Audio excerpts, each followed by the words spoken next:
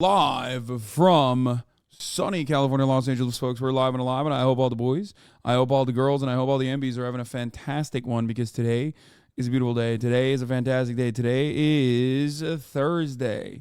That's right. It's Thursday, April 6th, 2023, and I'm actually exceptionally late, much later than I normally would be at this particular time. I also have forgotten, it seems, to turn on my light. Turned on the wrong light. Hold on 1 second. Got to do a quick fix here. One moment, chat. But I'm live and alive regardless. And this is the part of the broadcast where I tell you a little bit about my personal news, and I'm going to do that in 1 moment. Hold on 1 second.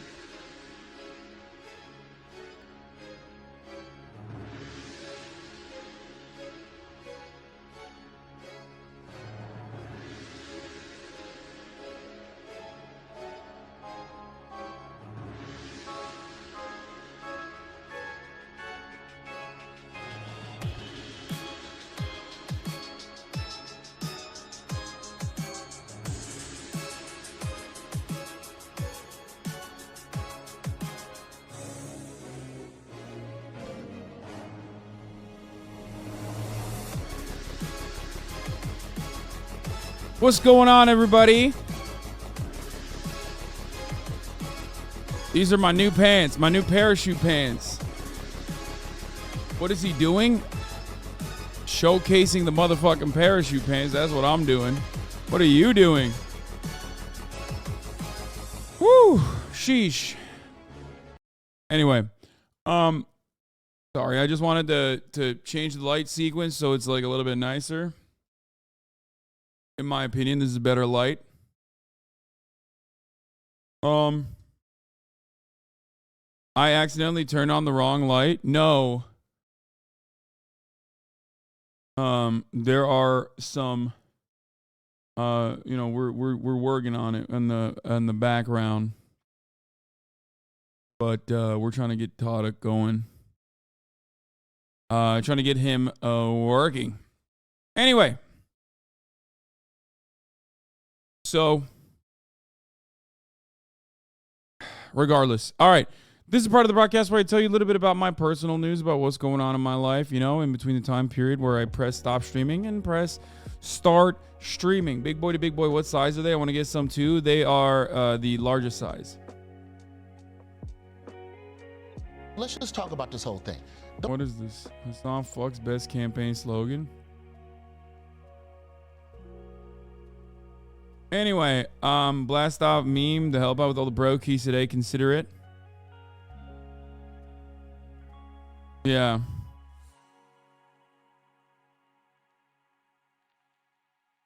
Matt Taibbi just ended his career on Mehdi Hassan. I'd love to hear it. Love to see it. We'll take a look at that.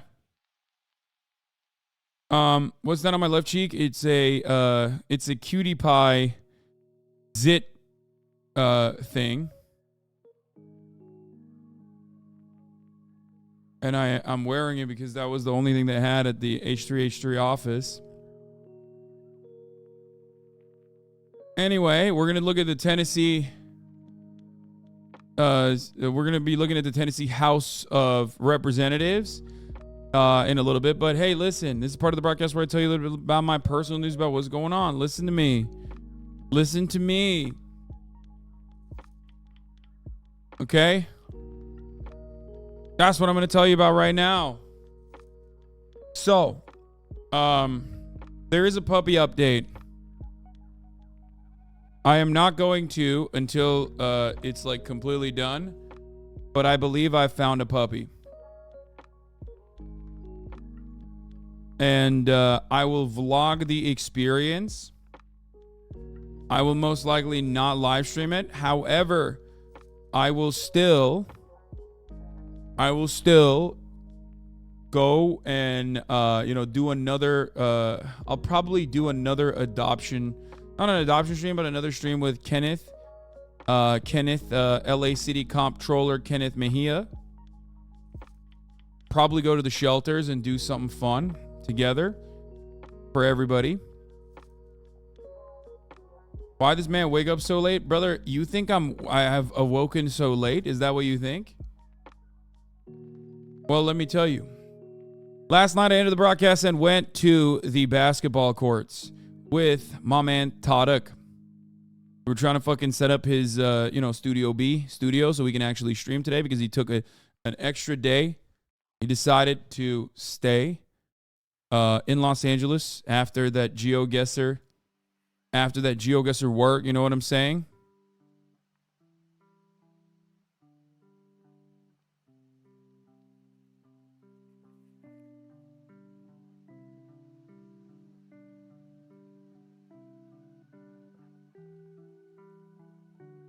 Wait, hold on.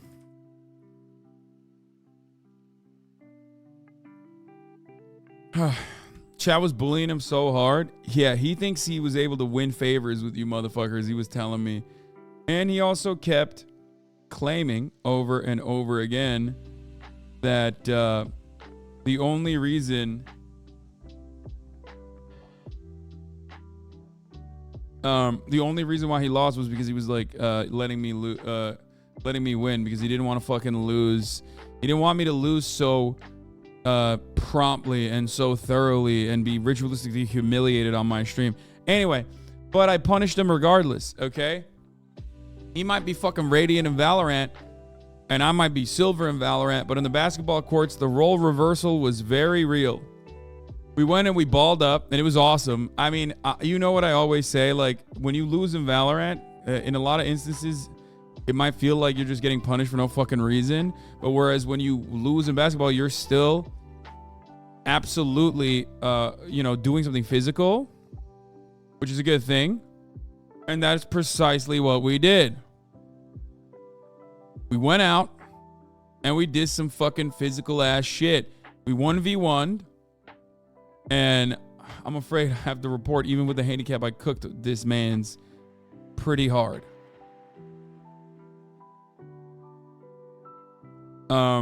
But it was a lot of fun. Can you dunk now? No, I'm very close, but I can't dunk yet still. But I'm very close. I did a left hand only. But, you know, he's getting better. He's getting better. He's working out. Anyway, that part is whatever. That's irrelevant. I'm filled with rage today. Any suggestions? Get a puppy.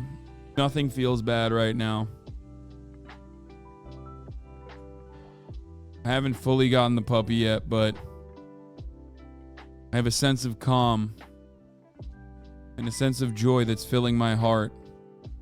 The reason why I'm actually late is because, we balled up, and then he made me watch this new anime that actually Tens suggested. What is it? Blue Lock? It's actually beautifully drawn. But, Tarek and I watched Blue Lock a little bit. It's a manga series written by Muneyuki Kaneshiro and illustrated by Yusuke Nomura. And it's a fucking soccer anime, which is like, what a turn. The cycle is complete, you know what I mean? I started off watching Captain Tsubasa, and now I'm back on my fucking football soccer arc. Anyway, so we're fucking watching this shit. It's all right. It's not bad. It's actually kind of fun.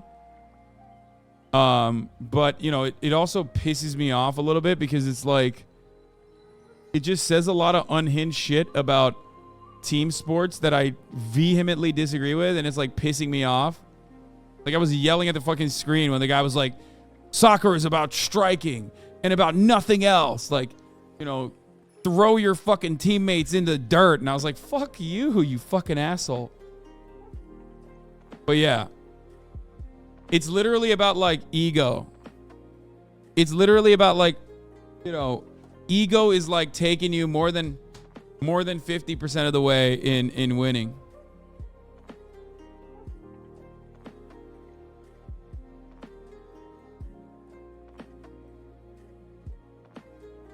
Ethan Klein, I support you, King. No, Ethan, what are you doing? Oh no, we're gonna talk about this in a second too. Hold on. Anyway, but yeah, that shit was fire. The anime is fire. It's so beautifully fucking drawn. That's what I watched last night. And then, you know, took a little melatonin, went to bed, woke up, went shot leftovers, as you guys know. Some of you probably watched it. Some of you didn't. It's all good. Leftovers was hilarious. It's this show Hassan does with a little person. He's kind of like Danny DeVito. Oh my God. This is a funny ass copy pasta. Leftovers is hilarious. It's the show Hassan does with a little person. He's kind of like Danny DeVito, but political. Sorry if little person is politically incorrect. I'm still learning. Yeah, he's like a baby-sized adult.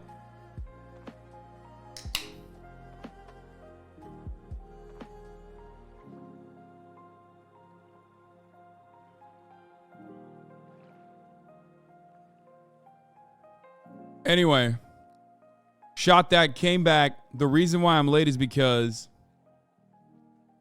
I found a puppy and I was talking to the people looking to rehome the pupper. They had like a big litter. I'm not going to give any additional details at the time, but I'll just say she, not he, is going to be very large. She's like still on the teat. Gonna get off the teat soon. Approximately 3 to 4 weeks old at this moment. And no, it's not. You will never guess what breed this dog is.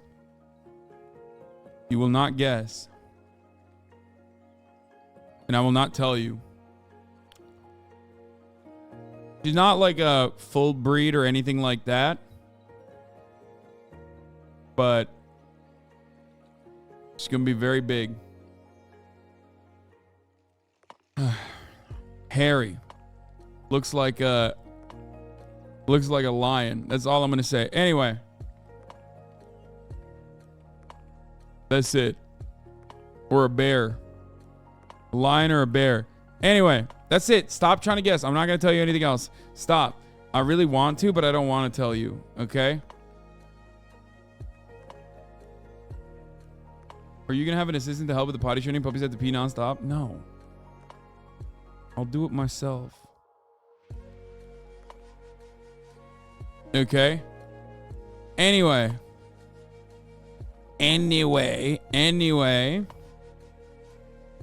Stop trying to get more details out of me. I'm not going to tell you. I want to, but I won't. Okay, stop. But that's it. And we're here. That's why I'm late, though. For good reason. Okay? For good fucking reason. Yeah, let's blast off and let's fucking do it. I haven't actually figured out what to name her. But let's blast off.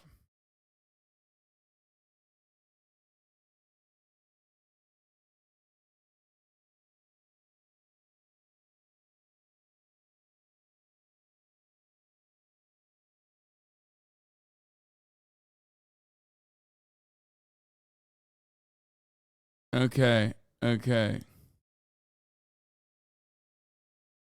Name them Buggy. Give her a trans woman name, aka an old person name. No. Like what? Fucking Gertrude? No. Gertrude? No, we're not doing that.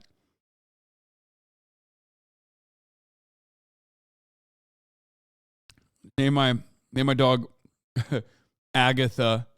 I'm gonna name my dog Mildred. It's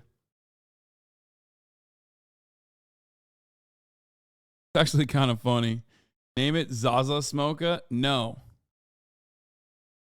Oh. Absolutely not. Anyway, let's get started. Has expensive tastes.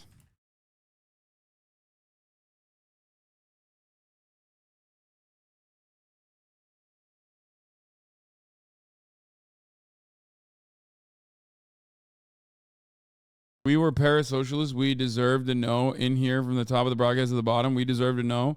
Not very communal of you, bro Obama. No. No, I don't want to. I don't want to. Stop. Positive Hassan news. A ton of left-wing people are finally coming around to you and seeing a ton of harsh criticism about you is complete bullshit and lies. There was this huge ML thread with like over 50 positive comments about you. I was so happy. Hell yeah. The most MLs that fucking hate me are the sex work exclusionary radical feminists. So like that's not gonna change. Those guys are gonna hate me because they're fucking insane. Kodak might as well stay the whole weekend. Dude, if it were up to me, I would I'd kidnap him. It's been great. Been great having little bro around. We're going to talk about Simi Liu. Why? What did he do? Clarence Thomas has expensive taste. Tennessee House of Reps is out of control. And more news. Kodak is still here.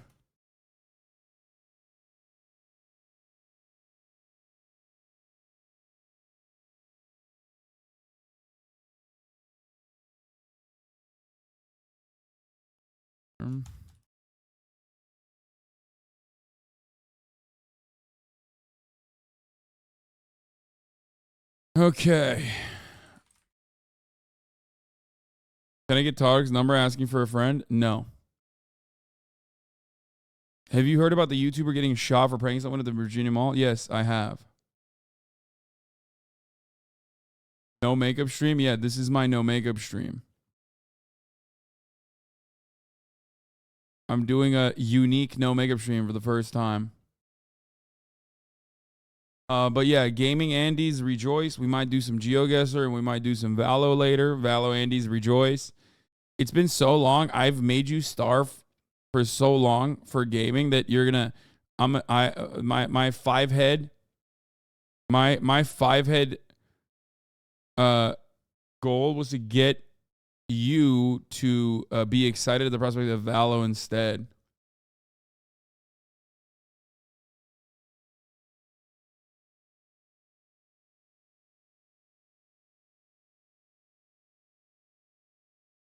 Oh my God, the TERFs are doing transvestigation.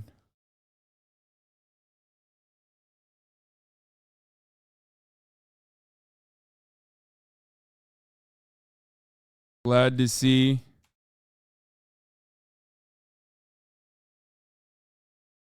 Investigators hit mainstream.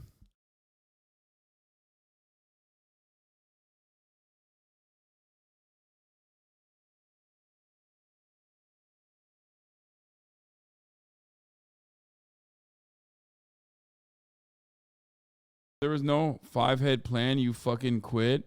No.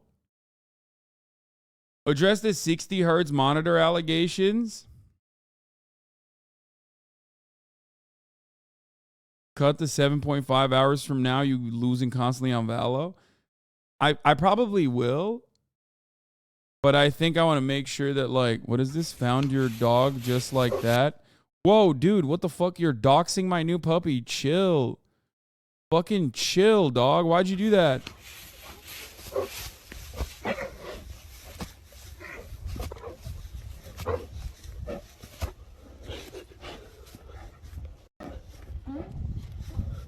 What the dog doing? Just a suggestion. React to the Tennessee House voting to expel the first 3 Democratic members. Yes, we are going to do that. Dude, look at this fucking thing, dude. Oh my God. How silly of a puppy. I mean, you cannot tell me that this is not a fucking puppy. 60 hertz and 120 TikTok. World is crippling, isn't it? First of all, my fucking monitors are 144. The monitors I have in Studio B are 60 hertz because I never actually got good monitors in there because I'd never thought that it would be done for like competitive gaming. Mine are 144. Todrick thinks I should get better ones, which is fine. I mean, I'm too lazy to do so. But this man is so serious about his gaming. This is like probably super normal for, you know, traveling pros and shit like that. But for me, I was legitimately shocked to find out. That like the Hertz stuff makes sense. But I did not know that my man actually fucking travels with his mouse, his own keyboard, and also his own mouse pad. But also, ironic, 60 hertz is awful for gaming for FPS games, right? Guys, I don't use 60 hertz. Fucking calm down. 240 hertz surely would have made Alberta look less like Australia to Tadic. Yeah. I don't know why people think I am fucking using. Also here, blast off. I'll let the people know. I don't know why people in here have made up their minds that I am certainly, definitely, without a shadow of a fucking doubt, using 60 hertz. He was talking about his fucking monitor. I'm trash at 144 hertz, which is way worse in my opinion. Did you change your display settings to match your monitor? Oh my fucking God. Tadic wasn't talking about my monitor. He was talking about Studio B. I'm going to lose my fucking mind.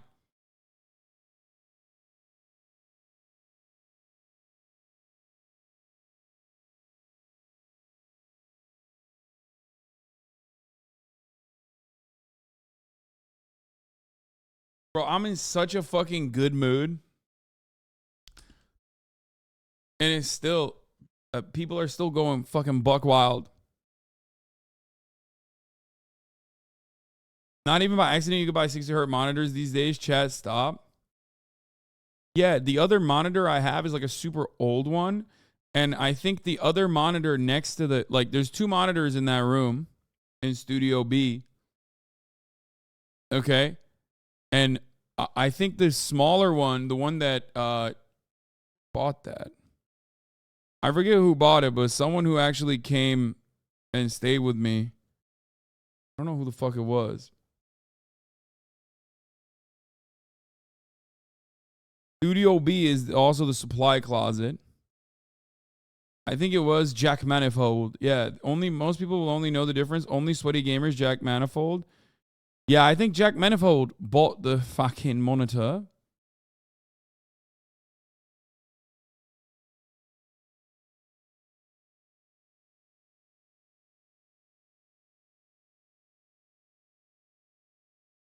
And he bought the 60 hertz one. I don't fucking know. I don't really care. Anyway, Tadic brought his own monitor and he has a 244 now, so he's fine. All right, I'm going to take as many breaks as I want to. You want to know why? Because for the last 6, almost 7 years, every time I've called streaming a job, you said job in quotes and Omega laughed. Every time I said my office, referring to the place I stream from, you guys said office, Omega laughing. So guess what? I must not be at a real job, right? By that logic, which means I can stand up right now and leave. Peace. Don't. So what's up? Is he actually quitting? Like, is he quitting his job? Time off task. If I was in his chat right now, I'd be spamming, sir, you've taken extra days off today. I don't know what's going on. I'm sick and tired of these fucking millennials quiet quitting, dude. Okay? It's a legitimate issue. I read the New York Times article. I'm sick and fucking tired of these goddamn millennials who are lazy and not as strong as the previous generation. They're all quiet quitting. Moon is no different. Huh.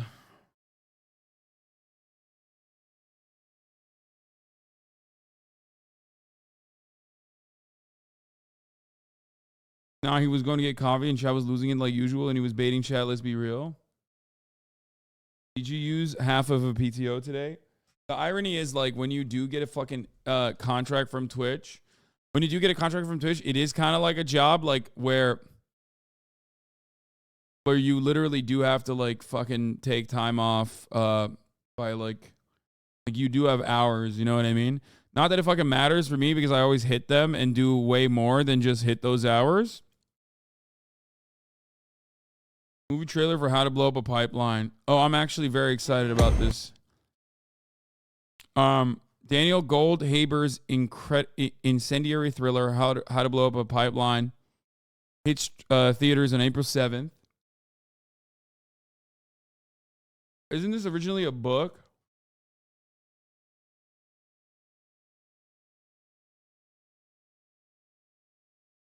I haven't watched a Barbie trailer. Hey everyone, welcome back to Boom Talk. Today, teaching myself to make a homemade blasting cap. And if this works, it'll be step one in making our own improvised explosive. Might be headed to Texas for the winter. What's in Texas? This project. What kind of project? Try to stop the pipeline from being built on my property. Poisons the air, water. Damn, this place is sick. You guys cooking meth in here? You ready to start working? We have to show how vulnerable the oil industry is by hitting something big. Michael, what do you think the odds are we blow ourselves up?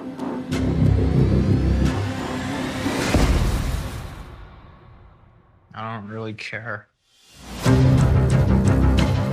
We could blow the pipe at the hilltop, keep the oil from leaking. You're not actually thinking. I'm not thinking about it. I'm doing it. What if y'all do structural damage? Structural damage is kind of the point. This is destruction of federal property. Terrorism. American Empire calls us terrorists, then we're doing something right. Oh God, I really hope it's not fucking corny as hell. Oh. If you're seeing this, let those who profit I don't think from so. that- Everyone that I've seen promote this movie, everyone that I mean, I don't think it will be cringe because everyone that I've seen promote this movie actually is like kind of cool. Yeah, it's a book. It's a famous book. So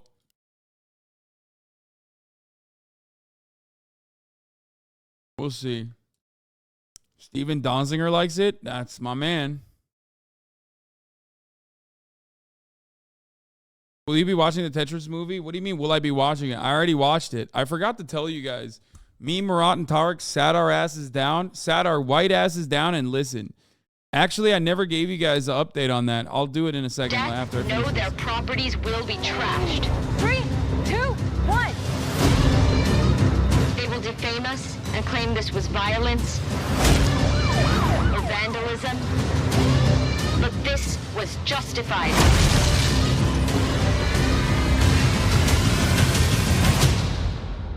This was an act of self-defense.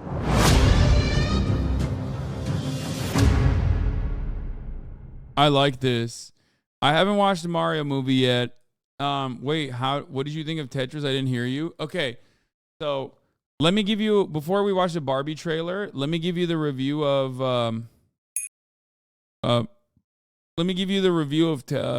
fucking, hold on. Let me just make my thoughts up here for a second. Okay, first of all, How to Blow Up a Pipeline could be a good movie. It seems to be a good movie. I'm excited to watch it.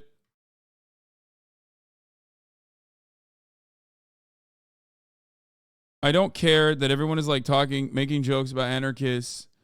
The reality is that as much as I shit on anarchists who sometimes can behave like wreckers, this is one area where they thrive. It doesn't matter if they are anarchitties or haven't read theory or oftentimes behave like just basic wrecker radlib shit. Do radlib shit that's like, you know, that creates more sectarian infighting for no fucking reason.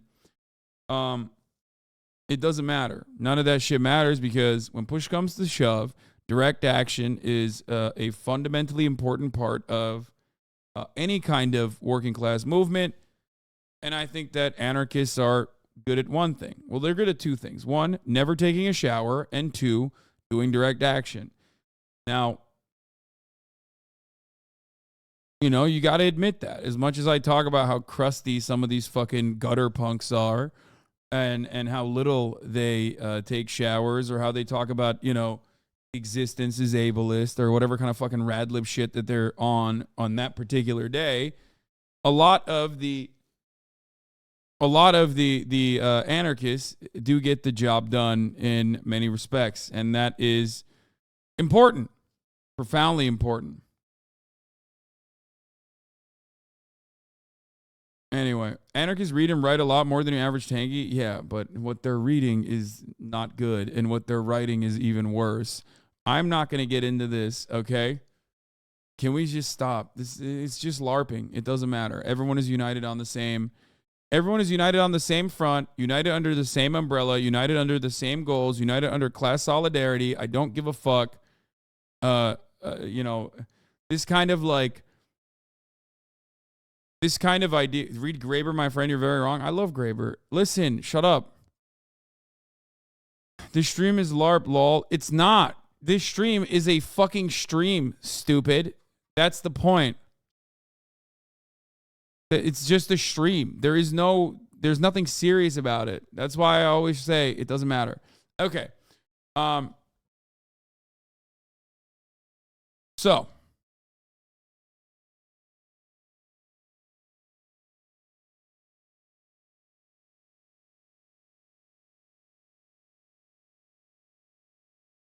Lol, I thought this was going to be the Nord Stream pipelines. No, that's a different kind of blowing up a pipeline. That's done by the soldiers acting at the behest of Western imperialists. That's a very effective kind of blowing up a pipeline and then saying, "Oh no, how did that happen?" That's like corporate interests fighting against one another. You know what I mean?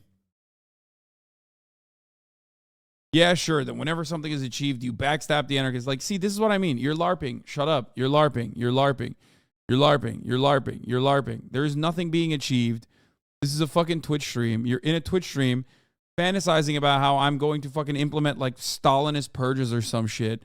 You are literally hallucinating. You are one step removed from hallucinating. We do not have socialized medicine in this fucking country. And you're literally talking about a world in which you know, some kind of workers' council backed, you know, federal Marxist-Leninist society has been established, and now we're fucking killing the anarchists. Shut up. Stop. Fucking Marxist-Leninists do it too. They get cringe as fuck sometimes. You already know. It doesn't matter. I give it to them too regularly. Okay.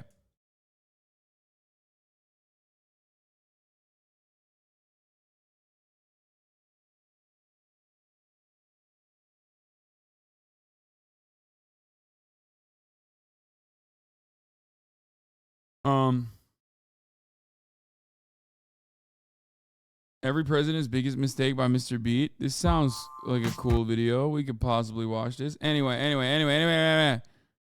Say something nice about the anarchists. I already did. They do direct action, and there's nothing wrong with that. They do, you know, necessary direct action in many instances, and they're at the front lines of most civil rights movements. They're always doing mutual aid. These are very good and very necessary things. Okay. We're done. I will not talk about this any further. So, what will I talk about instead? Well, I will be talking about the Tetris movie. I watched the Tetris movie. And let me tell you something. Tetris movie got a 7.4 out of 10 on IMDb, 82 on Rotten Tomatoes, and a 59 on Metacritic, which means, you know, good movie. And by God, was it a good movie? It actually was a good fucking movie. Here is why. Is there a lot of Red Scare propaganda baked into it? Of course. I think it's literally illegal in Hollywood to make a movie that mentions the USSR without like literally being like, it's the worst place on the planet. They kill you all the time. They kill you after you're dead. And they are the fucking worst. Just the worst. Yeah, like if you try to do a fucking movie about it, they'll shoot you. Okay, they're where you try to showcase any part of the USSR in a positive light, they'll fucking kill you. I think. I don't know. They might as well be making you forcibly create a historical narratives at gunpoint because holy fuck. Anyway, so why do I think it's a good movie regardless? Well, I think that it's not as much Red Scare as I thought it was going to be, even though there are components where people are like, finally, we're liberating ourselves from the USSR. Like, surely nothing awful will happen immediately in the dissolution, in the aftermath of the dissolution, like child prostitution rates skyrocketing or people committing suicide by such fucking margins that like life expectancy diminishes, collapses in its entirety. You know, none of that will happen. Everyone is just very excited for the prospect of capitalist democracy. Like they have a bunch of that. However, knowing the full detailed account of what actually happened in the real world throughout history with respect to the development of Tetris and what came about, I think that they did a pretty good job of describing the story with a fuckload of stupid Hollywood seasoning. What do I mean by this? The internal conflict between the KGB member who is like heading commerce versus the actual dude that was still like more focused on doing what's best for the USSR is very real. The story about Elorg is real. That part is actually true. The story that I think shows Robert Maxwell, a con man, a charlatan, and a spy, and his son, a annoying beneficiary of intergenerational wealth, also very cool and very good. And ultimately, despite the fact that they whitewashed the fucking main character like a motherfucker, even though I do like this actor. He's, Steve Taggart or whatever. I'm actually a fan of this guy. He's a great actor, even though he is not white in the real world, for the record. Yeah, Taron Egerton, yeah. Anyway, like, you want to know what this dude looks like in the real world, bro? Hold on.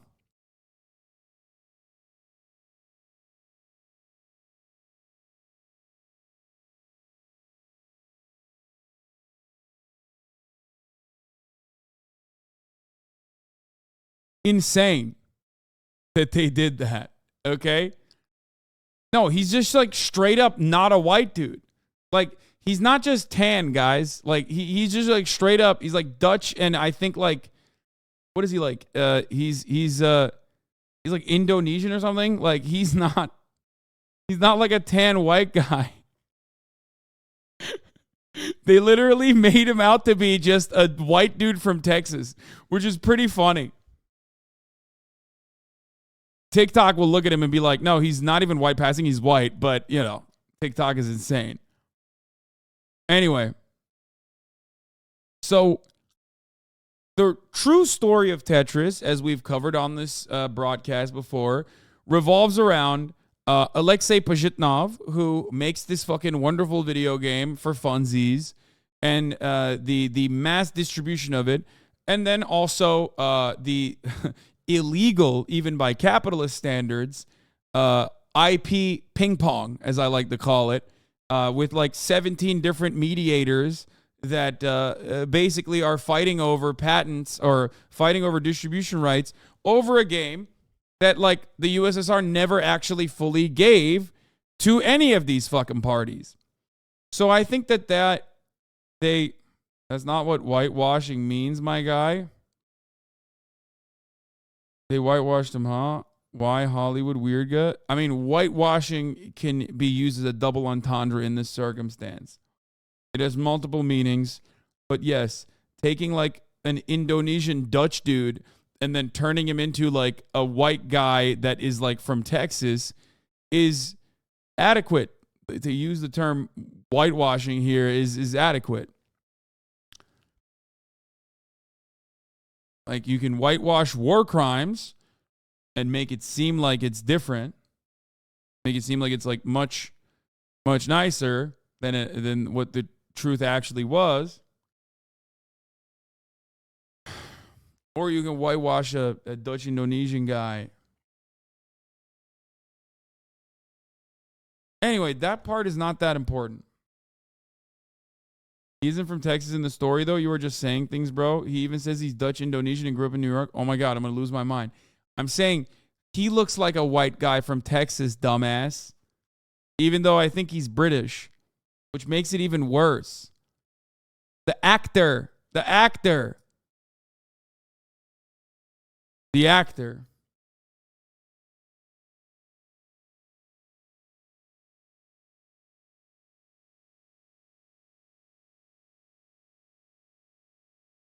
Red baiting better describes the script of the film. In my opinion, it was literally written by Apple. No, there is a red baiting component in it for sure. First of all, they show the dissolution of the USSR or the lead up to it under Gorbachev as devastating, which by many respects it was. They also greatly overemphasize how much the KGB was like pursuing these guys and all the different attempts that they engaged in to like blackmail, to fucking even try and actually kill him, blah, blah, blah. A lot of that stuff is not real. Okay? There was no high-speed car chase throughout the fucking streets of Moscow between the KGB and the guy who is a fucking, coder nerd driving a fucking Lada. Okay? All that shit is made up, obviously. Just like they absolutely hyper-focus on perhaps the most boring part of the fucking story, which is the back and forth IP ping pong that Elorg, the Hungarian Robert Stein, right? Isn't he Hungarian? The Hungarian Robert Stein, and which is like basically the guy who takes stuff from the USSR and presents it to the rest of the world, and Robert Maxwell, and also Hank Rogers. Are you telling me that every historically accurate movie that action parts, scenes that were fake parts? Yeah. Huh. So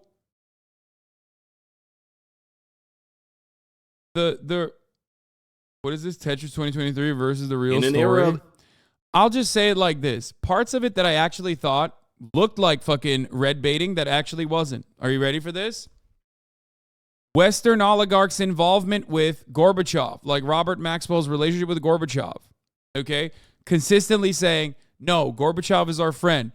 Western capitalists trying to utilize the no monetary compensation concept when they're engaging in dealings with the USSR. That part is real, okay? The internal conflict amongst those who are party loyalists versus like USSR loyalists versus people who recognize that the downfall was inevitable and wanted to absolutely do everything they can to make out like bandits and become oligarchs. Vladimir Putin is literally this guy in the fucking movie, okay? Not like exactly the same, not in that exact same situation, but like every single person that inevitably ended up owning Gazprom and all of these oligarchs in Russia are this guy. So that part was actually very historically accurate, even though I don't know what the fuck happened to this guy in the real world. So I don't really know I don't know what like this guy did. Him getting arrested in the end is also bullshit, I'm pretty sure.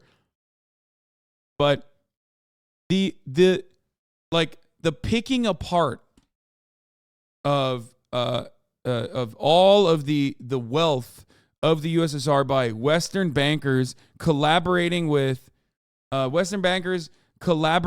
like, KGB members or people involved in commerce in any capacity, like internally. Like that shit was real. Okay? That is a real experience that actually played a significant role in what inevitably became the oligopoly, the oligarchy that is Russia, okay? Modern Russia. So that part, even if this person isn't real, and he certainly did not get fucking arrested, let's be real, especially under Gorbachev, come on now, because that's what happens in the end of the movie, is they have to tie it on with a Hollywood seasoning.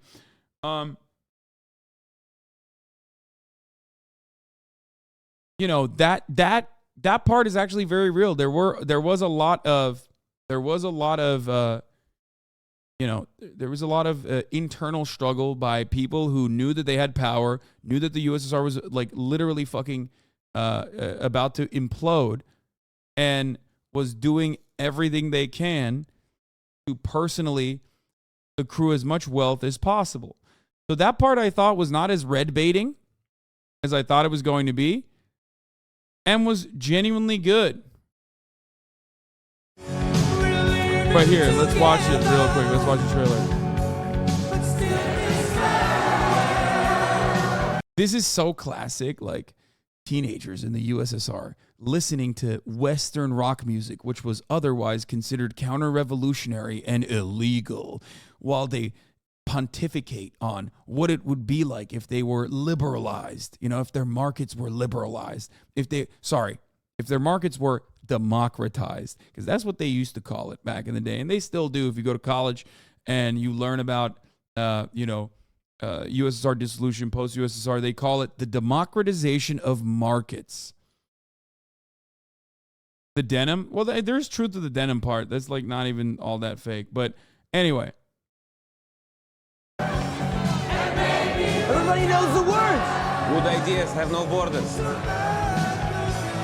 Good ideas have no borders. Don't sing. Oh, no. Come on, please. I don't sing, no. We'll never be the same again. It's the final countdown.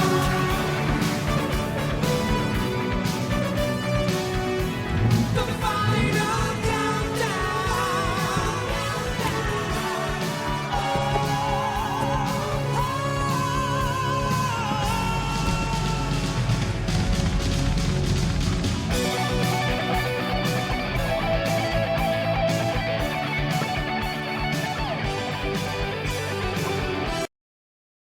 What the fuck? That's what the fuck? The KGB turned off my access to this video, I guess. Anyway, doesn't matter. Good movie overall. I think you guys will appreciate it. I mean, the red baity propaganda side of it is bad, but ultimately, I do think that Hank Rogers is a good guy, and I think that they show that. I think he's a good guy, and obviously Alexei Pajitnov is a great guy, and they do show that. They show that because look, in reality, what happened in that story is, unironically, there were a couple really good dudes that stood by and stood against, I would say, psychotic, vulturous, predatory Western capitalists, and also the internal conflict that they were engaging in throughout as the USSR was like falling apart all around. There were guys. The Elorg guy was a good dude. That's real. I don't know how much I know that they didn't actually sneak a contract to Hank Rogers like they claimed they did in the movie, but I do know that they actually changed the contract originally and made it so that Robert Stein didn't actually have the rights that he was selling over to Robert Maxwell.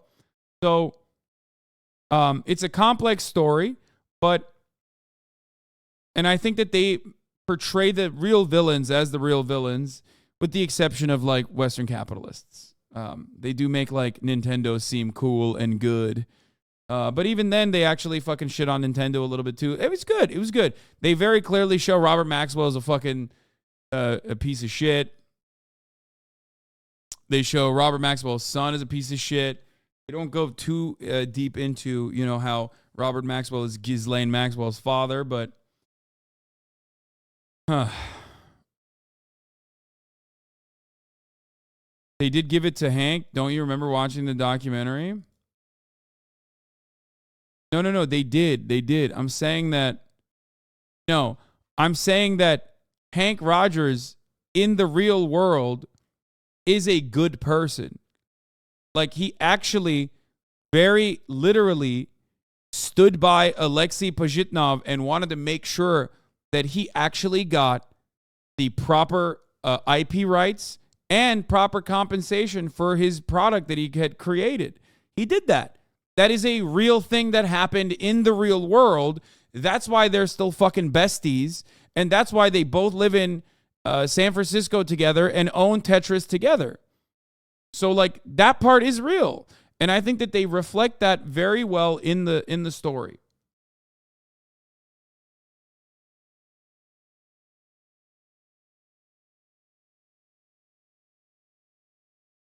He's a bro, and I like seeing that. Yeah, I think they showcased that very well. When I say, wait, no. It's not like besties in air quotes. They literally are. What the fuck? Like, as much as I hate to hand it to the American guy in this circumstance, yes, the American guy, or they live in Hawaii, I think, or one of them lives in Hawaii, the other one lives in San Francisco. No. Yeah, Hank Rogers actually did everything he could to make sure that Alexei Pajitnov was well compensated for his own IP. And that's not a normal situation. Significantly better off than most other circumstances where I think any other person would have just fucked him over and not even had a single fucking care about them. Oh, here, this is them. This is them in the real world. People will take away from this is that friendship trumps ideology and countries. So our friendship, basically countries can fall and rise and all kinds of things, and we are still friends, no matter what happens in our respective countries. I loved Tetris, literally everything about it. Yeah. His daughter is now the CEO. Hank Rogers' daughter. Right? It's disgustingly wholesome? No, it is. It is wholesome. It is definitely wholesome. Common American capitalist W? No, extremely, insanely rare American capitalist W. And it literally doesn't even have anything to do with capitalism, as he also perfectly described. It had absolutely more to do with him being like, no, I see a fellow coder. I really like him. I'm going to fucking make sure that he gets his due. But yeah. Yeah, one guy in a sea of capitalists fighting over ownership for decades. And ultimately, it's a positive story. Ultimately, it's a positive story because he does end up getting it. Like, he does. Elorg ends up giving him the, I think, 51% ownership. Him and Hank Rogers own Tetris. So, there is a good end to that story. And I like it. The movie is not as bad as you would expect it to be. Especially because the main villain is not like this big, bad, scary USSR.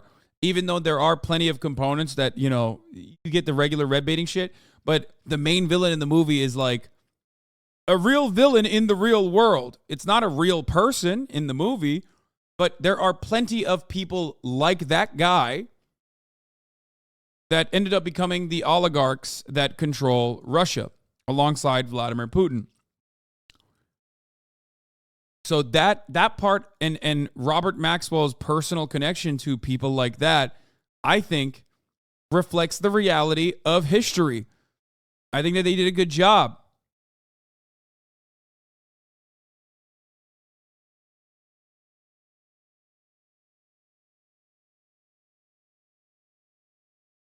Anyway. Tetris versus Endless the real video story. game adaptations comes the true story of one of the world's best-selling video games. Apple's Tetris takes us on a wild journey following the guy who played Elton John into the depths of Soviet Russia. So in this video we'll be separating fact from fiction and comparing the movie and its characters to what really happened. So grab some vodka and let me blow your cartridge because this is one wild ride. Meet Hank Rogers, the owner of Bulletproof Software, who discovered Tetris at the 1988 Winter Consumer Electronics Expo in Las Vegas. After this, I will look at the Barbie. Dude, shut the fuck up. After this, I will look at the stupid fucking Barbie trailer. Oh my God.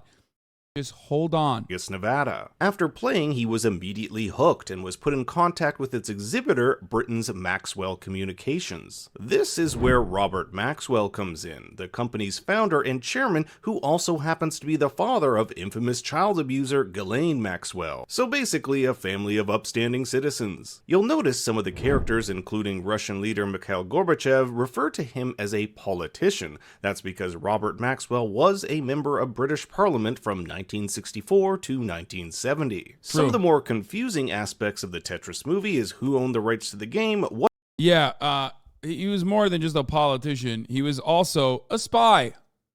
Anyway, but that's, I guess, not a separate story. This is the story. Dua Lipa's and Barbie. Remember when I said, you know, I'm finalizing getting a puppy, and it's making me feel so good that it's like I'm letting chat's annoyance like wash over me. It's becoming increasingly more and more difficult to just fucking let it slide. I am having such a hard time. I'm not gonna lie. You guys did it. You did it. You are succeeding.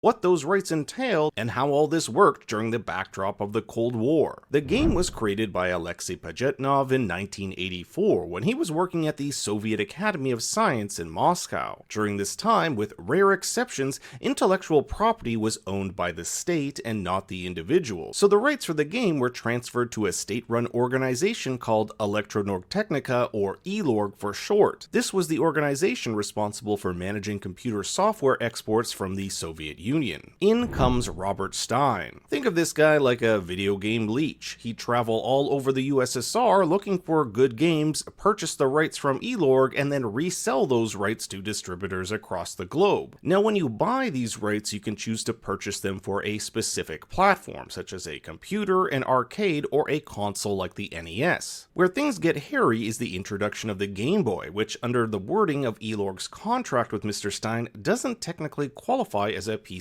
console, or arcade. It's in its own category called handheld, which we'll get into in a bit. Second, Mr. Stein greatly misinterpreted ELORG's contract, thinking that his right to distribute Tetris on, quote, different types of computers included home consoles. So ELORG gives a 10-year worldwide PC Tetris license to Robert Stein, who then sublicenses it to Mirrorsoft, run by Kevin and Robert Maxwell. Mirrorsoft then sublicenses that to Atari for US distribution and Hank Rogers for Japanese distribution. So you can already see how things are starting to get confusing. But when Hank goes to ELORG showing off a copy of a Japanese console version of Tetris, director Nikolai Belikov is perplexed. ELORG never gave anyone the Tetris rights to consoles, only PC and arcade. This goes back to Mr. Stein's misinterpretation of their contract, and later Stein will sign an amended misinterpretation. Simply a misinterpretation, you know. Agreement clarifying that consoles such as Famicom and NES are different from PCs. So in the late 1980s, when Hank was selling Tetris on Famicoms in Japan, they too were technically illegal copies. But there was a bigger problem. Initial sales of Tetris in Japan were weak at best, so Hank goes to president of Nintendo, Hiroshi Yamauchi, to see if they can be of any help. Hank and Hiroshi knew each other after Nintendo helped develop his Go video game, the same game we see him trying to hawk at the beginning of the movie. Because of their history, Hiroshi gives Tetris to a game designer by the name of Shigeru Miyamoto. Yes, the Shigeru Miyamoto, the creator of Mario and Zelda. Shigeru loved the game so much, and Nintendo ends up releasing Tetris on the Famicom in 1988, where it quickly becomes the console's best-selling game of all time. Now here is where things get even. So, yeah, there is so much back and forth, like international patent, IP, distribution rights, ping pong in this entire fucking process in the real world as well, as they are correctly pointing out. I think one of the funnier aspects is that if Nintendo was not involved in this process, I think the U.S. courts would have fucking allowed Sega to just like run train on that IP without giving anybody money, really. I don't even know how the fuck Sega got the rights. I'm pretty sure they just literally didn't even buy them at all. They just basically decided to fucking run with it, like, and sell it. And more crazy, Hank is invited to meet Minoru Arakawa, the president of Nintendo America, and get a glimpse of their new Game Boy handheld console. At the time, Nintendo wasn't sure which game they should package with Game Boy, and it was actually Hank who suggested Tetris. Even the line from the movie where he says, if you include Mario, the Game Boy will be for little boys, but if you include Tetris, the game will be for everybody, is said to be almost word for word. Hank goes to Mr. Stein to obtain the worldwide handheld rights, but soon finds out that Stein doesn't have them, resulting in, and yes, this is true, Hank, Kevin Maxwell, and Mr. Stein descending upon Moscow all at the same time to sort this fiasco out. A fiasco which has millions at stake. Now, Hank did hire a translator and, against protocol, went to Elorg to ask for a meeting and only got one because Belikov was curious and having another bidder would only sweeten the pot. Unlike the movie, however, was this translator Sasha, who was a KGB spy. That never happened, nor his wife Akemi being threatened at their office in Japan. All of that was added for extra drama. While the movie suggests Belikov was roughed up by the KGB, all we really know is that he was closely kept an eye on by Soviet authorities and even had his files reviewed. Gorbachev did keep an eye on Belikov's negotiations, but as the film lays out, the General Secretary of the Communist Party was too busy keeping his country together to worry about the sale of a video game. Now, the film highly dramatizes this race against time as the various parties fight to gain their rights, but in reality it was a far more civil matter. Elorg chose the company that was willing to pay the most, and yes, Kevin Maxwell tried to offer them encyclopedias in exchange for the game, thinking the Russians weren't interested in money, but rather an exchange of intellectual properties. Alas, there was no KGB officer by the name of Valentin Trifonov who attempted to extort Robert Maxwell in exchange for the Tetris rights. Rather, his character is more a metaphor for the greed and corruption that bloated the Soviet Union at the time. And I do think that this was, well, first of all, that's an interesting analysis. I do agree that this metaphor is correct. It's just like in collaboration. No, that's not the Red Scare. No, guys, these motherfuckers literally exist. They're still in power. Like, what do you mean? Vladimir Putin is this guy, okay? Vladimir Putin is literally this guy. Like, there are many guys like this guy. They all own the fucking... You're so wrong. Okay, shut up, Altbeam. I hate this chat so much right now.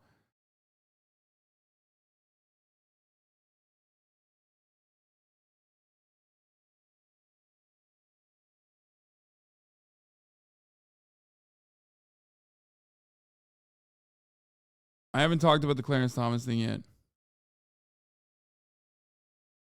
Like, current present Russian oligarchs that control almost all of the industry are guys that were, people that rose through the ranks of the party and basically sold off the wealth of the USSR piece by piece to Western bankers and Western capitalists and Western oligarchs. They did that. So that metaphor is technically correct. That metaphor is not wrong.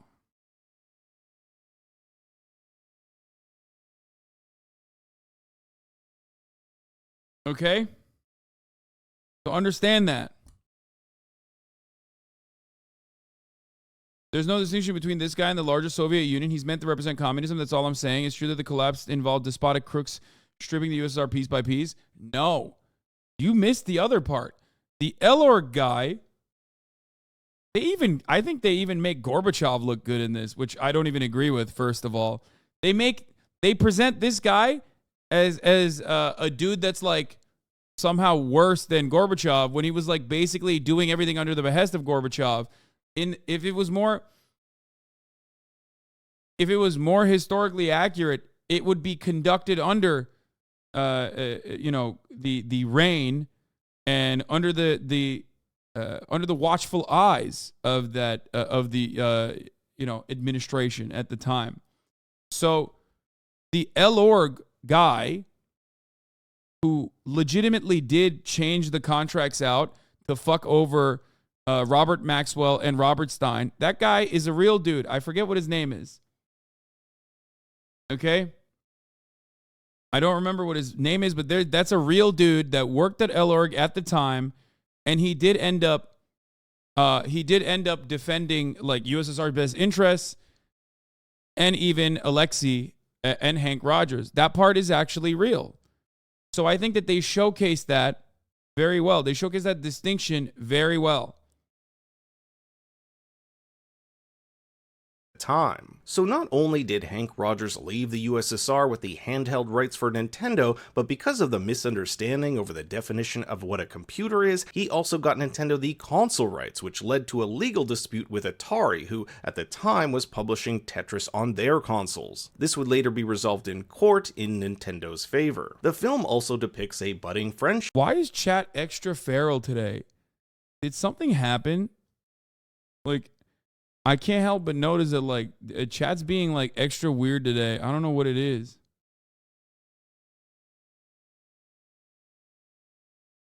They always attack you, man. Is it the way I don't know if it's the way I'm receiving it, whereas normally I would just, like, let it wash over and just not focus on it, but I don't know what the fuck it is. Like, a lot of you motherfuckers are like rabid dogs in the chat currently, and I don't know what the fuck that's about. It's like extra stinky. Between Hank and Tetris's creator, Alexei, which is true to real life. The two hung out, and Alexei even took him out drinking and gave him a tour of Moscow. For 13 years after its creation, Alexei didn't receive a cent for his work on Tetris. It was only until El-Org became a private company and the Tetris rights expired that Hank and Alexei joined together to buy 50% of the Tetris rights, with Nikolai Belikov purchasing the other 50%. Then, 10 years later, in 2005, Belikov would sell his half, giving Hank and Alexei full ownership of the game. The film also shows Alexei and his family moving to America, which is true. Hank helped Alexei immigrate to Seattle in 1991, where he later founded his own software company called Animatech. A happy ending, however, cannot be said for all our characters. Robert Maxwell, while on trial for stealing hundreds of millions from his company's pension funds, mysteriously died after years. Yeah, did he fall? Did he jump? I wonder what happened to Robert Maxwell. How did he die? I'm going to make a lock right now. I don't know if this is a cliche already. Here's my lock. The Barbie movie is Joker for homosexuals. And you are just as fucking unbearable as the straight white dudes that love Joker. Okay? The Barbie movie and its reception is literally just the Joker. What Joker is to straight white guys, the Barbie movie is to women and the gays.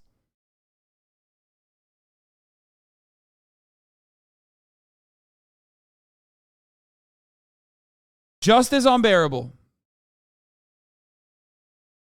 Urinating off the side of his yacht, falling into the water, experiencing a heart attack, and drowning. Although some have speculated this could have been suicide or he was offed by international assassins. As stated in the film, Hank's daughter Maya, who we see throughout the story, became CEO of Tetris Company, while Hank has focused much of his time on several community and sustainability-oriented organizations. So while Tetris may not be 100% true to life, for a story that mostly deals with contracts, it found a way to be pretty entertaining. I hope you enjoyed this video and will consider. All right, let's fucking watch the goddamn stupid ass fucking Barbie trailer now that's been ruined. I was like excited to fucking watch this stupid fucking movie, and like the fandom surrounding it and the marketing campaign that's like so obvious being pushed out is unironically making me not want to fucking enjoy it now. You are so fucking annoying. Congratulations.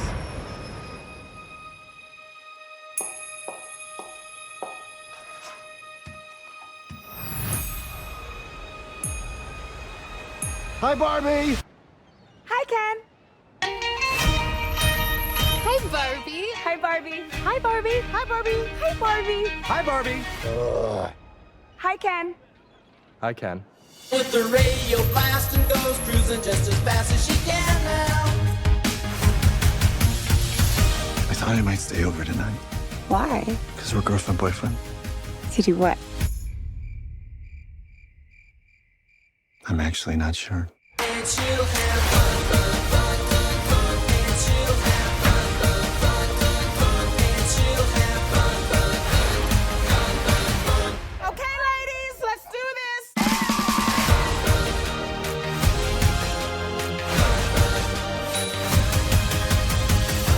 she'll have fun, fun.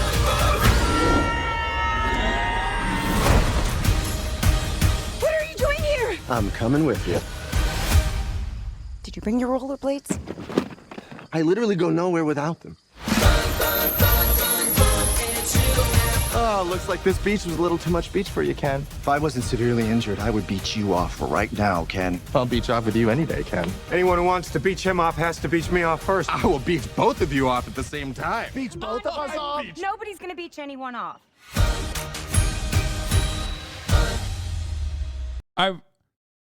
Okay, so normally when you watch a trailer, you're like, oh man, you gave too much of the plot away. It almost felt like it was a summary of the whole movie. This, on the other hand, did the exact opposite to a fault, where it gave nothing to me and left me more confused than I was about what the fuck this movie is about. If you had told me there's a Barbie movie out, I would have been like, okay, I guess it's about a Barbie girl in a Barbie world. This trailer now has left me more confused than I was before I started. What the fuck is going on? What's going to happen? I'm still going to watch it. I just don't know what happened.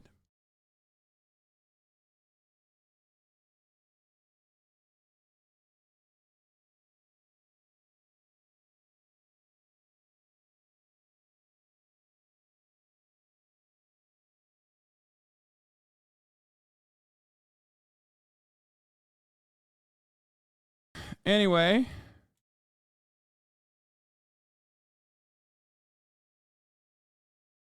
so cool. Exciting.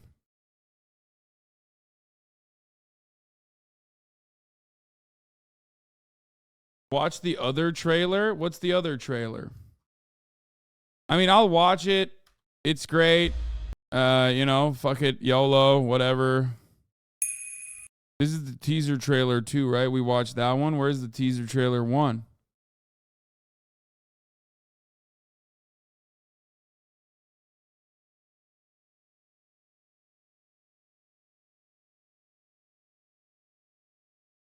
You're watching it for Ryan Gosling? My man, Margot Robbie. And Dua Lipa. That's it.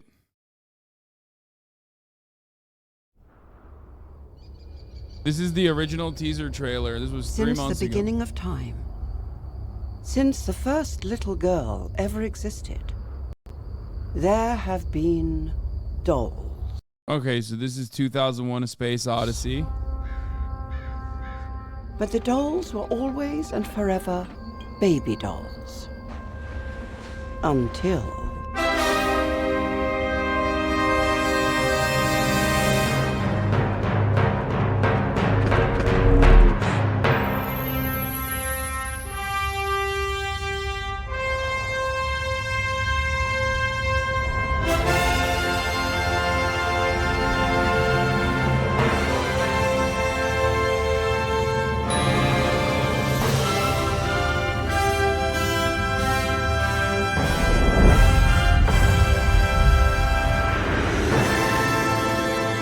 Not gonna lie, the fucking old like dolls that babies used to play with were fucking terrifying. So yes, Barbie in comparison is probably much better. Like literal nightmare fuel, dude.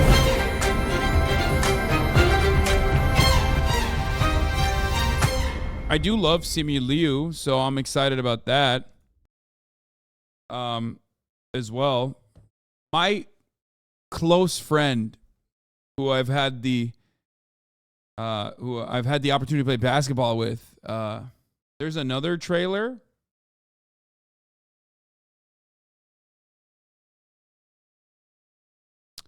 Yeah, okay, we're done. I think we've watched enough. Let's get to the fucking news, okay? Ryan Gosling in your fit? Yeah, great. Dude, if I don't fucking click on this new Twitter mark, I'm going to lose my mind, I think. How much do you pay for a brown check mark? That's funny. Okay, got it. Yes, it's Boo Boo Bennett. She pooped her pants. Okay, I clicked on it. Your joke was received. Ha ha ha ha ha. I laughed at it. Let's continue. Let's get to the Tennessee 3 expulsion vote that happened, or is currently happening, I think, in the 113th General Assembly on the 21st legislative day in Nashville, Tennessee. Okay? Y'all just sent a straight up doo-doo ass, megaphonics ass, mega poopix ass fucking link, and it wasn't him. And even he called it out. That's how you know. Mega doo-doo ass link, dude. It's crazy. Explain what's happening in Tennessee because I keep seeing TikToks. Students in Nashville, Tennessee are protesting for gun control in the aftermath of the mass shooting that took place at Covenant School. 3 lawmakers also aligned with the protesters, took up megaphones and held up the state assembly hearings.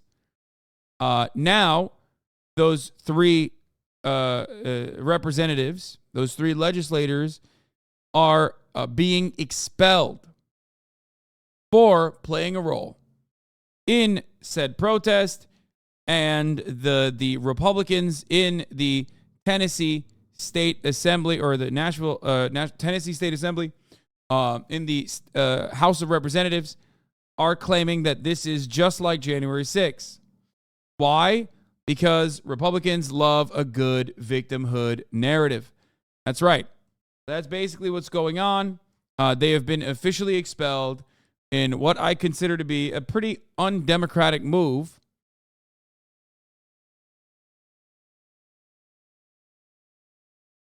In the process, they've said a bunch of like psychotic things the Republicans have, like telling a bunch of school children, which guns would you rather be shot by? You know, debate lording a bunch of kids on which gun would be their preference to be shot by. Or even stating that they are not going to do anything and there is nothing you can do about it.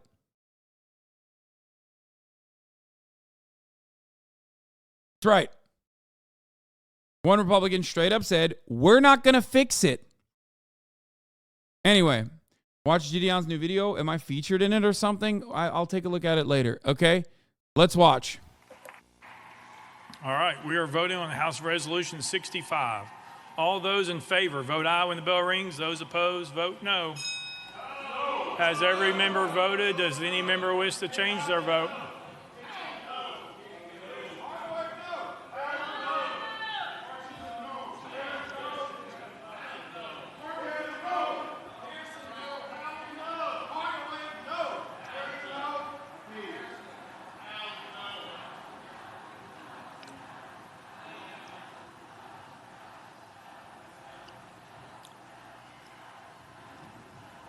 Mr. Clerk, take the vote.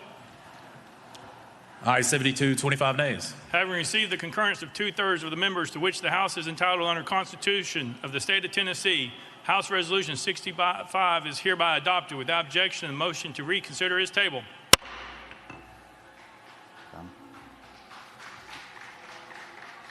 All right, you are watching live right now. The vote has just been taken. The first of 3 that were expected throughout the day today. Representative Justin Jones representing Nashville.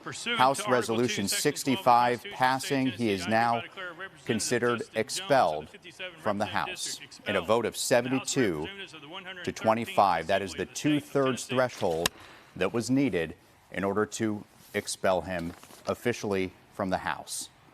Representative Jones now taking to his fellow Democratic colleagues there, hugging, embracing him. You see right before the vote was taken, other members of his House, other members of his party gathering around him there at the well, showing their support and their solidarity.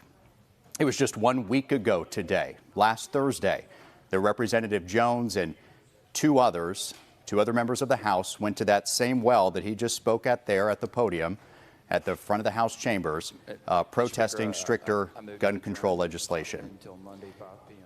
Representative Jones had an opportunity this afternoon to defend himself as well. You could see there in the gallery as well. These are protesters that have been there, many of them supporting Representative Jones and the other two protesters. They have been there since early this morning, lining out all around the state capitol so they could be there and have their place in the gallery when this historic moment happened.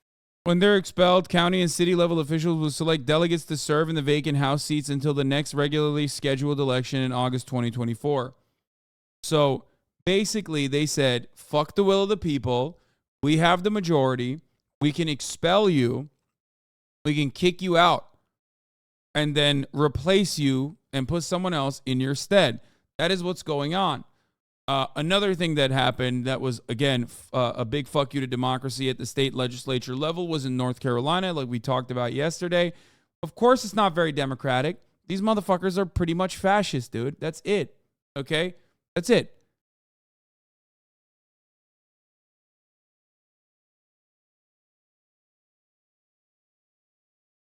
Here, let's go directly to Tennessee State Representative, I guess former Tennessee State Representative Justin Jones, one of the Dems that the GOP is trying to expel from the state legislature for protesting gun violence, calls out his colleagues on the floor.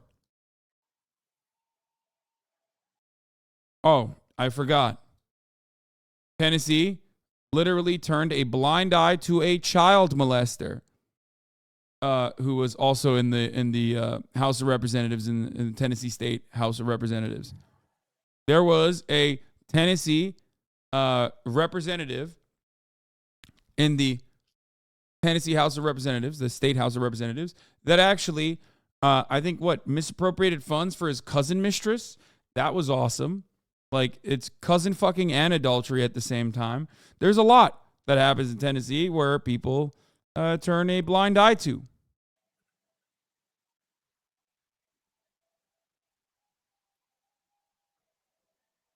Let's talk about expulsion. For years, one of your colleagues who was an admitted child molester sat in this chamber. No expulsion. One member sits in this chamber who was found guilty of domestic violence. No expulsion.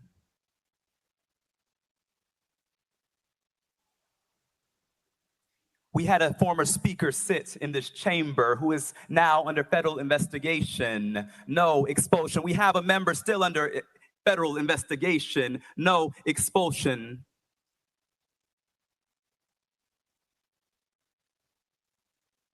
We had a member pee in another member's chair in this chamber.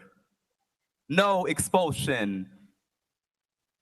In fact, they're in leadership, but in the governor's administration.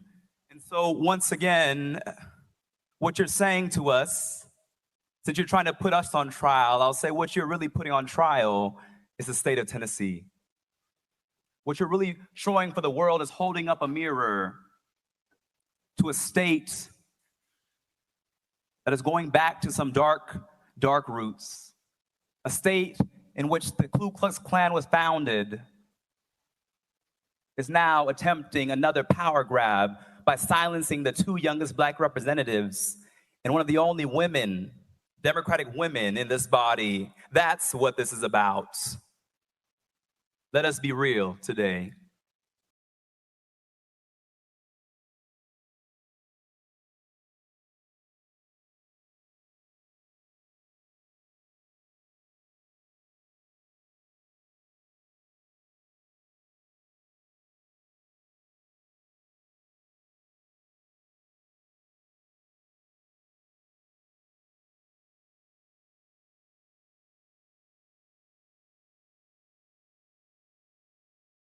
Garrett.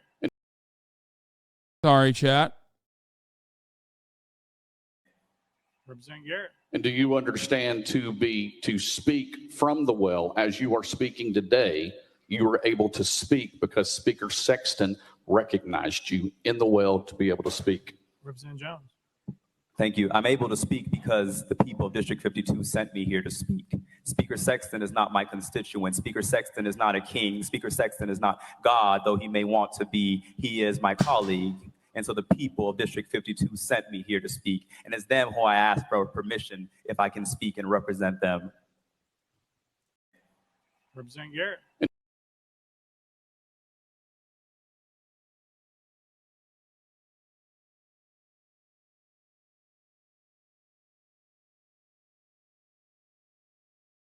Here to fight for our constituents. We came here to lift up the issues of people who are suffering.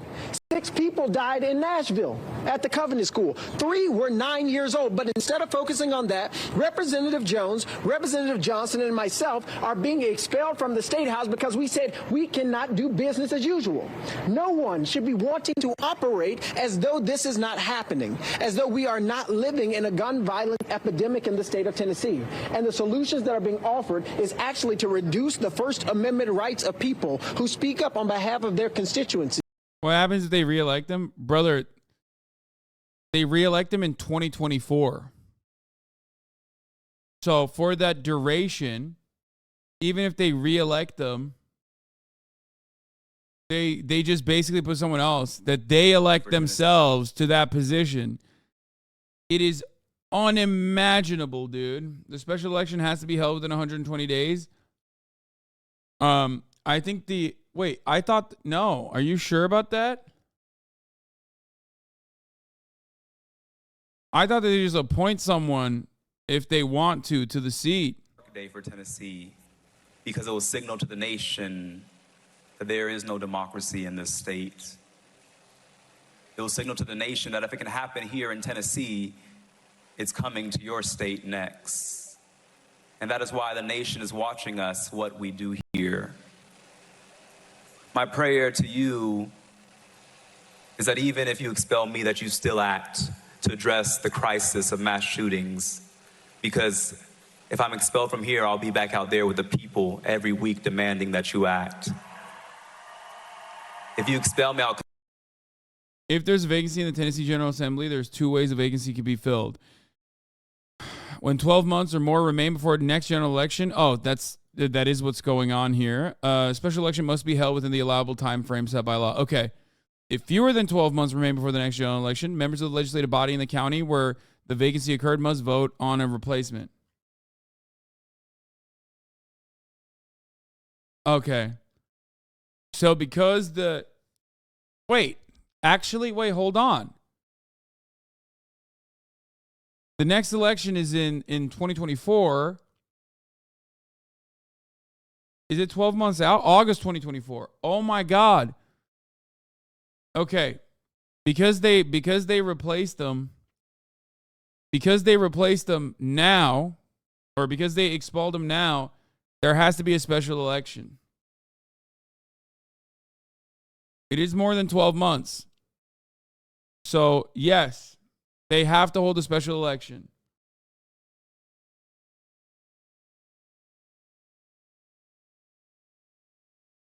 And I think that they can still run in it and get reelected. The second Tennessee vote didn't pass. Representative Gloria Johnson will stay. Here it is. Has everybody voted? Does anybody wish to change their vote?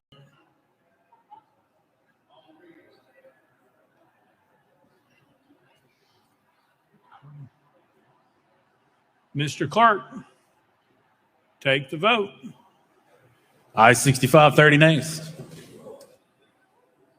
House Resolution 64 fails. Has everybody voted?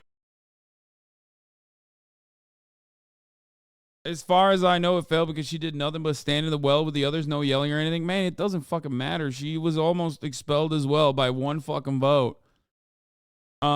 She's also a white lady There's 2 black dudes and 1 white lady, so you know there's that too.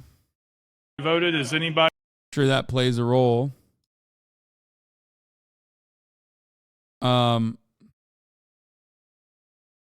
Bro, they don't care. Stop trying to apply reasoning to these fucks. Exactly. There's no chat. Don't even fucking take their bullshit. Like, don't even take their fucking bullshit. It's just like there's no. When they say, "Oh, this is the reason" or whatever, understand that no, that's not the fucking reason. Okay? It's bullshit. It's bullshit. It's fucking bullshit. I'm sure I mean, we'll see what happens with the expulsion with the other black representative as well.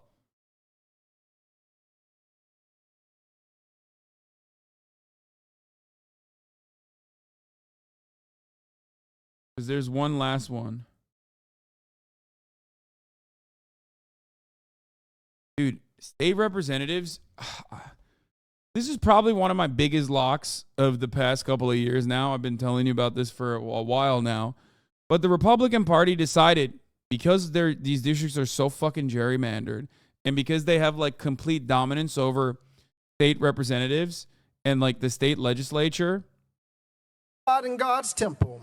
For in the day of trouble, God will keep me safe in God's dwelling. God will hide me in the shelter of God's sacred tent and set me high upon a rock. Then my head will be exalted. Above the enemies who surround me at his sacred tent, I'll sacrifice. With shouts of joy and thanksgiving, I'll sing. And anyway, look, what I'm saying is, look, one of my biggest locks of this decade. One of my biggest locks of this fucking decade is that Republicans have basically sidestepped. They completely neutered through obstructionist policies. They completely neutered the legislative body. They have nothing. They have no power other than like basically bipartisan support for increasing military discretionary spending. Other than that, you can get like some tax cuts done and shit like that, but never anything that's like progressive usually. Even through budget reconciliation, the Democrats can barely get their shit together to like push for any kind of progressive legislation. And they sidestepped that. They engaged in court packing over the course of the past 35 years, 40 years. And now they basically will engage in a states' rights argument where they will utilize the state legislatures to do whatever their bidding is, no matter what the democratic process has told them to do or not to fucking do. They push for the most reactionary agendas through the state legislature. We've seen it with the trans bills that are passing all around. And then they will elevate it to the courts because that's then at that point, the judiciary is the only mechanism to basically stop it. Right. And the entire courts are stacked to the brim from the state level to the federal level, all the way up to the Supreme Court with a fuckload of reactionary judges. All of which are, Federalist Society judges or right-wing judges in general. So now there's no means of pushing back against that at all. I've been telling you guys this for a long-ass fucking time, and they're basically doing it. Now that they have a super majority on the Supreme Court, they're pushing for this agenda harder and very openly and very brazenly. And I am afraid that there's not really anything you can do against this. The Supreme Court is basically bulletproof. Chief Justice John Roberts' fucking attitudes are irrelevant to, you know what I mean? There's really nothing. There's nothing there.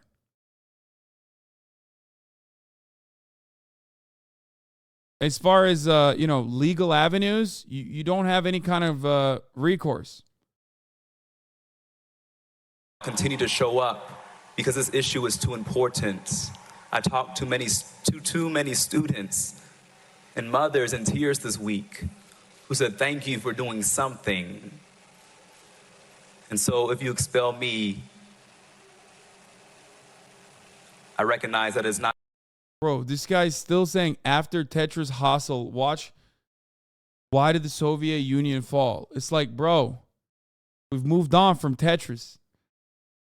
Not just about expelling me, but it's about expelling the people. But your action will do the exact opposite. It will galvanize them to see what is happening in this state requires sustained action. Thank you, B. Bonjuk. And so I hope that my colleagues on the other side of the aisle, regardless of what you decide to do to me, Thank you, B. Bonjuk, for gifting 5 Get the Subs at the top of the hour, well, 26 minutes in, where I forgot to run a 3-minute ad break, which I'm running right now. If you no longer want to see those ads, all you need to do is subscribe. Here's the 3-minute ad break now. Sorry, I'm a little all over this is the not place. about me, but this is about those young people who are asking us to use our position and to uphold our oath, to protest and dissent from any action or legislation that is injurious to the people.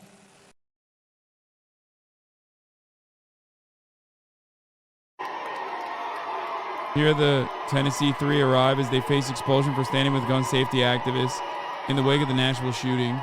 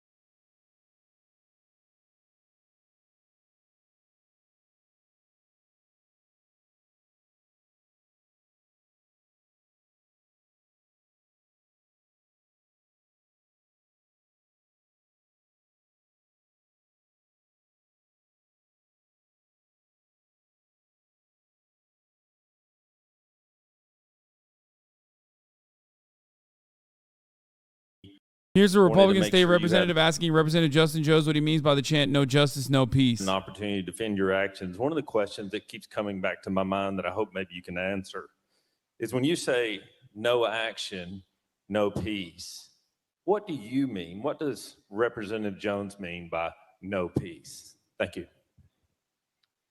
Representative Jones. Thank you. I would invite my colleague from Putnam County to join any protest where that is a very familiar chant that usually goes, no justice, no peace. And I believe the roots of it lie in something that Martin Luther King stated, that true peace is not merely the absence of tension, but it is the presence of justice. That's what I was saying, is that until we act, there will be no peace in our communities. In addition, I would like to read some context about that chant that comes from Jeremiah 6:14. I'll read the New Living Translation. It says, "They offer superficial treatments for my people's mortal wound. They give assurances of peace where there is no peace." I'll go to the New International Version. "They dress the wound of my people as though it was not serious. Peace, peace, peace, they say, where there is no peace." That's what the chant means, is that we have no peace, and that until we act, there will be no peace for the thousands of children who came here demanding that we act, who are afraid that if they're in school, they will be gunned down because you have passed laws to make it easier to get a gun than it is to get health care in this state. You've passed laws that make it easier to get a gun than it is to vote in this state. And so that there will be no peace in Tennessee until we act on this proliferation of weapons of war in our community. That is the peace I was talking about. That is what I was saying, Representative.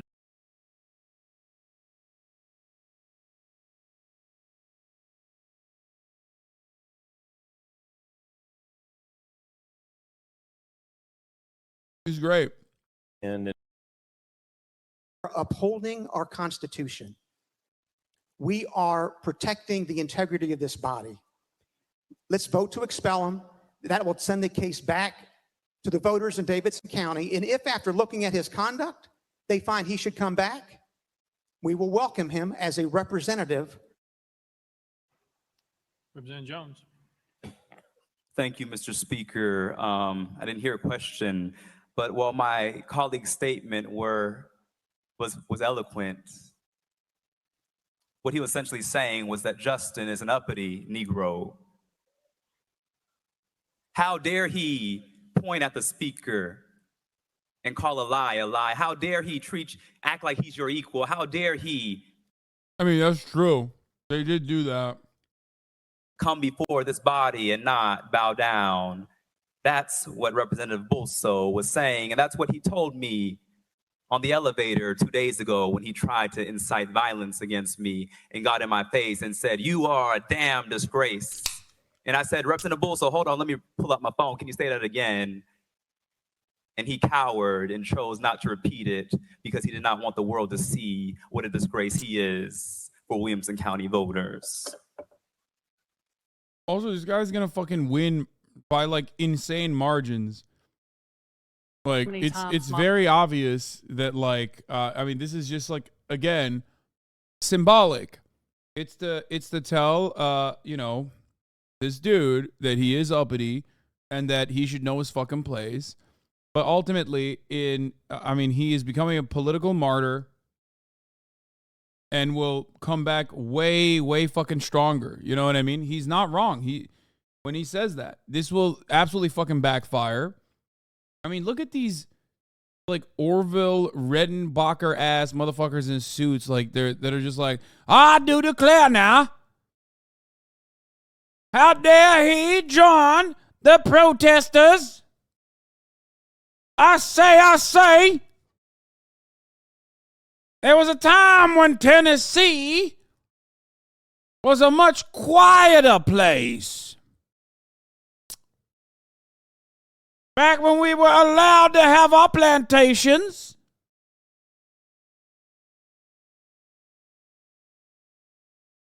Yeah, it's sweet tea accent.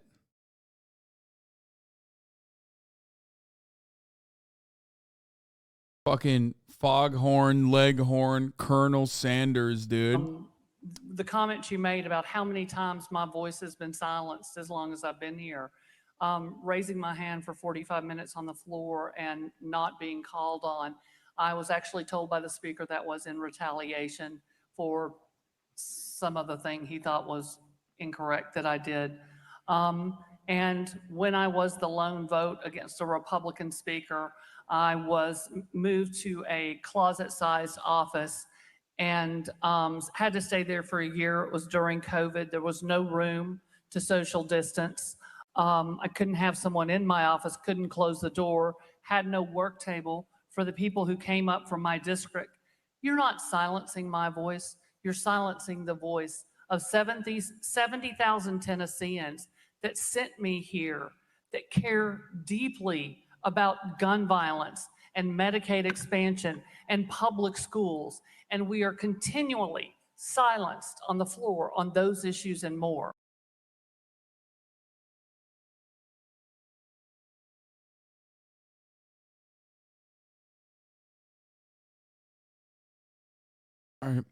Bro, I hate these motherfuckers so much. And it did. This is the first of three. Right now, expulsion. They're so petty on top of everything else. Oh, 100%. They're the pettiest, dude. They're the pettiest motherfuckers out there. They cannot gripe with the fact that marginalized communities now have representatives. They have never given up. Every time they are forced to concede by way of legislation, they hold that fucking grudge. And they try to manifest that anger or deploy that anger through any facet that they can.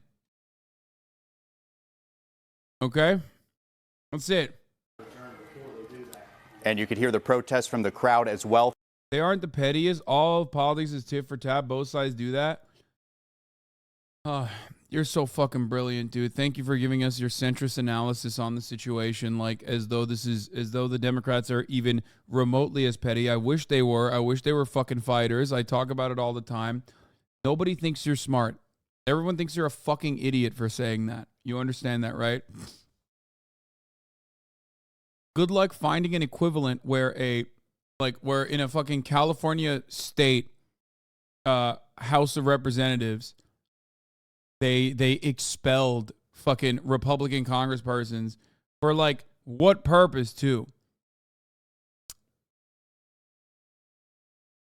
God damn it, dude. Just like dudes with zero fucking personality and even less brain cells think that like as long as they say I'm a centrist and I believe in moderation, they think that that is like the most incredible personality trait that they can have.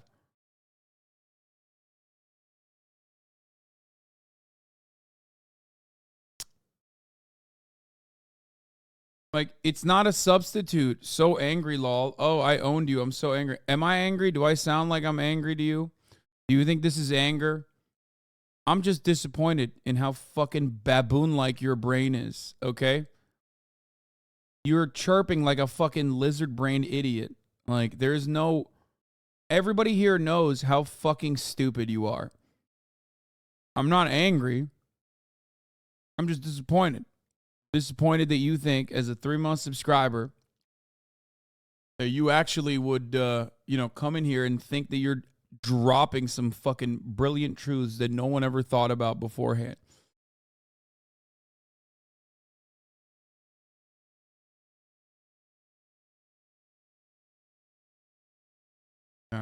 The you mad troll face emoji. Throughout the day, you could tell that people outside of the House chambers were listening to the proceedings inside, and you could sometimes hear some of their protests and their comments from outside the chambers. If you're just tuning in right now, we've been following this live from the House floor, and officially that first expulsion vote has happened, and in a vote of 72 to 25, Representative Justin Jones is now officially expelled from the House of Representatives there in the General Assembly.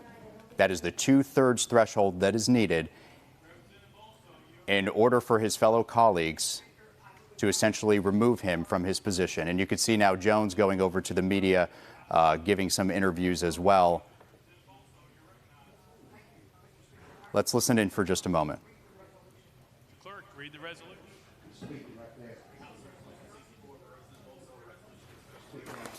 All right, so at this point, this was the first of 3. We are expecting the 2 other representatives to also have an opportunity to defend themselves. That's Representative Gloria Johnson, who represents the Knoxville area in the House, and also Representative Justin Pearson, who represents Memphis. Now, it is all 3 of these that together last week led that procession, led that protest there in the House chambers, using a megaphone, interrupting the session. And it is that is what was considered breaking the rules of decorum that then led to these resolutions today, essentially now removing one of the 3 representatives from his post. Keep in mind a little detail on these resolutions. All 3 state that the lawmakers shouted, pounded on the podium, led chants with citizens in the gallery, and generally engaged in disorderly and disruptive content, including refusing to leave the well, sitting on the podium, and utilizing a sign displaying a political message. That was what was stated in the resolution that got us to this point today and this House vote that we just witnessed. And that 2/3 threat. I hate when my politicians are being political, dude.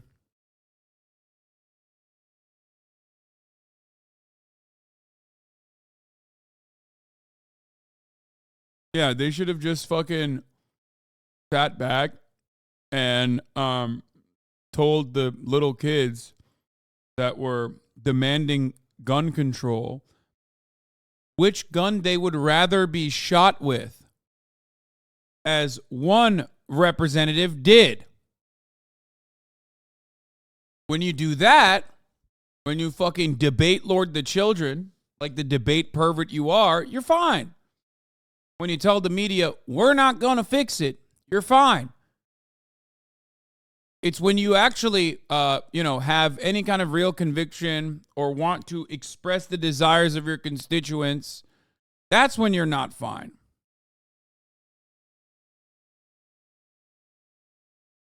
Threshold is met, so Representative Jones essentially taking his bag there. You could see meeting with his fellow representative there who is also expected to defend herself. I want to go. Members of the Republican-led Tennessee House are set to. This is awesome. Happening now. Tennessee House Republicans vote to advance bill to allow teachers to carry guns in schools a week after a mass shooting in Nashville. This is a reaction from the mothers, teachers, and advocates gathered to oppose this reckless legislation. Like they're doing the, oh, we need more guns, not less meme. Let's arm the teachers, brother. Hell yeah, yee. This country is such a fucking joke, dude.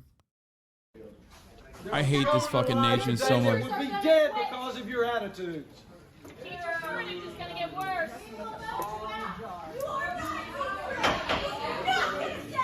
Do you know any teachers?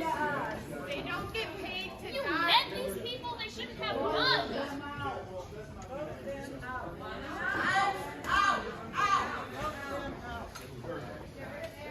Former teacher, I would never carry a gun to school. And I know how to use a gun and I own it. I would never carry a gun in front of my students.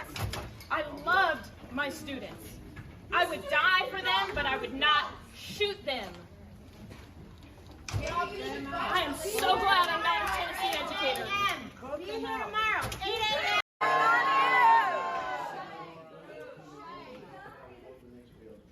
There are children alive today that would be dead because of your attitudes. Teacher shortage is going to get worse.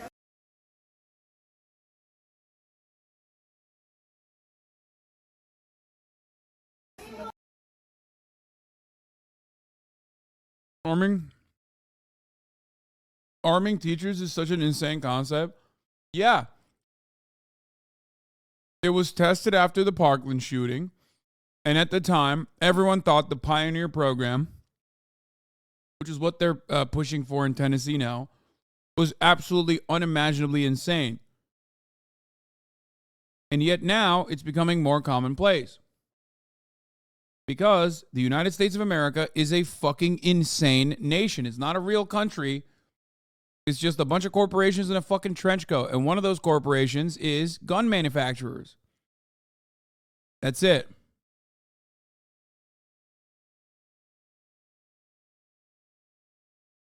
Absolute insanity. To vote on whether to remove 3 Democrats from office for leading a protest over gun laws following the deadly Nashville school shooting. Last week, Democratic reps Justin Jones, Justin Pierce. The irony is that people are telling me that teachers were actually armed at Covenant.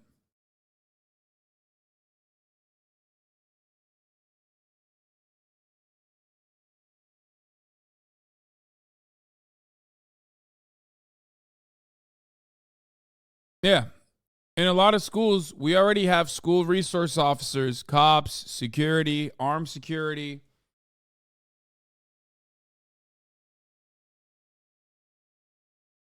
Link perverts, exactly.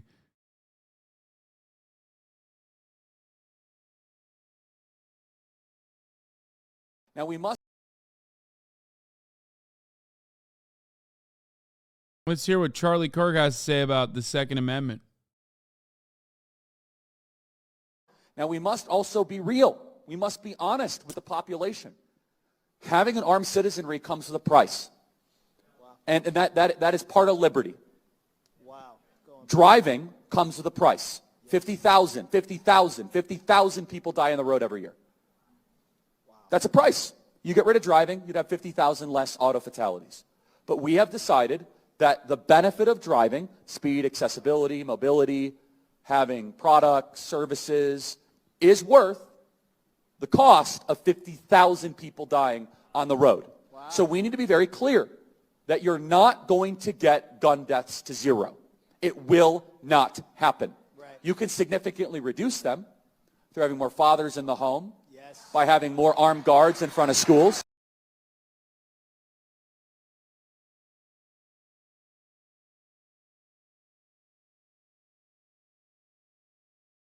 There's no better representation that we are devolving as a society than seeing reactionary arguments get dumber and dumber over the course of the years that I've been alive and have been an active political commentator online. This is the most easily dismissible argument. The most effective counter to it is, okay, let's regulate guns in the same way that we regulate vehicles. Driver's licenses are required for all vehicles. They have greatly reduced vehicular accidents. Let's do that for guns. He would never agree to that. That's number one. Number two, transportation with vehicles serves a profoundly important purpose. Guns do not carry that level of importance. They do not, no matter which way you cut it.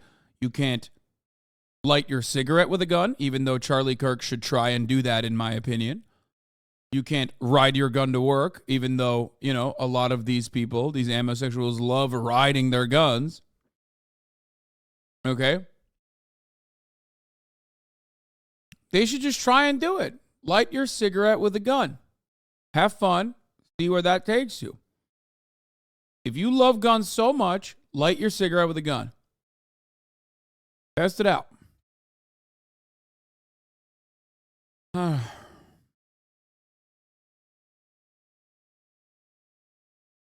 Must carry insurance. All guns need to be registered in a national database and re-registered every year. Yeah.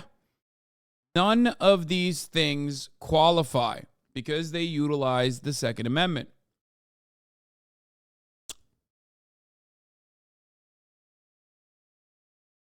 Also, in many of these mass shootings, there are armed security guards.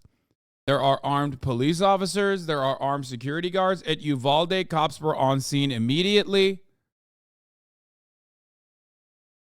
And even in the case of the Covenant School shooting, cops arrived on scene. It took 14 minutes. They went in immediately. And unlike the Uvalde sacks of shit, they actually did what they were supposed to. They rushed the shooter and shot him. And even when they did the right thing, they did the absolute best thing that they could have done in that circumstance. 6 people, which included 3 children, 9 years old, 6 people died. Now, cops did the right thing. It's time for the legislators to do the right thing. When we talk about gun control, that's what we are talking about. We're talking about reducing the number of possible mass shootings by putting some kind of safety mechanism in the process. Actual gun control is that. It's to make it a little bit more difficult to own a gun. Not saying you can't own a gun whatsoever, but make it more difficult so that people who are suicidal can't have access to weapons and then use them to kill themselves. If you care about mass shootings, that's one issue. But if you care about gun deaths, 54% of gun deaths are gun suicides. Men have an overwhelmingly higher rate of suicide because more often than not, they use guns.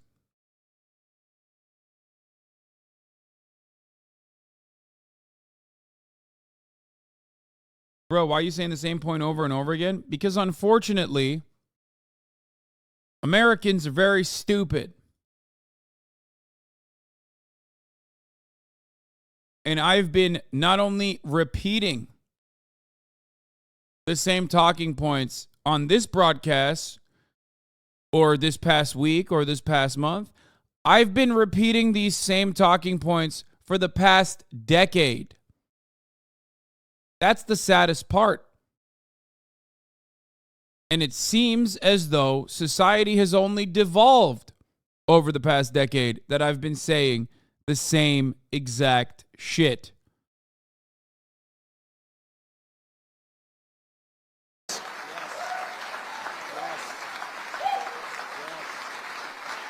We should have an honest and clear reductionist view of gun violence, but we should not have a utopian one. You will never live in a society when you have an armed citizenry and you won't have a single gun death. That is nonsense. It's drivel. But I think it's worth it. I think it's worth to have a cost of, unfortunately, some gun deaths every single year so that we can have the Second Amendment to protect our other God-given rights. That is a prudent deal. It is rational. Nobody talks like this. They live in a complete alternate universe. Sure. So then how do you reduce? Very simple. People say, oh, Charlie, how do you stop school shootings? I don't know. How did we stop shootings at baseball games? Because we have armed guards outside of baseball games. That's why. How do we stop all the shootings at airports? We have armed guards outside of airports. How do we stop all the shootings at banks? We have armed guards outside of banks. How do we stop all the shootings at gun shows? Notice there's not a lot of mass shootings at gun shows. There's all these guns because everyone's armed. Nothing he's saying is correct.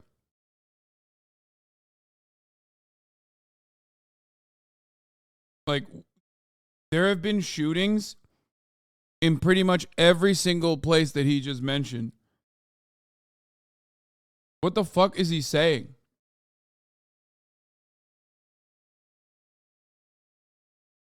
Almost all of those places are gun-free zones.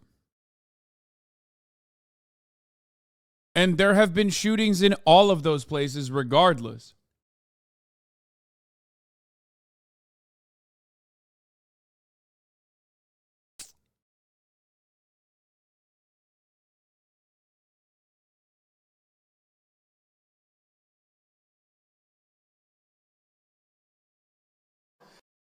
Also, here's where he's not wrong. Some gun deaths will always happen if there are guns. That part is not incorrect. That part is correct. Except a comparable statistic to look at is Switzerland, a nation that has a higher rate of gun ownership than other nations surrounding it. Switzerland's rate of gun violence is literally nowhere near the United States of America. So incredibly fucking stupid. Pearson and Gloria Johnson led chants and held signs, even a bullhorn, urging their Republican colleagues to pass stricter gun laws after 3 children and 3 staffers were killed by a shooter at that school. ABC's Jay O'Brien is following this closely. Jay, these 3 have already lost their ID access to the state capitol. They've been stripped of their committee assignments. Walk us through what happened here and where we stand. Yeah, and so what happened? I'm not going to lie. This is an incredibly unimaginable, undemocratic act. And the media is literally not covering it in the way that they're supposed to. They keep making it seem like, yeah, no, there is credence to like what the Republicans were saying with respect to this expulsion. I don't know what the fuck, like, what's the takeaway from this? It's not like liberal media for the most part is like pro-gun. They're not.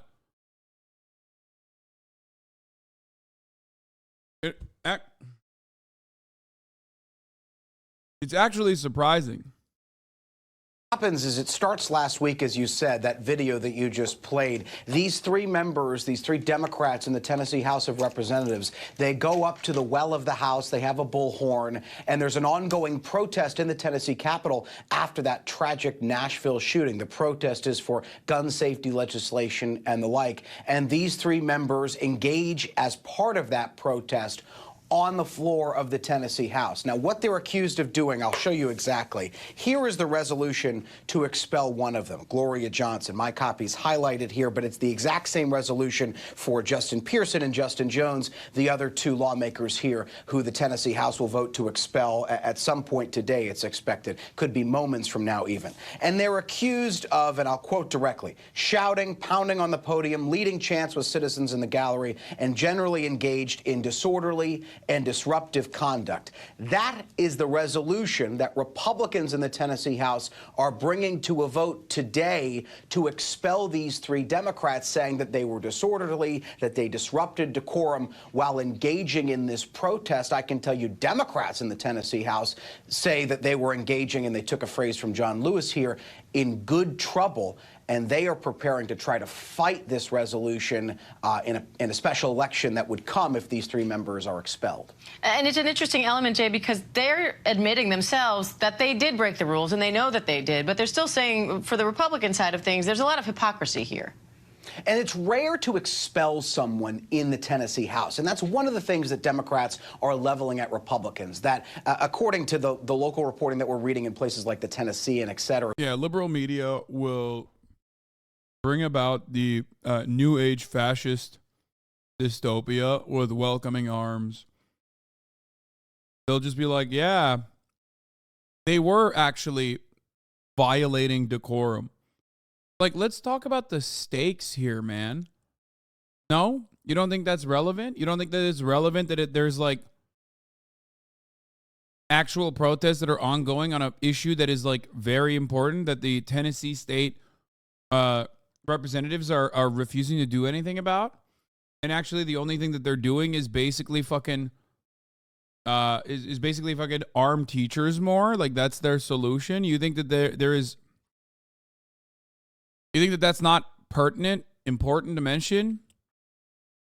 Might as well just have one of the fucking Tennessee state Republicans come up and talk about how they violated decorum themselves instead of having one of you fucking goons in suits say it.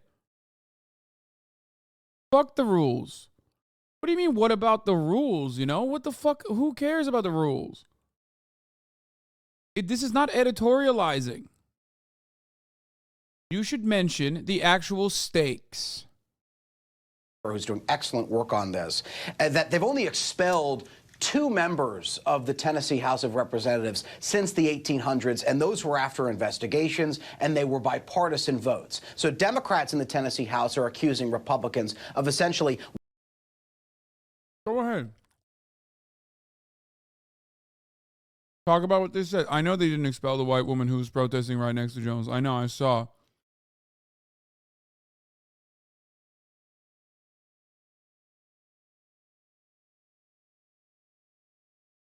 I know. So,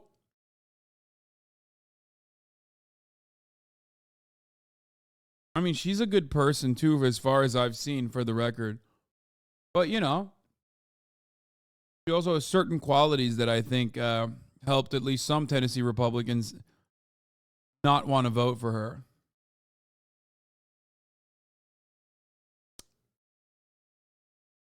They asked her directly why. She said it's because of race, obviously. Yeah.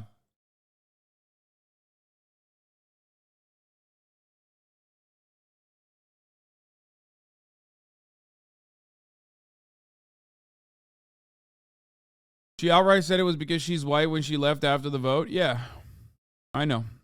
It is. And there you go. She's a good person. Yes, and we're going to fight hard to get him back.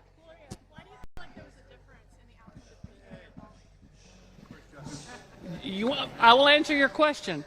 It might have to do with the color of our skin. Please tell us more. Yes, and we're going to fight hard to get him back.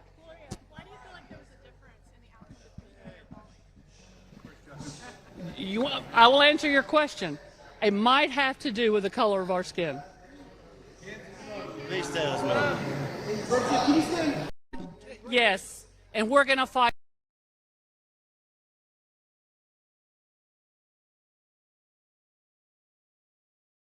There you go.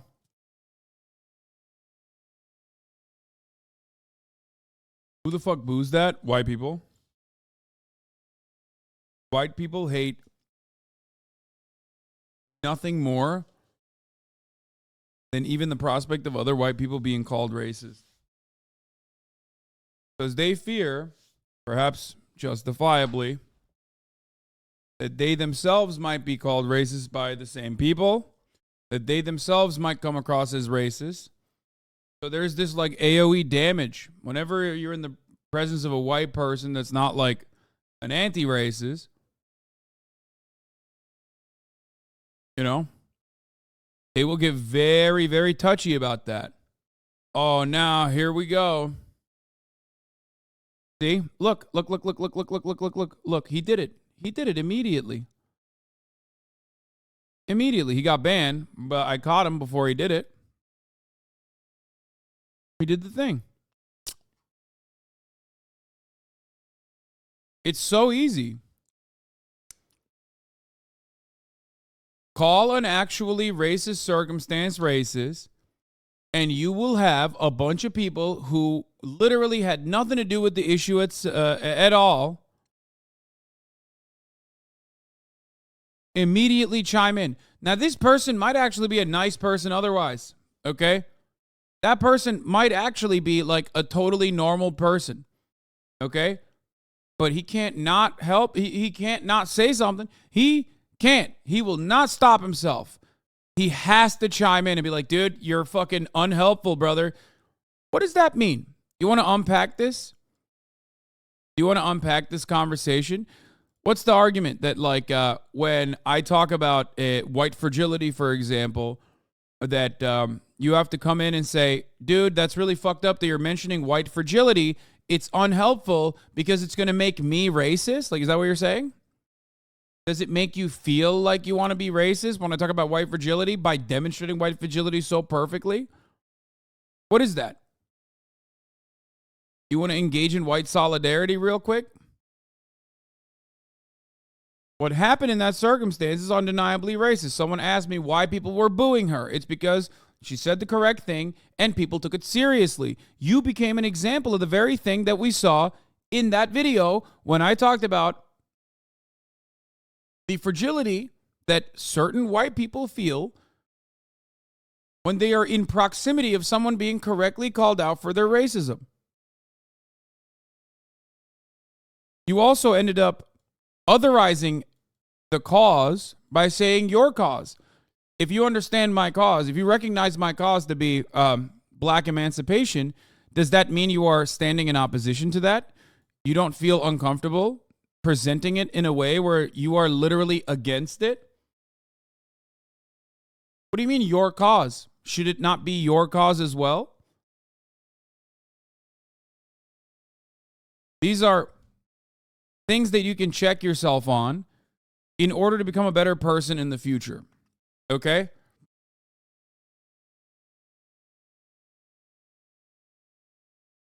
Understand that. You might not be a racist person. You might not even recognize that you have certain biases. We all have them. Okay? We all have these biases that we internalize. We don't even recognize it. This should be your moment of recognition so you no longer behave this way, so you no longer act out this way.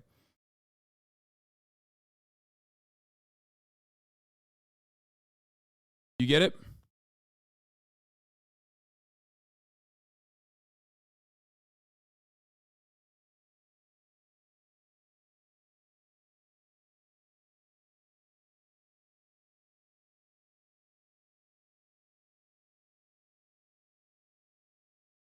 Anyway.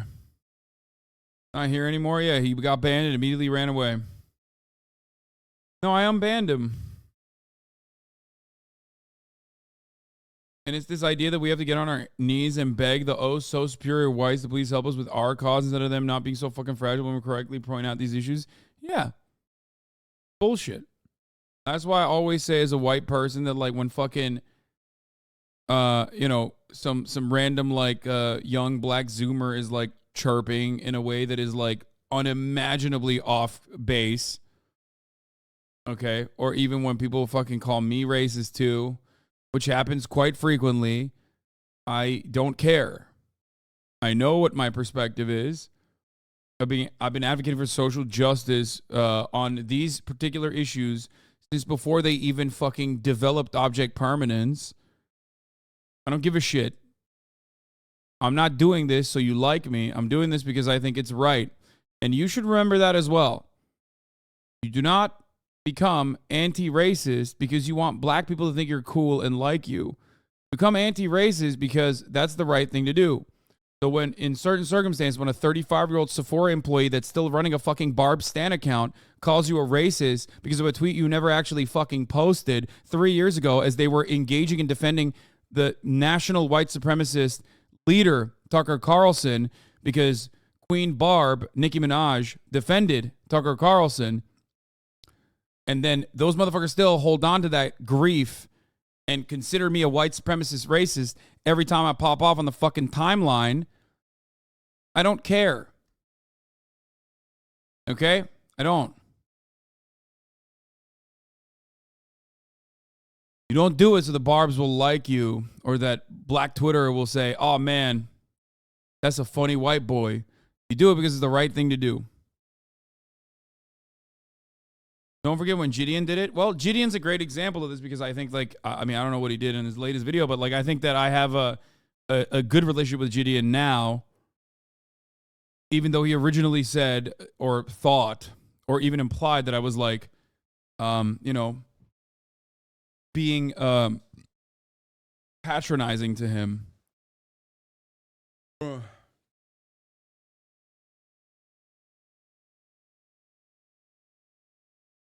People think you're a racist? What? It's just delusional people.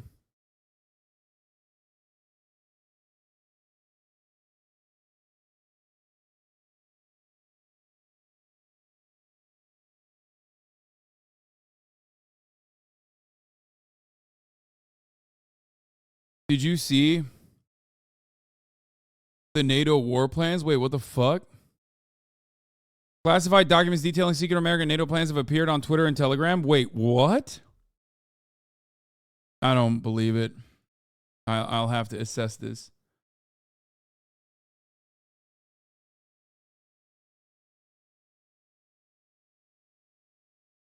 I saw them and looked legit. Chad is like, bro, trust me. I've seen secret transatlantic council NATO plans like a million times, dog. Trust me. Like, this one was pretty legit. Anyway, we'll take a look at this in a little bit. Dog, I follow every OSINT account, okay? Trust me, bro. Weaponizing this expulsion process to kick these 3 Democrats out because they didn't like the protest that they engaged in. Republicans, again, returning to that argument that I just laid out for you, that these members were disorderly and deserve to be kicked out. And again, that vote expected to happen at some point today. It could be moments from now, Diane. So, Jay, what have you been seeing on Capitol Hill in terms of the broader tensions between parties on gun control? And is Washington weighing in on what's happening in Tennessee right now? Well, it's interesting. All politics is local, right? So you're seeing something in Tennessee organic from the Nashville shooting, but it also ripples all the way to Capitol Hill. And we saw, even after the Nashville shooting, tensions rise on Capitol Hill as well. You'll remember that interaction between Jamal Bowman, Democrat of New York, and Thomas Massie, Republican of Kentucky. I'll walk you through it because it was a little bit ago. So Jamal Bowman goes out near and there's the video of it, near the door to the floor of the House of Representatives, starts telling reporters to press Republicans on gun issues. Thomas Massie comes out and they start to have this very, and you can see, animated. Dude, Jamal Bowman could beat his fucking ass cheeks, by the way. He's pretty fucking jacked. Like, not my favorite. Literally have his, like, phone number. That's how fucking excited I was at his run originally. Definitely has fallen from grace, at least in my opinion, with respect to his, like, personal politics and what he advocates for. Having said that, though, beat the fucking ass cheeks off of these motherfuckers. Debate about guns right there in the door behind Thomas Massie, that brown door. That's the floor of the House of Representatives. So tension even flaring there as well, Diane. But in terms of policy and in terms of action, one of the things we've seen from Republicans in the House is that they don't show a willingness to engage on guns issues. Democrats are repeatedly calling for Republicans to bring some kind of issue on guns to the floor, but Republicans saying that that is not something they're interested in doing, and they're accusing Democrats of turning this into a political issue, Diane. All right, Jay O'Brien, thanks for that. I can't believe that they would turn our political inaction in the face of gun violence into a political issue. It's so fucked up. Like, dude, I love that. I fucking love that. I love when people in Congress are literally fucking stating that, like, doing congressional work is a political issue. Like, demanding Congress to do politics is political, and we can't have that. Yeah, look at him, look at him, look at him. He's fucking jacked. I know. Perfect form, too. It's pretty crazy.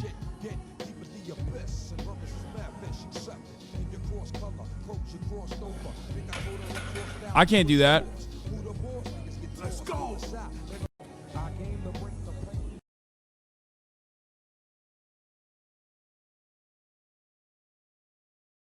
I mean, these guys are such fucking freaks. They literally said you made this House session political, dude. They literally said you made this House session political. It's like, bro, we're doing politics. Like your job description says politician. Do you understand? You fucking idiot. Like your job is literally doing politics. Like we often joke about how when the people say like, man, they sure made, I hate that like, games are so political nowadays. Like unlike video games such as Call of Duty, or keep your politics out of my video games. But I never thought I would see the day when they're saying, keep your politics out of my house of politics.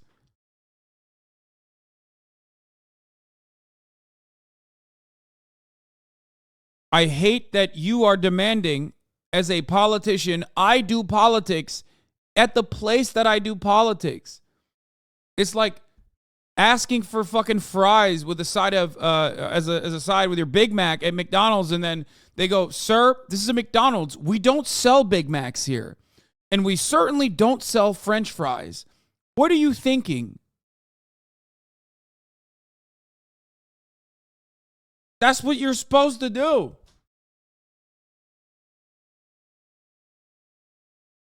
Here in this Tennessee General Assembly, that's why you're standing there. This guy's feelings were hurt.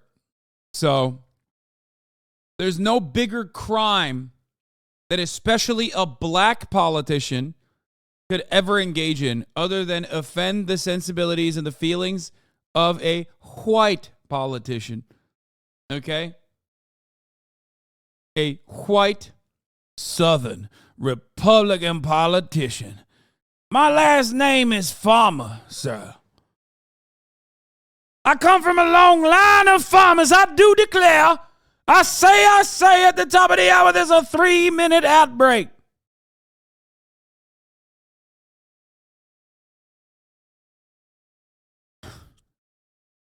And if you no longer want to see those ads, you might not take politics out of this body, but you might be able to take the top of the hour ad break out of your viewership by subscribing for $5 or for free with a Twitch Prime.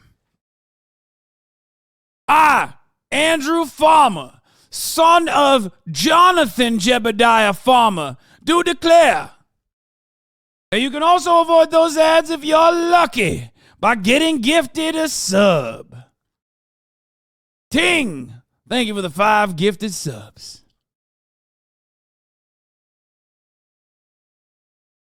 Here's the 3-minute outbreak now.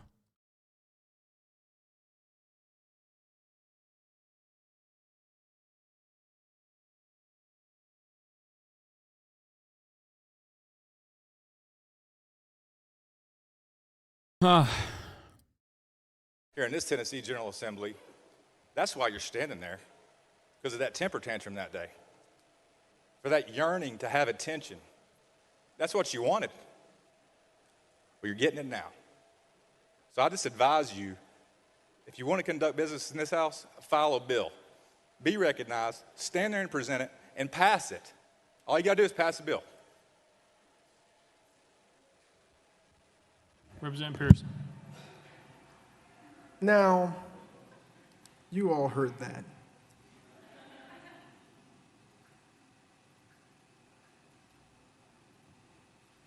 How many of you would want to be spoken to that way?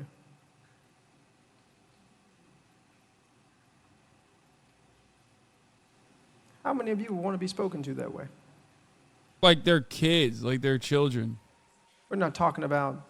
Bro, I know that like the most common tactic is like, oh, there goes black people, there go black people, calling the race card, calling everything racist. But like, if you look at a circumstance like this and you think that this is not guided by so much fucking racist white supremacist sentiment, you gotta be blind, dude. Like they are quite literally saying that they're quite literally saying that these educated representatives that are doing their jobs and representing their constituents are uppity and should be punished in a state body that has refused to punish pedophiles and cousin fuckers and even those who have pissed in the seats of others. All three of these things that I just mentioned.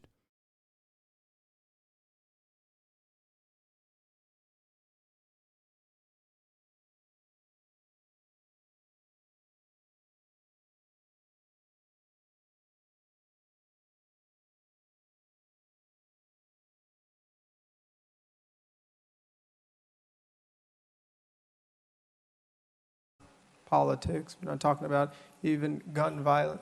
How many of you would want to be spoken to that way? The reason that I believe the sponsor of this legislation, of this resolution, spoke that way is because he's comfortable doing it. Because there's a decorum that allows it.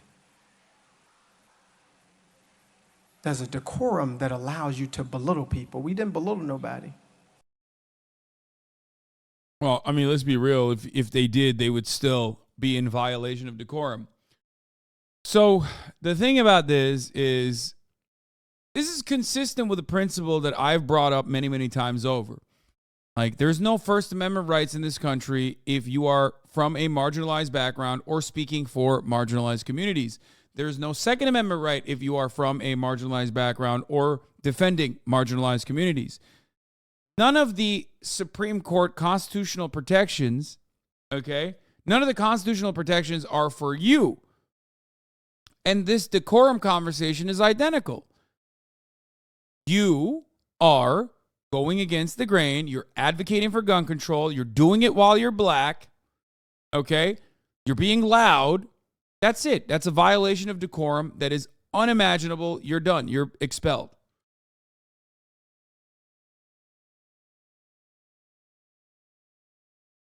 That's it. If you're a Republican, on the other hand, even if you're a black Republican, but especially if you're a white Republican, on the other hand, you can get away with whatever the fuck you want. Okay? Look at Marjorie Taylor Greene. Great example. The report is raising some serious questions about Supreme Court Justice Clarence Thomas and the lavish gifts that he reportedly accepted from a GOP mega donor. I mean, speaking of black Republicans, we're going to, of course, move on to Clarence Thomas.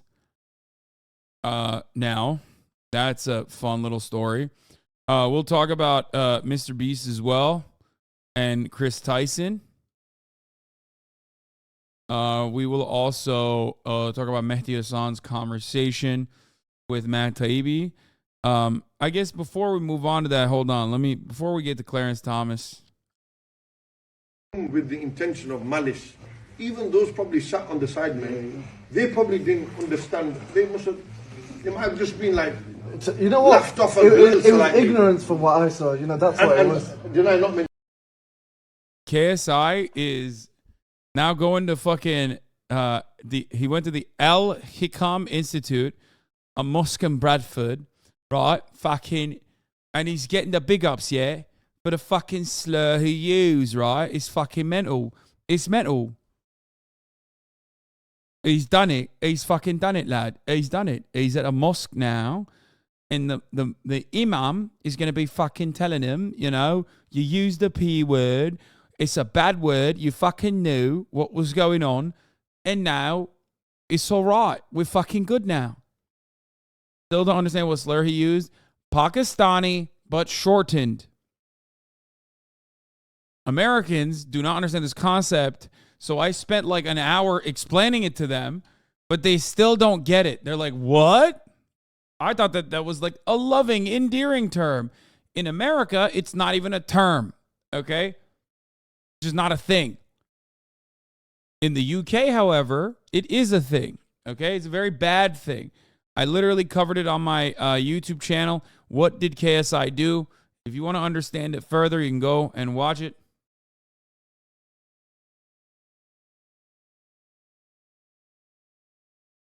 I didn't know this was a slur and I have a Pakistani sister. Wait, what? How do you have a Pakistani? Why'd you say it like that? I guess, wait. What?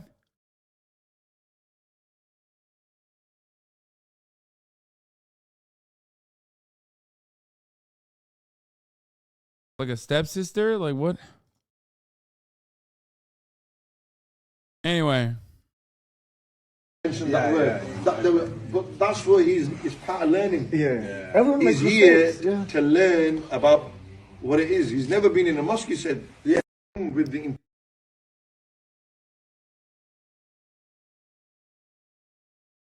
Anyway. Simon Updates replies, says, nobody's expecting him to be commended for this, but the least he can do is face up to his mistakes and educate himself. And he's doing that. As mentioned in the video, he's there to learn. I mean, good on him. Good on him. Do you have the video of him reading from paper? No.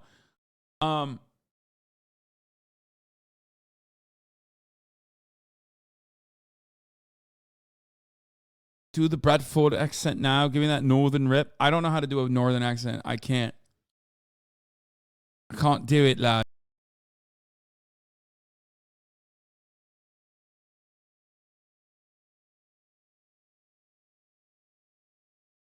Where is the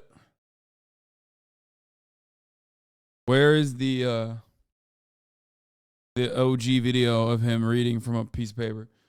I mean, look, it's good. It's good that he's doing all this shit. Okay. Wait, Muda said this is filmed like ISIS captured him or something. Yeah, what the fuck? First of all, I want to address a recent incident in a video whereby Being of South Asian descent, I don't believe KSI is racist. He dropped the slur that's centric to the UK and he apologized. Once is fine, and I hope he doesn't fumble again. The apology tour is cringe and seems manufactured and move on. Yeah, what the fuck's going on, dude? He's like, KSI's doing the classic, like, I'm going to wash your hands and feet. I'm going to wash your feet with my bare hands shit right now, which is, like, kind of wild. Yeah, I could have just said, like, yeah, I'm sorry. I'm sorry, mate. Didn't know what I was doing, right? Fucking hell. I thought it'd be funny. It's my bad, right? It's fucking... I've been hanging out with Logan too much, right? Fucking Logan Paul. He's from Ohio, if you don't know. That's what I would have done in that situation. I'm dropping the P slur and I'm immediately fucking throwing Logan Paul on the bus and be like, dude, I've been hanging out with this fucking guy, okay? We've been selling a lot of Prime, and it's great, but also some of his racism rubbed off on me. He's from fucking Ohio.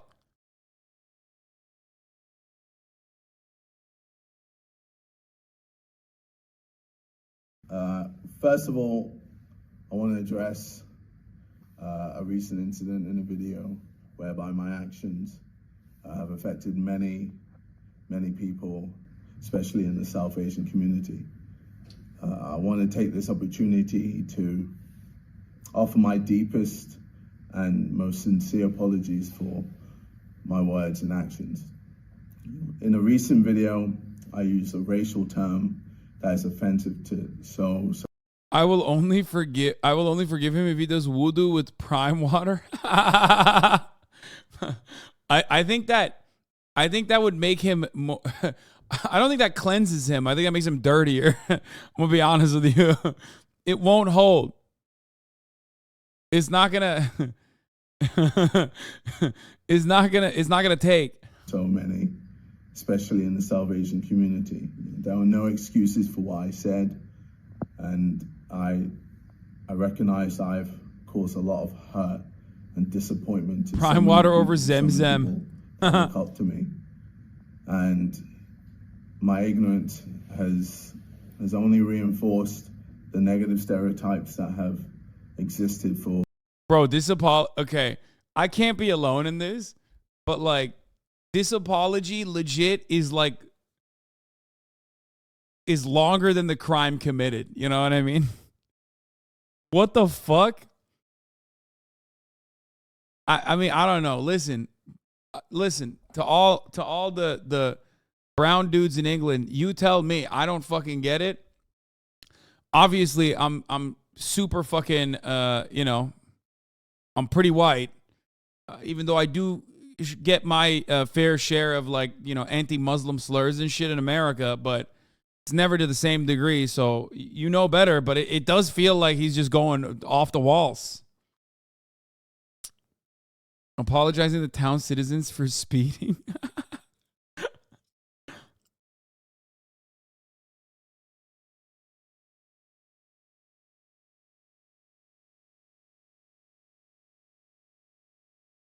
He's only going this hard because of Prime and the partnerships they have. Bro, that's literally racism. The black business partner has to fucking get on his hands and knees every time he does some shit. Logan Paul is doing the equivalent of like 10-piece slurs on like a daily basis. And not even remotely, the Prime sales are not even remotely impacted. Like, that's wild, dude. I mean, all jokes aside.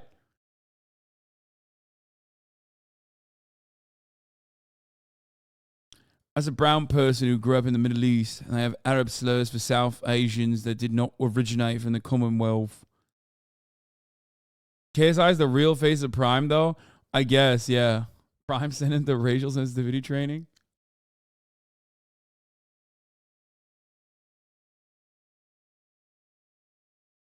Dude, so many people hate Logan. That's not true at all. Yeah, but like, their sponsorships are intact, or their distribution is intact still.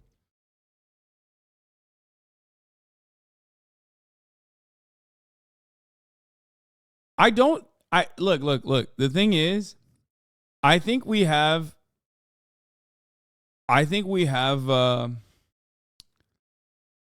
heightened level of sensitivity when it's like someone whose brand is like pretty intact and doesn't get into like this level of trouble.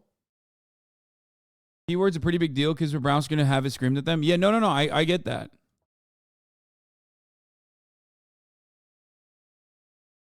But I do think that that's it's a good thing that he's going overboard with the apologies, because Little Bear, you are right. He has a young audience. I don't think it's a bad thing that he's making it very clear that what he has done is wrong. Yeah, I think it's a good thing. I also come from a different era of the internet where like this shit is unimaginable to me, because like, I don't know. It's like kind of wild. It's kind of cool that like, you know, such a prominent content creator would go out, pop off with a fucking slur, and then immediately be like, I am the most sorry that anyone has ever been on the planet. I'm going to visit mosques. I am going to fight the EDL with my hands. You know what I mean? I'm going to find where Yaxley Lennon lives and fight him, challenge him to a boxing match.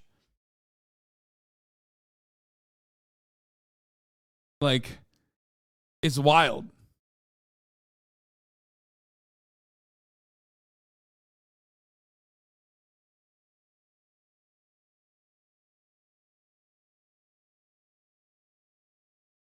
Wait, is this Gideon's last video? Is white is right? Oh no. Wait, he shouted me out in his white is right video? Oh no. Oh no. Oh no. Listen. Oh God. Listen, I trust Nico. I trust him. Oh brother, this is gonna be fucking wild. Oh no. Okay, well, I can't wait. Wait, what the fuck? Wait. Buddha actually fucking went to the Kaaba? This is a joke, right? He did? He went on Hajj? He literally did? Bro, Muda is a better Muslim than me? That is wild. It's Photoshop, right? You're fucking joking.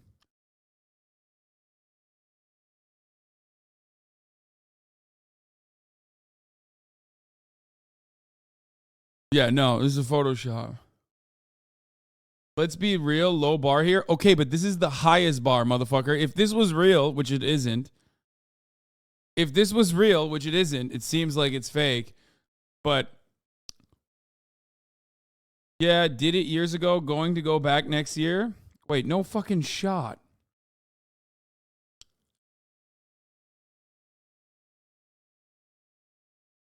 It's not, come on, it's not real.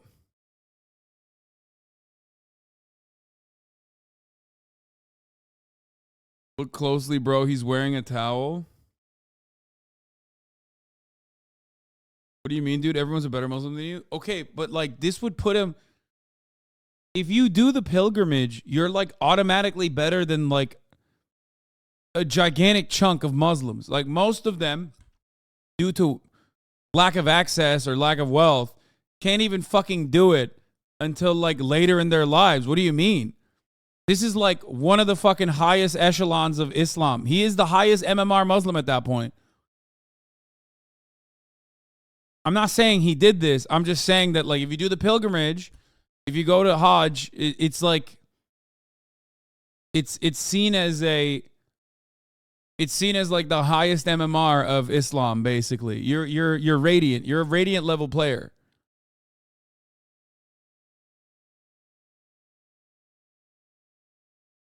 Yo, it's kind of like buying your way into heaven like the Catholics. No.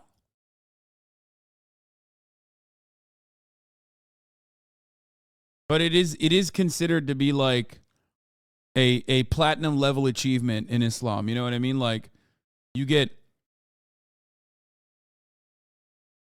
No, it's not like about fucking buying your way to heaven at all. What are you talking about?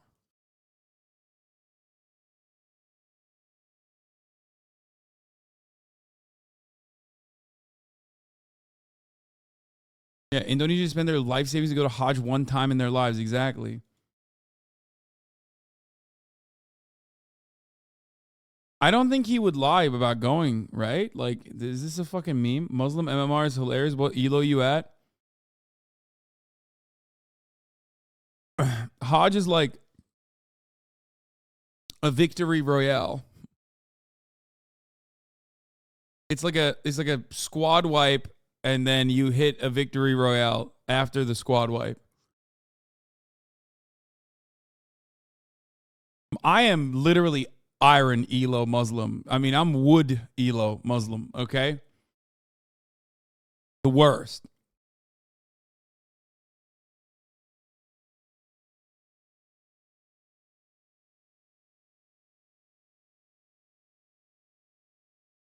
Can I buy a boosted Muslim account of someone who went to Hajj? No, you can't.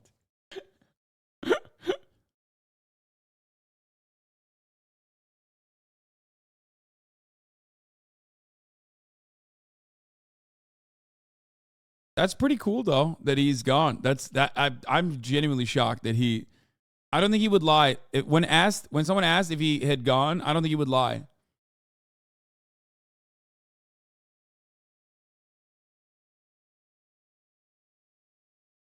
It does look like it's fake though. Oh no.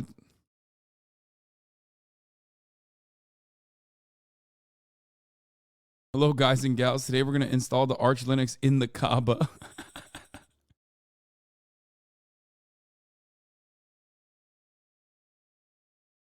Yeah, he actually talked about it and how Mecca is actually kind of a hyper-focused tourist trap and how shitty it actually is. As a Muslim, I have to agree. When we go to Hajj, we have to be reminded that despite going to the pilgrimage, there will be constant people trying to sell you and scam you using religion as a tool to do so. Oh, yeah. And to focus on the pilgrimage rather than materialism. You cannot reach Jannah if you attended Creator Clash or Shit Camp. It's literally in the rules.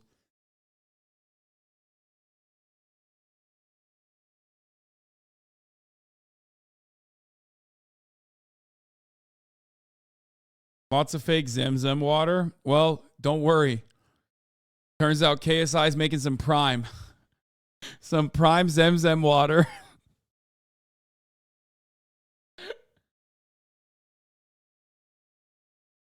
Oh.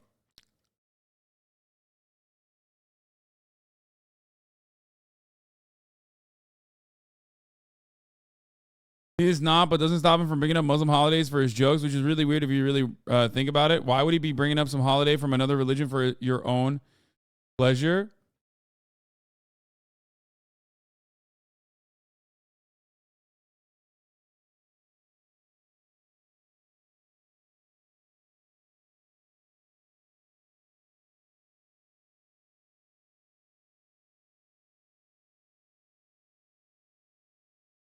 Isn't it kind of weird to go on the Hajj if you are a Muslim? Yeah, you can't, technically. Not that, like, people would fucking figure it out, but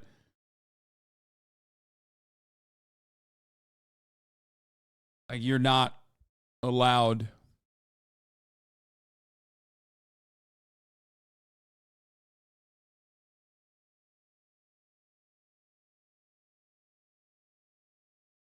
They will donate 2% of their prime profits as zakat.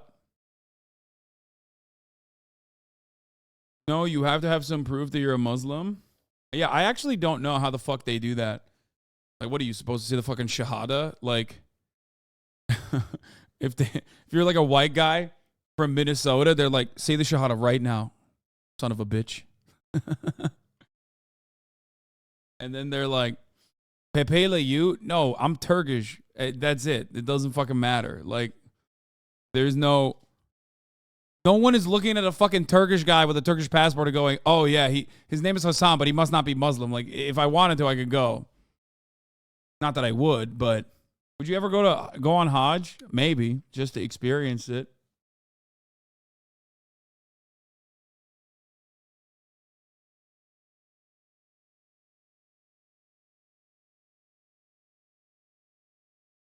I don't understand what Islam has anything to do with saying the P word. I thought the P word was a South Asian thing.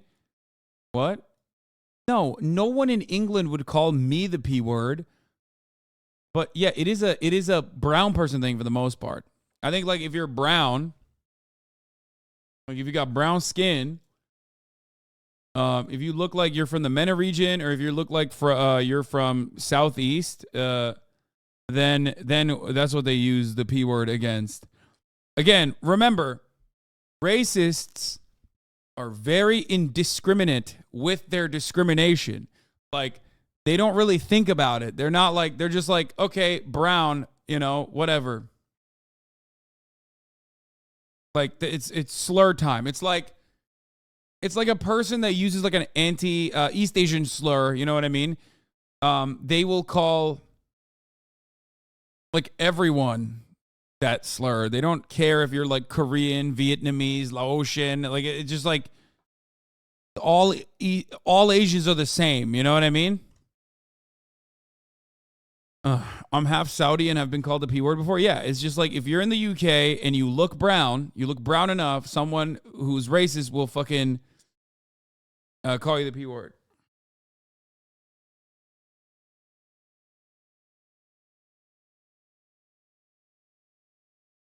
It's like calling all Hispanics the B slur, even though it's a Mexican-specific slur. Yes. Exactly. Yeah, I use this example in my video. The hate crimes against Sikh people, post 9/11 was a good example of this, where the first person who died in an anti-Muslim hate crime wasn't fucking Muslim. He was Sikh.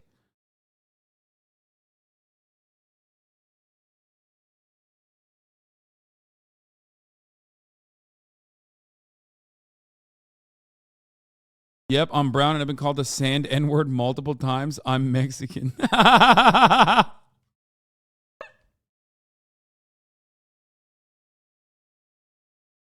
sorry for laughing at that.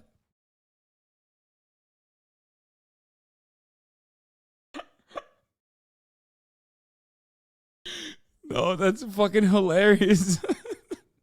It's like, bro, what do you mean? I'm Catholic, dog.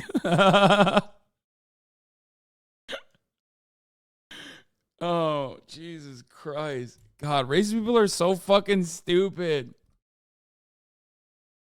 They're so dumb. They're so stupid. It's like, I don't know what to say.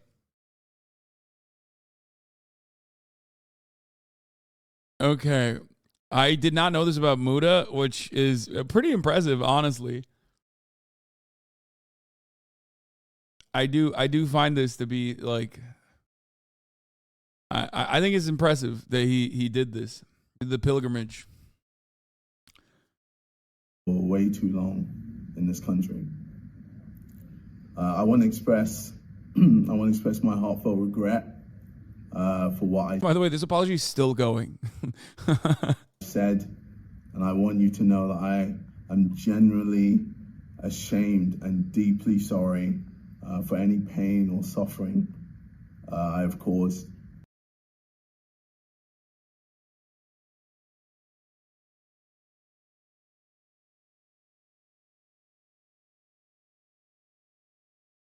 Yeah, it was playing the whole time in the background while I was watching. Anyway, it is cool that imagine if they call some Hindu dude a Muslim slur, they would be like, if you only got your racism right, we could bond over shitting on Muslims. Yeah. I mean, not all Hindu dudes are like that. Okay, calm down.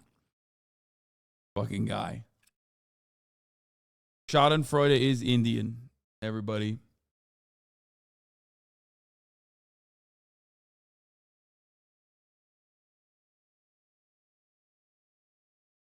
Anyway, in France, they use the word Arab for every brown person from Morocco to India.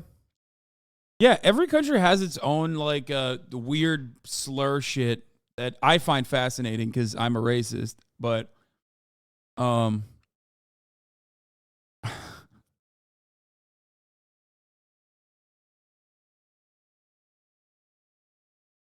it is fascinating.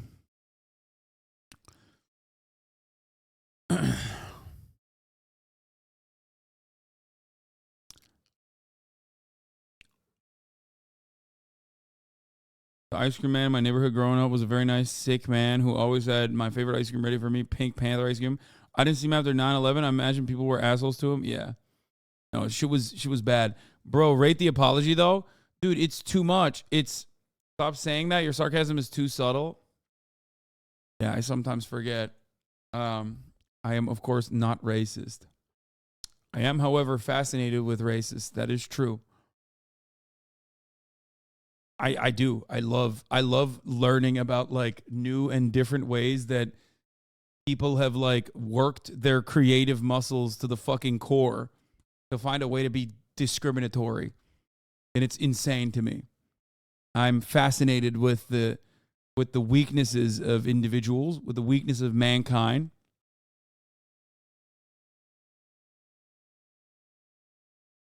You know, it is what it is.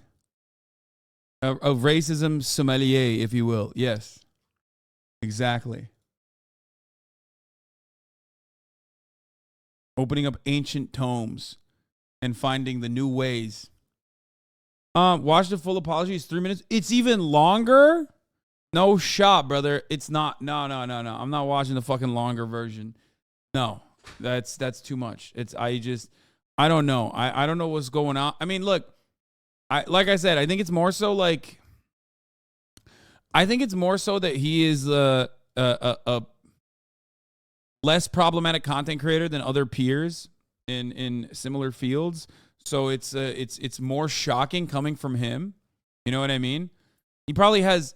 The thing is, he probably has fucking hundreds of thousands of brown kids in England and all around the world that love him. You know what I mean? So to them, it's like extra fucked up. You know what I mean? KSI, like, look, the sidemen are diverse. The sidemen are unique. There's literally I think Vicstar is of Indian descent, right?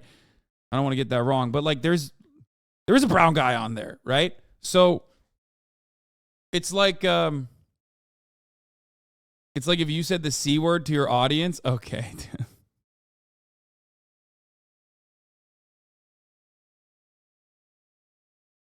What is this? The Islam conversion after a fuck up never fails. That's so stupid.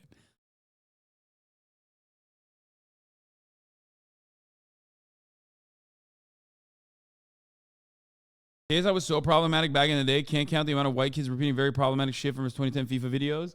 Dude, you're talking about 2010. He was a YouTuber in 2010. I said, in comparison to his peers, for a fucking reason, dog. In 2010, YouTube would ban you if you weren't saying slurs, okay? YouTube was like, no slurs in this video. It won't be on the recommended tab, okay? Sorry. Like, get the fuck out of here. It wasn't all right. It wasn't okay, but like, understand that.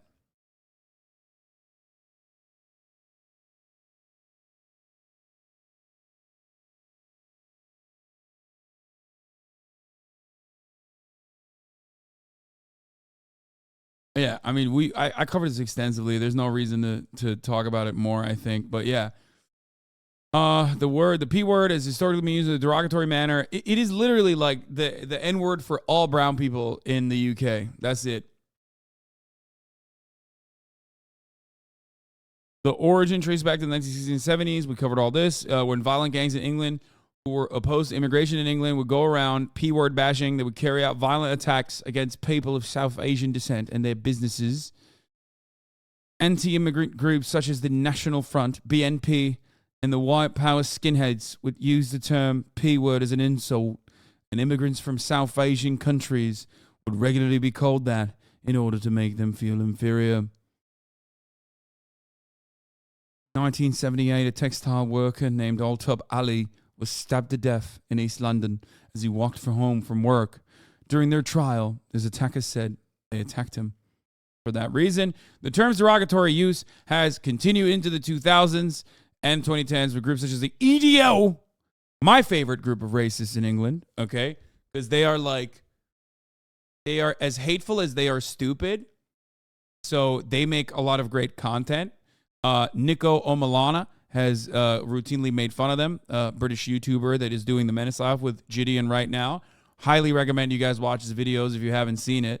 EDL also my favorite for Islamic ray guns, famously. When you do this meme, when you do the free head meme, free head, that's EDL. Like it's the perfect, say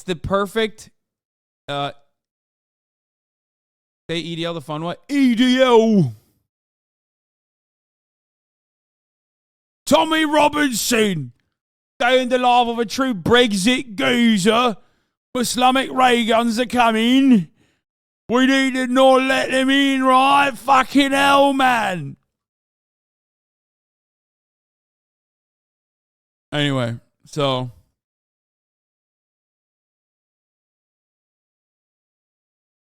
my dad about to call me the B word. I mean, we're both Guatemalan, but it still felt weird about it. He does make all kinds of edgy jokes. He never turns it off either. What? Dude, if you're Guatemalan and your dad's Guatemalan and he uses a slur against you, like, it is what it is. You know what I mean? It's like, in-group shit. What do you mean? You're mad at your dad, or you're asking a fucking white guy what to do about it? Like, that's just dad shit, you know? What am I supposed to do about it? Anyway.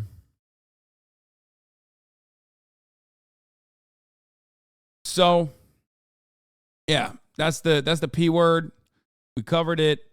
My man has been, asking for forgiveness, begging for forgiveness. But it's good. It's good to see that. Actually, like, in my opinion, I think that signals a change in some respects, like that I like. I do. I like that. I think it's like ultimately a net positive. But here's someone who hasn't changed and will never change and has been rewarded for it. We're going to talk about Supreme Court Justice Clarence Thomas. Bestiality porn enthusiast, prolific abuser, sexual abuser, all-around awful guy, one of the worst Supreme Court justices in contemporary American history, Clarence Thomas. Turns out, according to a ProPublica report, Justice Clarence Thomas, who has lied time and time again about how he has regular working class tastes, has been getting paid, bribed, or at least accepting several luxury trips paid for by a GOP mega donor. A brand new report is raising some serious questions about Supreme Court Justice Clarence Thomas and the lavish gifts that he reportedly accepted from a GOP mega donor. ProPublica says that the luxury vacations from billionaire Harlan Crow. Just dunking on black people today? Yeah, I know. Don't worry, I'm gonna salvage it in a little bit when I watch the Gideon video, White is Right. I know. Well, actually, technically, we started off with Tennessee being racist. So at least there was that. Were never disclosed. And according to these ProPublica, these are photos of Clarence Thomas and his wife, Ginny Thomas, with Crow and others during a trip to Indonesia back in 2019. The report says that the Thomas... I'm going to say, maybe Dr. Umar is not all that wrong. That's not always, but this time, you got to hand it to him. This is one instance. Thomas flew on Crow's private jet to Indonesia for the 9-day luxury vacation, one that they say is valued at more than $500,000. Now, ProPublica goes on to say that the extent and frequency of Crow's apparent gifts to Thomas have no known precedent in the modern history of the United States Supreme Court. And just dude, I'm not sure. Remember, Clarence got his start in a movement like what Dr. Umar was in? Yeah, and then he fucking read what's his face? Thomas Sowell, and like, dude, it's the lamest way to radicalize. You read a Thomas Sowell book and fucking Fountainhead, and then you become like this disgusting anti-black fucking weirdo. It's the worst. Like, it's the lamest way to get radicalized, dude. So whack. Dr. Umar is high-key racist. Okay, first of all, we're making jokes. That's number one. And number two, so is Clarence Thomas, okay? But in the other direction. And again, Dr. Umar, very memeable. Clarence Thomas, no memes. Can't make a meme. Motherfucker likes bestiality. And again, still not memeable. Ridiculous. Minutes ago, Senate Majority Whip Dick Durbin had this to say, quote, "The ProPublica report is a call to action, and the Senate Judiciary Committee will act." CNN Supreme Court reporter Ariane DeVogue is joining us now with more on this very eyebrow-raising story. So, Ariane, how unprecedented is this really? It's unheard of at the Supreme Court. This ProPublica report really detailing these lavish trips that Justice Clarence Thomas took and that were paid for by this mega donor, and trips, like you said, New Zealand, Indonesia, on private jets, private yachts, at private resorts. But what's really important here is to put He was fucking balling. He was balling. He's balling. To context, because it comes as the Supreme Court right now is under this white-hot spotlight where more and more people are thinking that the court is becoming more political, less a judicial branch, more like just another political branch.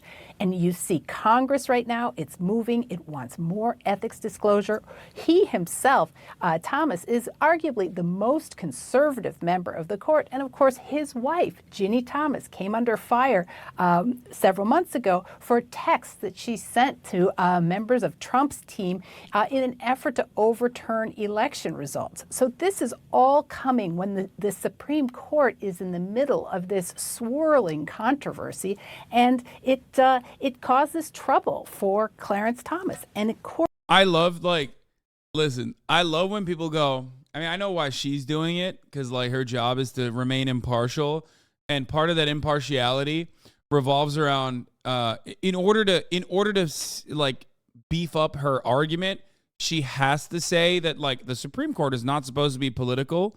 Okay, here, I don't want to give her a rough pause here. What there's like part of that is supposed to, you know, I guess reinforce the lie that you don't know that the Supreme Court is political. You know what I mean? But it's always funny when, you know, other people who are just like regular commentators say it, and it's like, when wasn't it political? Like, there's never been a moment where the Supreme Court wasn't political. That's not a thing. It's either the good kind of political, where they get like minor civil liberties, offer minor civil liberties, or the bad kind of political, where throughout the history of the United States, they've just done awful things. Saying now is Harlan Crow, this Dallas businessman, he was the one who paid for this. It was never disclosed, and he is given more, according to ProPublica, than $10 million in political contributions over the years. Yeah, I mean, that's really stunning. So, Ariane, what has Harlan Crow said about all of this? Well, he did release a statement that we got a copy of. He said, "We have never asked about a pending or lower court case, and Justice Thomas has never discussed one, and we have never..." Yeah, we just love hanging out with him, dude. We have never asked about a pending or lower court case, and Justice Thomas has never discussed one, and we have never sought to influence Justice Thomas or any other on any legal or political issue. To influence Justice Thomas on any legal or political issue. He says he's unaware of any of our friends ever lobbying or seeking to influence Justice Thomas. But the thing is, it really does put a spotlight on ethics at the Supreme Court, because the Judicial Conference just recently amended its own rules, and it would cover things like staying in a private resort, private jets. It said that those things have to be disclosed. So maybe arguably Thomas could say, look, before that they didn't need to be disclosed, so I didn't have to disclose it. But there's also federal law in place, and it says 8 out of 8 cases this guy's been connected to, Thomas has ruled in favor of. I'll be honest with you, even if that guy hadn't greased Clarence Thomas's wheels, he'd still be in favor of it. That's why he's in the position that he's in. Like, he was going to rule that way anyway. In a lot of instances, the same principle stands for NRA lobbying money, right?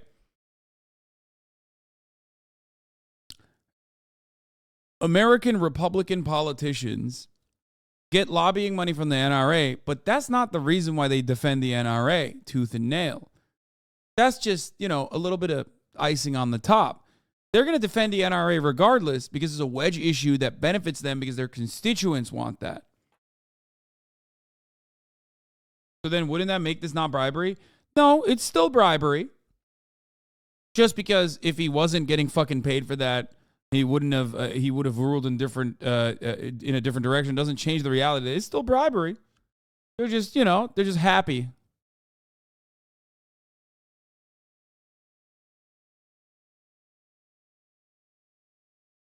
Yeah, for chat, remember, Clarence Thomas is an originalist, meaning he tries to judge based on how the fucking founding fathers would have, meaning slave-owning white man who saw black people as property. Clarence Thomas is a fucking terrible human. He is. He's a bad person. He's a bad person both in his private life and his private affairs, and he's a bad person in the way that he has decided on Supreme Court cases. He's just a bad person in general. This really looks like he was brought along on their family vacations, Lamau. Yeah, it is kind of wild. Maybe he does just like him, dude. It's kind of weird. Like, this doesn't seem like some highfalutin, sex tourist ass shit. This just seems like a family vacay that him and his wife were allowed to join in on.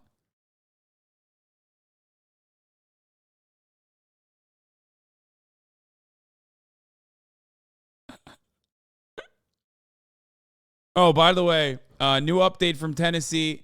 They did quite literally vote out the 2 black guys, and the one white lady was spared in the process. Yeah. It must be a coincidence.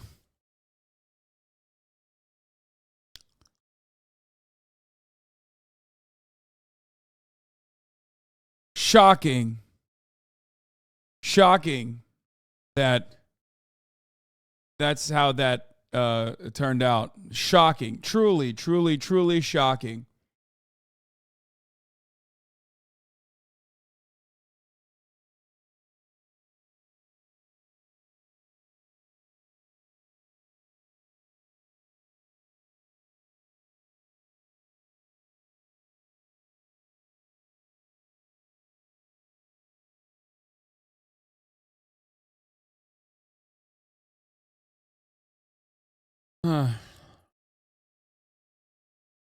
Anyway.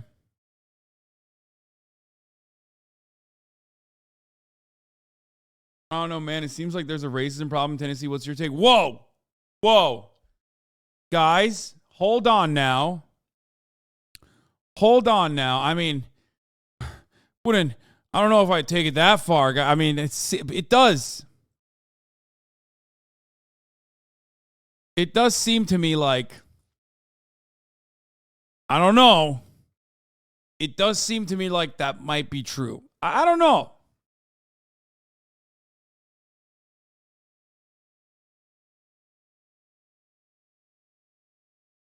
Where's that one chatter that we banned and then I unbanned that was like saying, you know, you're hurting your cause by generalizing.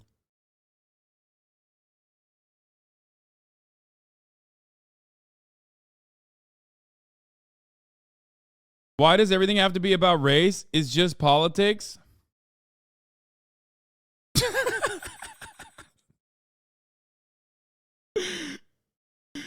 Race is literally political, dude. What the fuck? Motherfucker came in and was like, hold on. Oh, God, his name is Please Don't Ban Me. I'm black.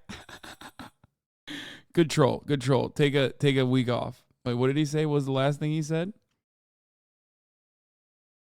I'm joking. Oh, okay. Well, you're unbanned anyway.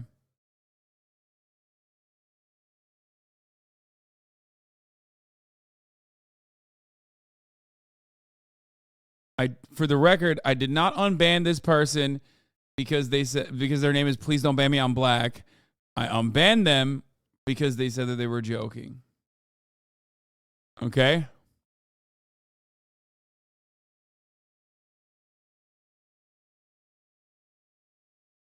Yeah. The transgender athlete ban coming from the Biden administration is fucking psychotic. We're gonna cover that in a little bit. What does expulsion even mean? Do they lose their seats? Yes. Yes, actually, as a matter of fact. That is precisely what that means. Yeah. There were 3 Democratic House representatives in the state house in Tennessee that participated in the protests that were student-led on the issue of gun control. 2 of them were black men, and 1 was a white woman. Tennessee Republicans expelled the 2 black men, not just black, but young and black, that too. I think that also plays a role in it, for sure. And they did not expel the white lady. Now, she's actually good. Like, she's not a bad person either. Especially when they asked her why. No, they expelled both. As of this moment, they expelled both. It just happened. They asked her, why do you think you were spared? And we're going to fight hard to get him back.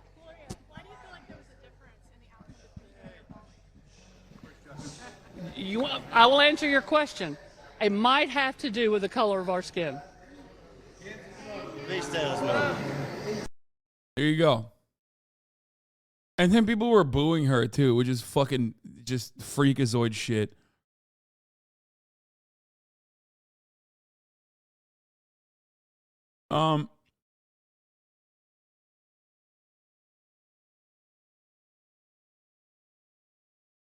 I mean, it's pretty. By the way, it is in your face, and they didn't even like do plausible deniability, which leads me to believe that they did it intentionally.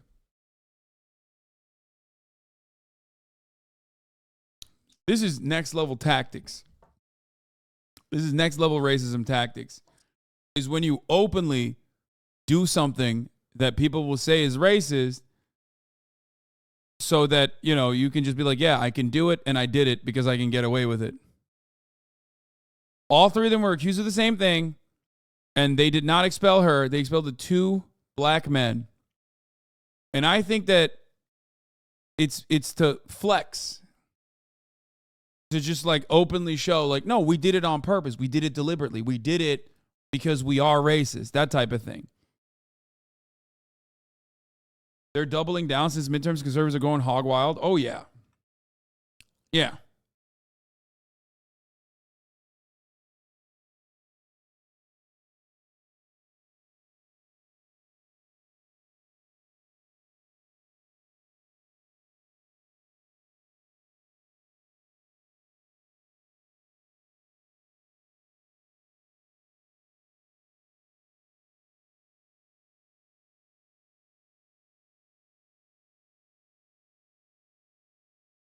I can't wait to see Fox News' take on this. I mean, they'll defend it. They'll say, Americans think everything is racist. These people do not know their place. Here, I can tell you what Tucker Carlson is going to say. He's going to basically say that they were uppity without using that word, okay, while implying that word, just like all of those other fucking racist, plantation-owning ass motherfuckers in the Tennessee House basically stated, right? Maybe might even throw thugs in there for good measure. Okay? It will say, yeah, it's a privilege to work there. They'll bring up the double standard. January 6th was treated like it was 9/11. Ha! Worse than 9/11. But when it comes down to these thugs that take down the halls that were once hallowed, all of a sudden, when they're doing it for liberal causes, then it's not such a big problem. Well, it turns out it is a big problem in Nashville, Tennessee. You know, that sort of thing. They'll, what else will they do? They'll say everyone thinks everything is racist. This is not racist. They were behaving in an unorderly manner.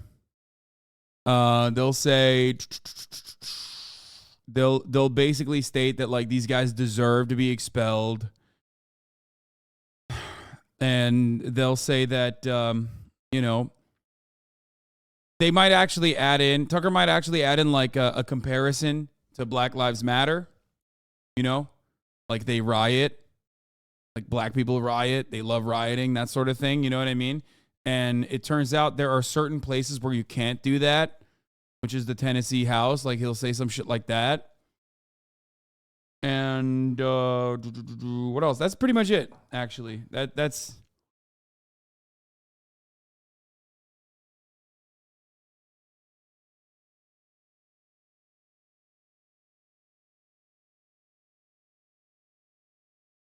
yeah, classless. They'll say it's classless. They'll cynically call it the real insurrection. And that's it.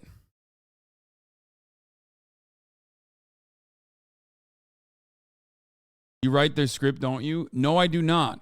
Because Tucker Carlson never talks about the top of the hour ad break, which comes 9 minutes in sometimes. And Tucker Carlson certainly never talks about how you can avoid the top of the hour ad break. Cancel culture is real, they said. Well, it turns out you can cancel the top of the hour ad break by subscribing for $5 or for free. Ha ha! I laugh when you think cancel culture is not real, but I also laugh when you think the top of the hour ad break is canceling your experience watching this broadcast in an uninterrupted way. Turns out liberals don't want you to subscribe at the top of the hour. They don't want you to subscribe at all, as a matter of fact. George Soros never wants to gift subs, but others will. And perhaps those patriotic Americans will allow you, working class citizens, legacy Americans, to no longer see the ads at the top of the hour. Here's the 3-minute ad break now.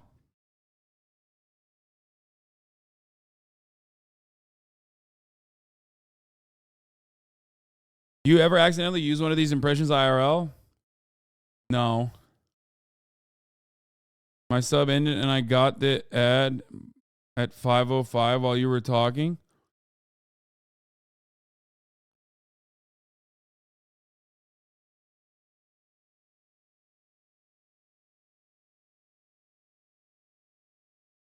Why do we need a union with these states? What do you mean, bro? Because there are good people in these states still. Like, the problem is we always like looking at the heat map the Bible Belt, the Cancer Belt, the fucking poverty belt, whatever you want to call it. And those areas are predominantly black areas. Okay? And there's plenty of good people in those areas. Black people, white people, brown people, they're just poor. They have no say, they have no control. They have even less control than you do, right? You don't deserve this. That's why I never fucking run with the fuck these places suck type shit. Other than like joking about the Midwest or flyover states, like I would never advocate for that kind of thing. And I do get annoyed when liberals do that kind of thing.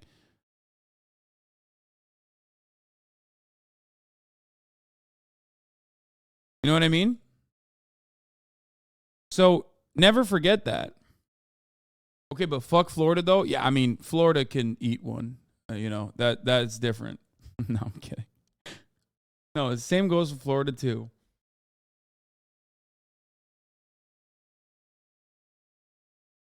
I am the baby and Tennessee is the bath water. Yeah.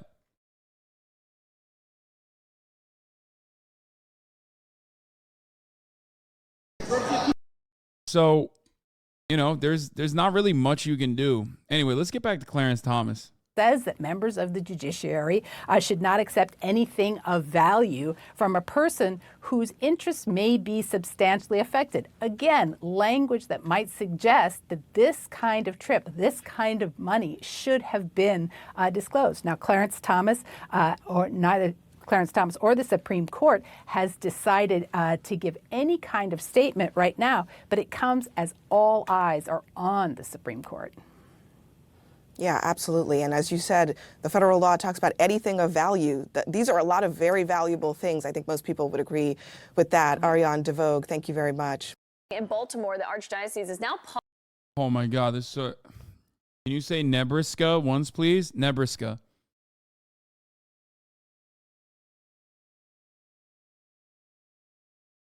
Children who march, children who have been of people, especially children who march, children who are bitten by dogs, children who are beaten. If I got to get expelled, I'll take that. Why do you think that you and Justin Jones were expelled, but Gloria Johnson was not expelled? You cannot ignore the racial dynamic of what happened today. 2 young black lawmakers get expelled and the one white woman does not. That's a statement in and of itself. Yeah. No, 100%. I think that it's deliberate. It's by design. They want you to know it's racist. Like I'm not even saying it's racist. I'm taking it a step beyond. I think the racist people want you to know that they are engaging in a racist act. You don't do that by accident. You could have expelled all 3 and then said, "Oh, plausible deniability. Oh, we don't know. Oh, come on now. You think everything is fucking racist." No, they've moved one step beyond that, where they're basically saying, like, no, it is racist. What are you going to fucking do about it? Yeah. I think that is the point. But you'll be back. You plan to be back. We'll be back. I believe Memphis and Millington going to send us back. And we're going to keep fighting for our communities because the status quo is not working. It's hurting people. It's killing people. And they're...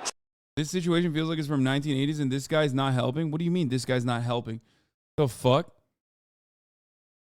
Fuck you mean this guy's not helping? What is he supposed to do? Not get fucking expelled? Like what? Wow.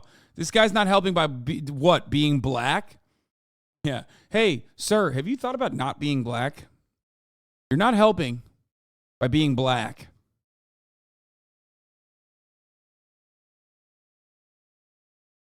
Unless he was trying to make a joke. He looks like he's from the 80s, I think is what he means. Oh, because he has the... Come on, man. Chill out. Treating things like this is normal. We can never normalize the ending of democracy. We can never normalize the tyranny of the way that these people in positions of power are operating due to white supremacy and due to the maintenance of patriarchy. That's what we're up against. But we are going to fight it because we believe that there is a future that we can live into that is better than the present that we currently have.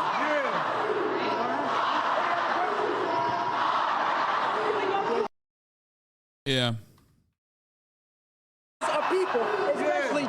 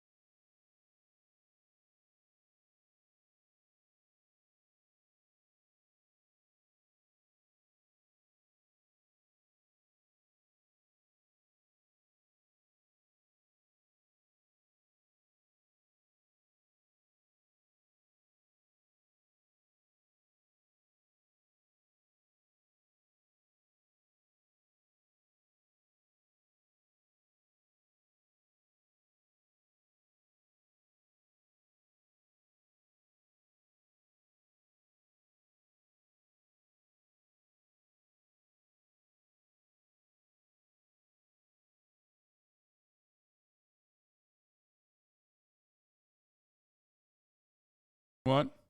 Quiet session, I know. I think this was done intentionally. They could have easily been racist and then claim plausible deniability by expelling all three, but they chose to expel the 2 black men. The flex.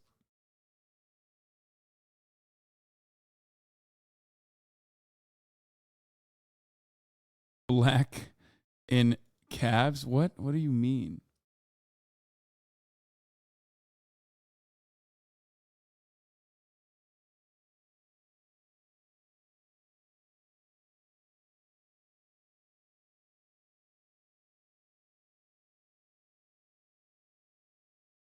Sometimes a good pause helps me reflect. Good.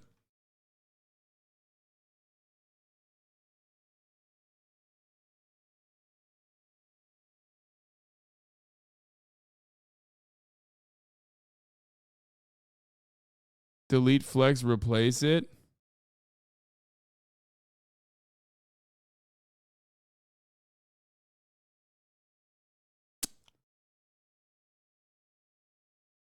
One of their chant is you ban books, you ban drag kids. You ban drag kids are still in body bags. Oh. Yeah.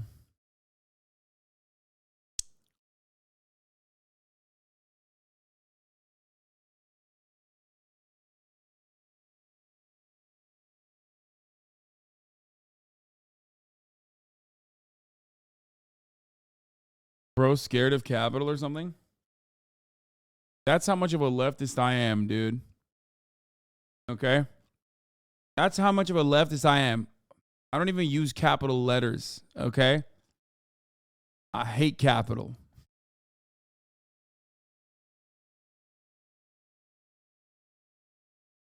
Seems like a troll and not a flex.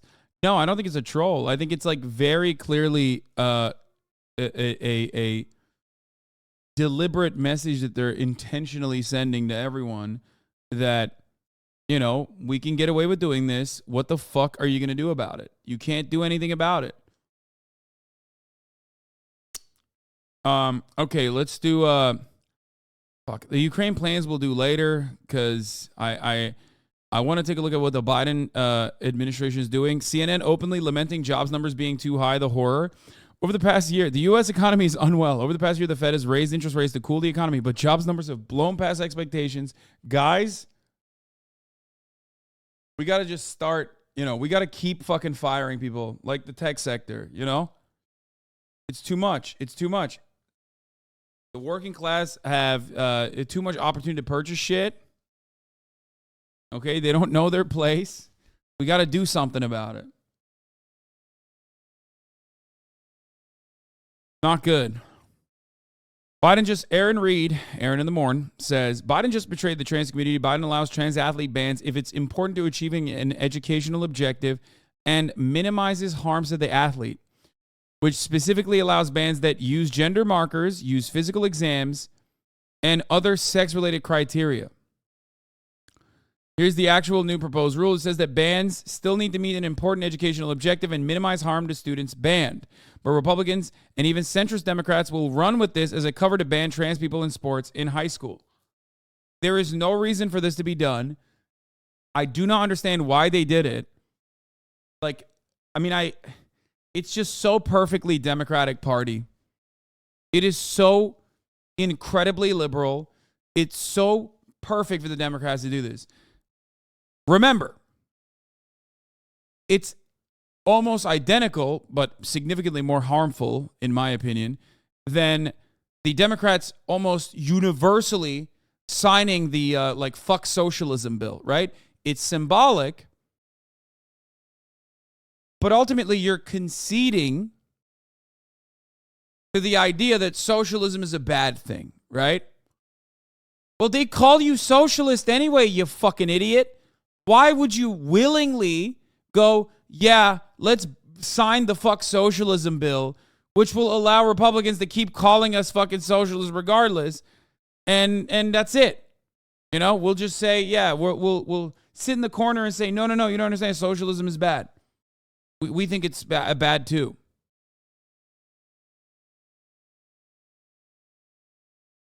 Not defending trans people when they are mercilessly and viciously under attack is so stupid. And the counter is so easy as well. All you need to say is literally, this is irrelevant. This is a distraction.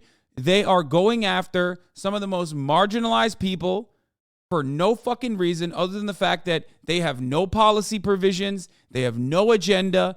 All they want to do is divide and harm. Okay? They got nothing.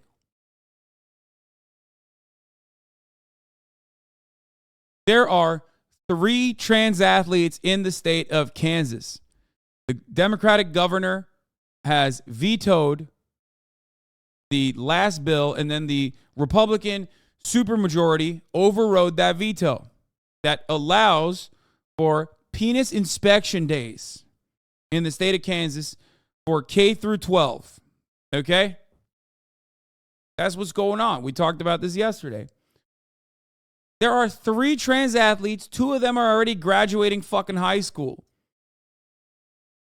So there's only 1 trans girl in the entire fucking state. Who are they writing this pedophilic fucking bill for?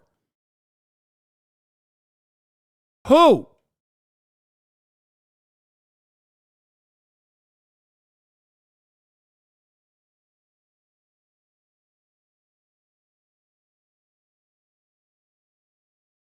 It's insane. It's absolutely insane. And the reality is, the overwhelming majority of Americans just simply have apathy for trans people. They just don't care.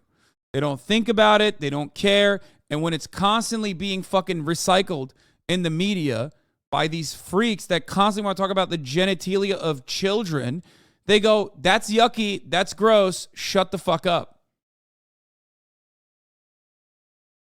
That's it.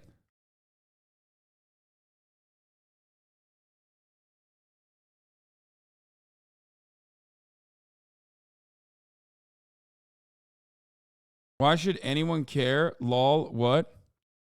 Well, I mean, I care about what happens to trans people. I think that it's good to care. You should too, probably, you know, just out of sheer principle.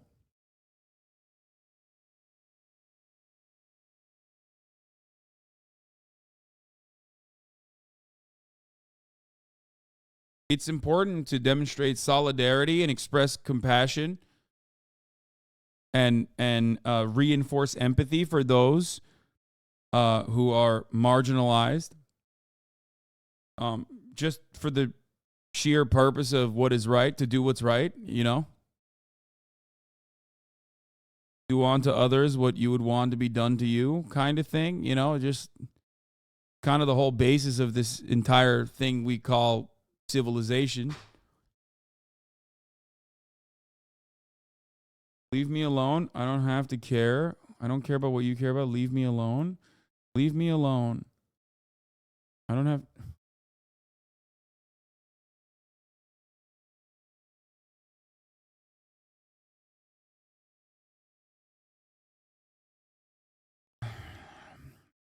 Medication chatter. Take your meds. All right. Anyway.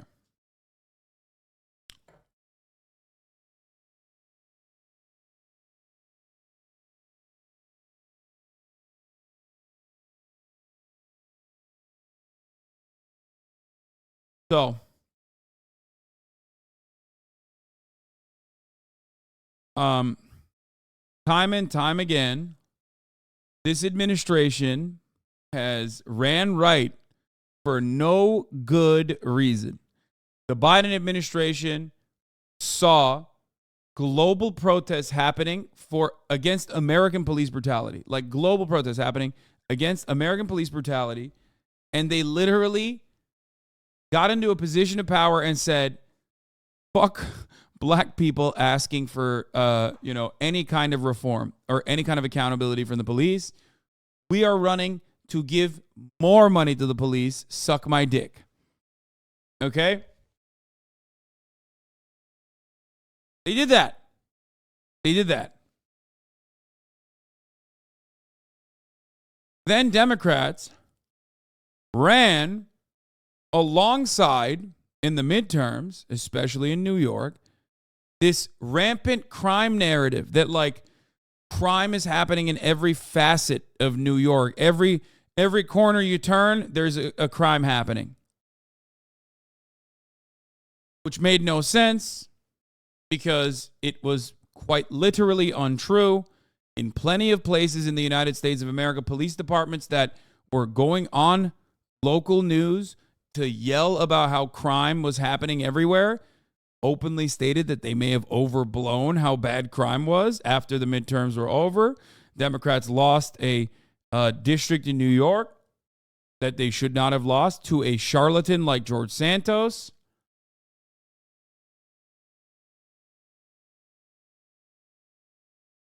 Okay?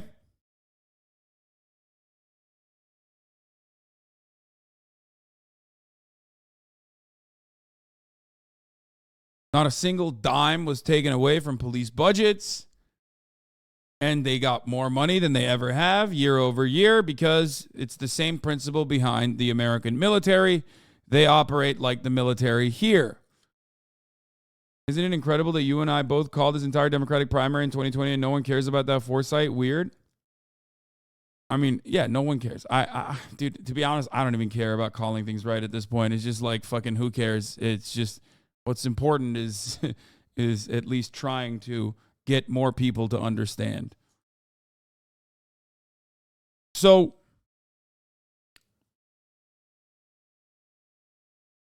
Democrats were wrong on that front, and they kept running to the right, regardless of whether or not they were punished for it. Yeah, if you say Dems suck, you'll be right 99% of the time. It's true. True.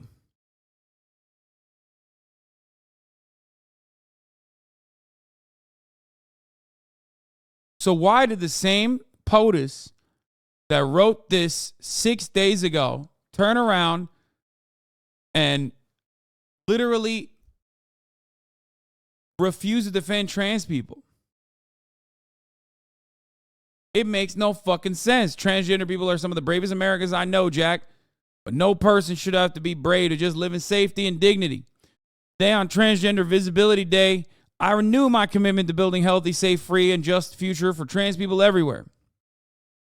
So here were the actions to strengthen protections for trans people. Remember, there have been hundreds of bills passed through state legislatures that are expressly, openly anti-trans for no reason. It starts off with the equality in female sports narrative. Oftentimes there's no trans person even competing, but it doesn't fucking matter. They still do it anyway. And then it moves to let's ban any kind of, drugs or any kind of like puberty blockers or anything that people can take or do to transition. Let's fucking arrest the parents of trans children if they are allowing and accepting their children's trans identity. You know, all this shit. Brandon came out and said this. 1, coordinated intra-agency action to address the epidemic of violence against trans people. 2, continued calls for the passage of the Equality Act to provide protections for LGBTQI plus Americans. 3, called on lawmakers to combat the proliferation of anti-trans state legislation. 4, reverse the Trump-era ban on transgender service members. 5, provided mental health resources for transgender kids and their families. 6, signed the Respect for Marriage Act to protect fundamental rights to LGBTQI plus Americans. Now, it's a weird thing to flex about this and then 6 days later do this shit. The Biden administration on Thursday proposed new regulations that would allow schools to bar transgender athletes from participating in competitive high school and college sports, but disallow blanket bans on the athletes that have been approved across the country. The administration cast the proposal as a compromise, though as a practical matter, they would side with those who have opposed the inclusion of transgender athletes in high-profile cases.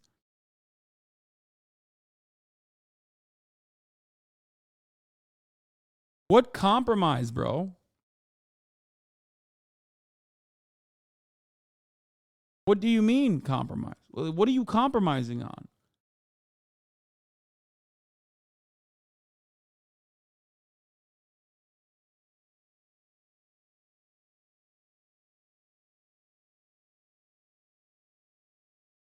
On the very first day of his presidency, Biden signed an executive order declaring that federal law compels schools to let transgender student athletes play on the team that corresponds to their gender identity. Now he has totally reversed that position. I don't understand where this triangulation comes from, because we know that this is not even a popular provision. The trans-obsessed pervertry coming from the Republican propaganda machine is not even reflecting on the desires of the broader national Republican base. They don't give a fuck. Sure, they don't give a fuck in whichever direction, as though like if bills like this pass through state legislatures, they don't care. They're not like actively out in the fucking streets, with exceptions. The ones that are out in the streets demanding this are not a robust coalition, but one that is absolutely sweaty, unwashed, crusty as fuck, and out of control. Similar to the anti-abortion freaks within the Republican Party. Now, of course, there is significantly more popular support for abortion, which is why it took a much longer time to undermine those laws, to undermine those protections. And there was a bigger punishment for the Republican Party for said actions against abortion, right? Because abortion is more popular than trans people, let's be real.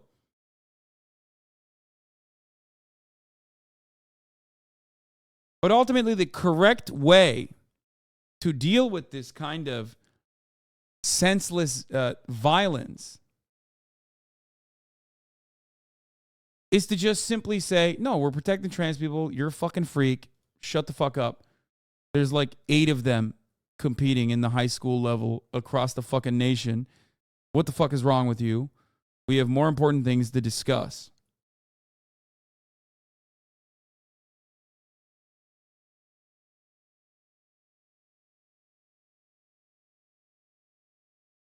You're wrong. Most normies might be apathetic and put off by transphobia, but the one point that gets through to them is the sports stuff. It's a big point, pivot point, especially for Midwestern, left-leaning, white lady types, etc. Sure. But ultimately, this triangulation is unnecessary because it doesn't even get noticed.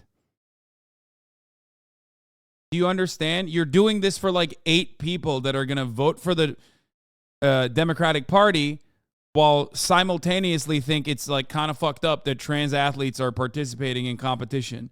Do you understand? This level of triangulation is for such a tiny, marginal group of people that there are, people who are liberal are going to vote liberal. People who are Democrats are going to vote Democrat. People who are Republicans are going to vote Republican. This level of coordination is not a necessity. And if anything, it actually harms the Democratic Party. There are more trans people in the United States of America that are eligible to vote than there are people who would be a single issue voter on this. And for the most part, people who are single issue voters on this issue, okay, are fucking psychotic right-wing freaks. They're like in the furthest rungs of right-wing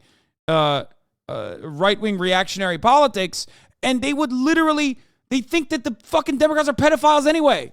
You're not going to win those guys over. They're fucking Nazis and shit.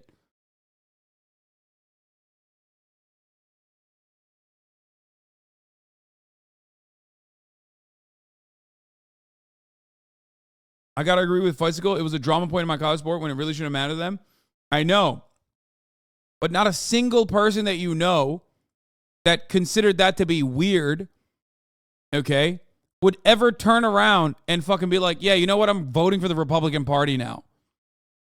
Because they said that, like, there's no more HRT allowed. That's my point. You're not moving the needle with this action. You're just capitulating to some of the sweatiest, weirdest fucking Nazis.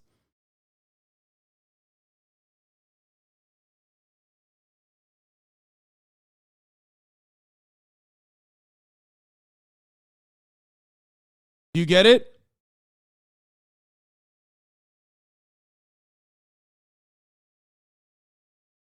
What would work best in this circumstance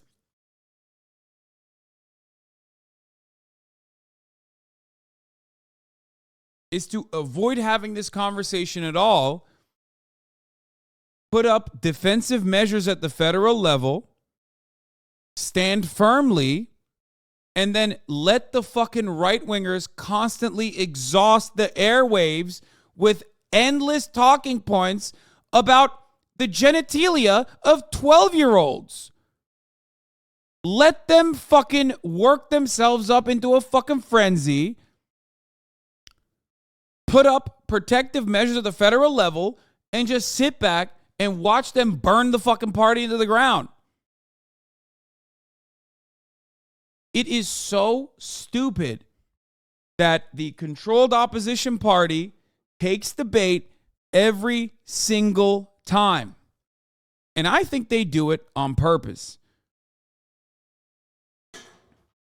This would have never been an issue in any meaningful capacity, but it became one because Republicans love talking about it. And there's two things you can do in that situation. Be like, I don't want to even debate this. This is like irrelevant. Does this harm you in any way? Really, think about it. Does this harm you in any way? No, it doesn't. Then don't worry about it. Worry about how you are going to make more money. Worry about how you're going to pay for fucking healthcare. Worry about how you're going to pay for a fucking roof over your head. You don't give a shit about this. They're making you care about this. And you're listening to it and you're watching it and you're consuming it and you're whipping yourself up into a fucking frenzy. Okay?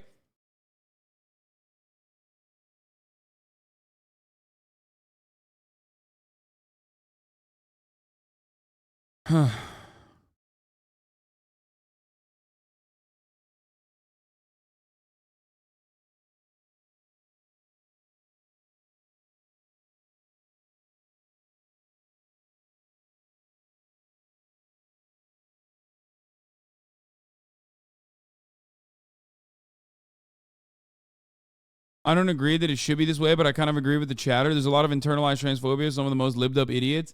They're like, yeah, trans rights, but what if someone in a dress decides to join my cousin's track team? It's stupid, but the Fox News ecosystem has been allowed to dictate the narrative on the sports issue. Exactly. But the worst part about it is that the Democrats offer no counters to this and just capitulate. They concede. They compromise. That's the problem. You're compromising to no one. You're either A, compromising to the worst fucking freaks anyway that call you a pedophile vampire, or you're not winning anybody over with this move. No one's going, wow, I really wasn't going to vote for the Democratic Party, but now that I've seen Joe Biden say that, like, trans athletes, all 8 of them nationally are no longer allowed to compete in the fucking swim meets, then I guess that's right. No. It's so stupid.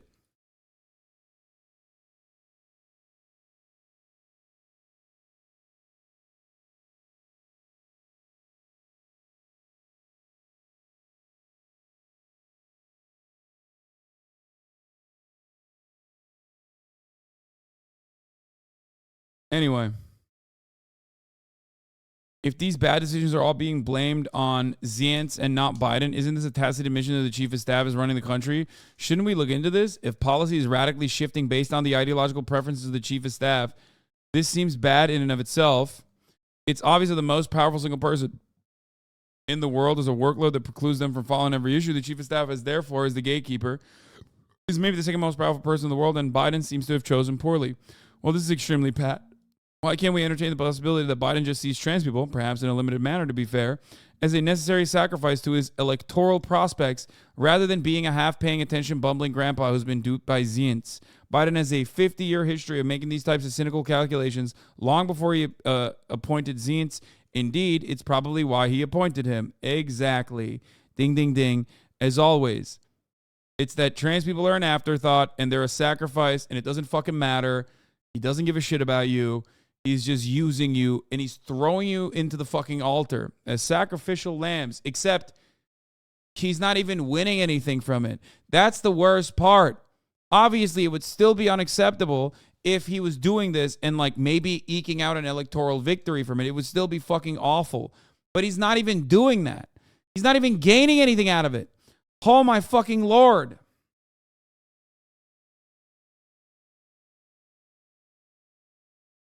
That's how this country keeps going further and further and further to the right.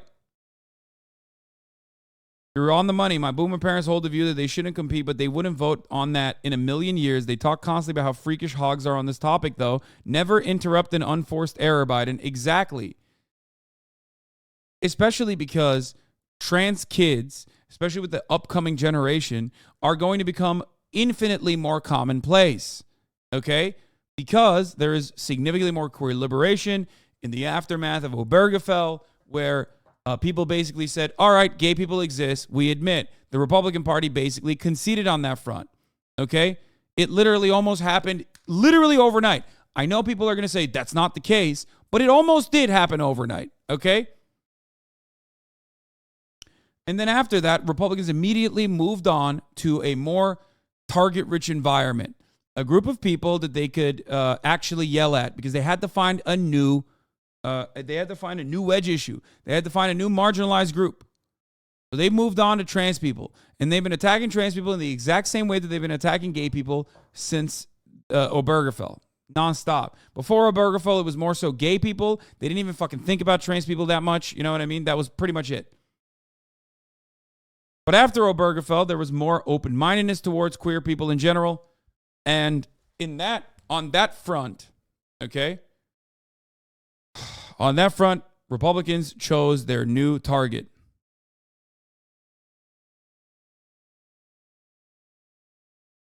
And they've been badgering everybody over it non-fucking stop. It got to a point now where they're hyper obsessed, like they're freakishly obsessed. And cutting policies against like one person. Back in the day in the Jim Crow South, when they were cutting anti-black policies, which still very much exist, by the way, but I'm just saying, like, specifically when they were writing anti-black legislation, they were writing it for a much larger percentage of the audience. Now they're writing it for like fucking 10 people. Like, it's insane. It's completely insane. And it's just a way to create the groundwork to attack gay people eventually, which they are starting to do anyway.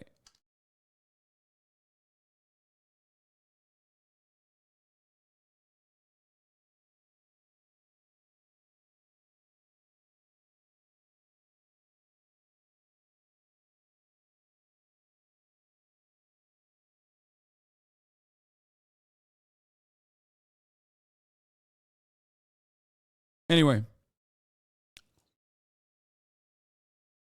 it's very dire. And it doesn't seem like the Democratic Party is going to offer any sort of protection whatsoever. But it's always the same. They squeeze and they squeeze and they squeeze more and more and take more of your civil liberties, okay? That's how fascism works. That's how reactionary politics works. Speaking of fascism. Rising tensions at one of the holiest sites in Jerusalem, with more clashes overnight between Israelis and Palestinians. All of this happening right in the middle of Ramadan and Passover. Matt Gutman is there in Jerusalem with the latest. Good morning, Matt. Hey, good morning, Deborah. This is the first time that Passover and Ramadan coincide in 30 years. And for months, Israeli security sources telling me they're concerned about the eruption of violence here. And that's what we have seen the past 6 or 7 nights. Muslim worshippers clashing fiercely with Israeli police. Muslim worshippers clashing fiercely with Israeli Jews is a really interesting way to put it. I mean, yeah, totally, dude. They were clashing by what? Fucking praying? Yeah, their prayer inside of the Al-Aqsa Mosque. Muslim worshippers clashing fiercely with Israeli police. Oh, he's not even saying Israeli Jews. He's saying with Israeli police. That makes it even fucking worse. Oh, my God. Wow, dude. It's so, oh, my God. I thought he meant like I don't know why he would have said Israeli Jews. I don't know why the fucking subtitles read it that way. But I thought he meant like, what do you call it? The settlers. No, he did. They did say it was the IDF. Yeah. Disgusting. disgusting. You know, the Muslim worshippers in the Al-Aqsa Mosque were, you know, they were violently praying in the mosque. This happens every fucking year, dude. Overnight tensions on the Temple Mount intensifying after yet another night of clashes at one of Islam's holiest sites in Jerusalem. Facing a rain of projectiles, Israeli forces again storming the Al-Aqsa Mosque Wednesday night, trying to oust worshippers who'd barricaded themselves inside. Early Wednesday, Israeli officers inside the mosque again met with explosions from fireworks. This video released by Israel's police showing officers firing stun grenades and tear gas. And this video showing Israeli forces appearing to beat worshippers inside, prompting a global outcry. At least 6 people. Wow, dude. Nothing weird here, bro. Nothing weird. Just, you know, move along. Look at all those people. Look at all those people just fucking praying violently praying. Praying for what? Maybe the beating stops. Wounded, including this woman who says she was hit in the chest with a stun grenade while praying. Nearly 500 arrested overnight Wednesday. The chaos coming after nearly a week of mounting tensions. Listen, bro, listen. If you're living in Israel, okay, I'm not talking to the Palestinians. They already live this every fucking day of their lives. If you're living in Israel, if you're Jewish, and you look to this and see anything but rampant human rights abuse, specifically so that your focus is no longer on the hyper right-wing nationalist apartheid state governing pieces of shit like Netanyahu, like Ben Gvir, I don't know what to tell you. This will happen to you too, okay? It's already happening to a certain degree. You protested that. You should probably protest for this as well. I don't know if it'll happen. I don't know if there's enough momentum on issues like this, but never forget, there is a reason. It's not a fucking accident. They do this every single time they feel as though, you know, there's tensions rising domestically inside of Israel. Okay? People say apartheid state, like the issue with Israel is that it treats Palestinians like second-class citizens. What? What do you mean? They don't even treat Palestinians like citizens. They treat them like much, much worse. They just treat them like fucking, I don't even know, like not even cattle. You wouldn't beat your fucking cattle this way.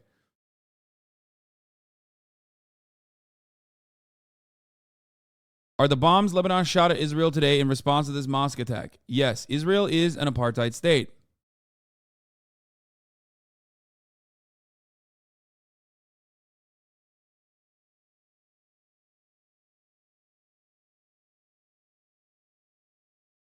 During the holiest month of the year in Islam, Ramadan. In response, Palestinian factions firing multiple rockets from Gaza into southern Israel, and the Israeli Air Force striking back, claiming to have bombed several targets in Gaza. And of course, there's concern for broader escalation. Overnight, we've seen protests in Israeli towns with majority Palestinian populations. In Lebanon, Hezbollah has condemned the violence at the Temple Mount. And Yeah, so Lebanon or Hezbollah in allegedly Hezbollah has shot some fucking rockets in the direction in the vicinity of Israel. And it's worse than an apartheid state. They don't even see Palestinians useful. Yeah, it is. And then now, the Israeli occupying forces currently bombing Gaza too. They stated on their Twitter, this is a day after beating the living shit out of Palestinians during the Tarawih prayers. Many Muslims, including many Palestinians, see this as a way to try and provoke the Palestinians to retaliate so that they can try to push away the Israelis protesting, go back to the status quo of hating Palestinians breathing so that they can pass their court reforms. Exactly. You nailed it. That is precisely what is fucking going on. Yeah, what happened to the general strike? Nothing happened, motherfucker. The general strike, quote unquote, ended. They gave Ben Gvir his own SS, okay? His own Praetorian Guard. Sorry, National Guard. My bad. They gave the Jewish power guy his own National Guard. He's already in charge of the settler He's already in charge of like the settler colonies of Israel and Jerusalem. Okay? So there it is. Every fucking Ramadan, people in Gaza, the Muslims in Gaza, have to try this like devastating trek to get to fucking Al-Aqsa to pray. Okay? They are not allowed. Every Palestinian living in occupied West Bank have to try and get to Al-Aqsa Mosque to pray, and they cannot. They are not allowed. It is fucking gruesome. It is dehumanizing, and most importantly, it is fucking deliberate. Okay?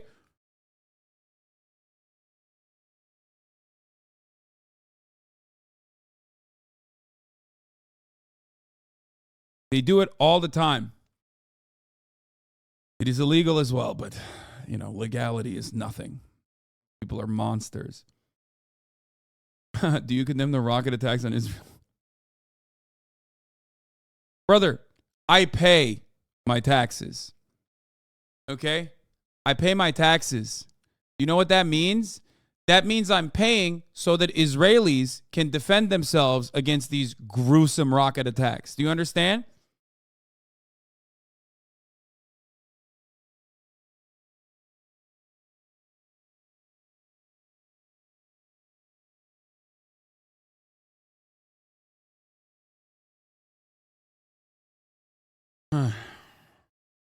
I want to make sure that some of my taxes go to building an Iron Dome for Gaza. How about that? You know, level the playing field a little bit. Why not? It's more money for the American military anyway, for the defense contractors. What's up? Yeah, we can do it later as Will's passport. Anyway, here, you can order food. I won't eat anytime soon, but here, you want to look at the photos of yeah, Todik's still here. He's leaving later. What? No, later. Do you want to look at the photos of the dog? Sure. No, I'm not going to show it to stream.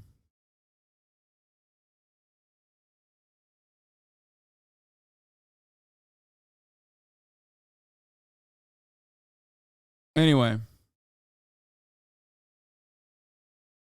the Israeli police raided the Aqsa Mosque compound, known to the Jews as the Temple Mount, to detain scores of Palestinians who had barricaded themselves inside. This prompted rocket fire from Gaza, to which Israel responded with strikes on the Gaza military sites. I fucking despise the New York Times. Motherfuck the New York Times. The New York Times can suck my dick. Every single person that writes shit like this and lies about the situation on the ground is responsible for at least some of the bloodshed. I hope that they get 7 generational curses placed upon their entire lineage. I hope that one day you can feel a fraction of the hatred and the violence that you are subjecting and normalizing. Okay? I spit on you. This is the paper of record in the United States of America. These fucking dogs. Oh my God.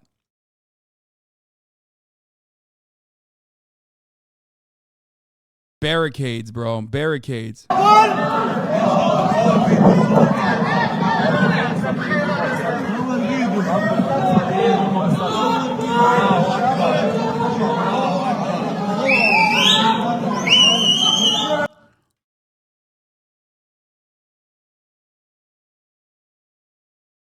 Fucking pieces of shit. Many Muslim Palestinians engage in a centuries-old practice of religious reclusion, i.e., worshiping in the Al-Aqsa Mosque overnight or over the course of several nights. It's not barricading themselves inside. This reeks of ethnocentrism, zero journalistic integrity. And even if they were barricading themselves inside their mosque, what's it to you? Zero mention of the internationally recognized fact that the Israeli regime illegally occupies Jerusalem, including Al-Aqsa. Zero mention of the brutality against the worshippers.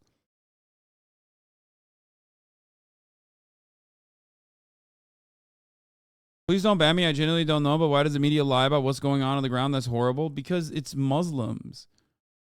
that are being oppressed, and Israel is our ally, our most significant ally, destabilizing force in the Middle East.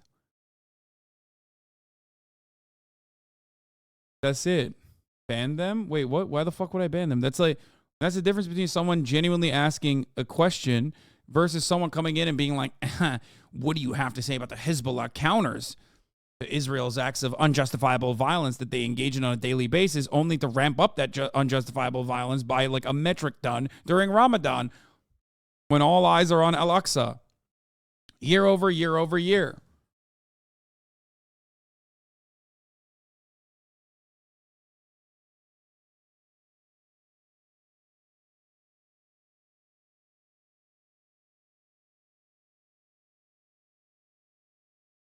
An endless line of Palestinians detained and zip-tied by Israel's Magav force last night, keeping their heads down, some beaten arbitrarily by Israeli soldiers to frighten the rest. Many were wounded from the police raid and denied medical attention, dehumanization at its peak. How do you look at this and go, man, they fucking deserve it? Like, I don't know. I don't know how you can consider this to be anything worthy. Like, I don't know. I don't know. It's just like you're turning a blind eye to atrocities at that point. It feels bad for you to fucking think about it. But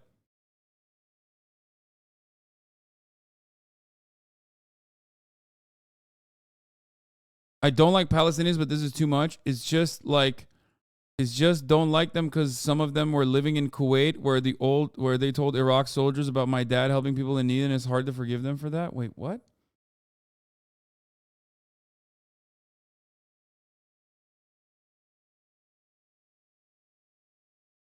Pest? I don't know what you mean by pest. I don't like Palestinians. What do you mean you don't like Palestinians? What the fuck? Blaming every single Palestinian for whatever this fucking thing is that I don't even understand. Okay? I don't even understand what's going on here, but blaming every Palestinian for this is fucking insane. I hope you understand that. I hope you get better. They said pests when you were saying they aren't even cattle, I think. Oh, yeah.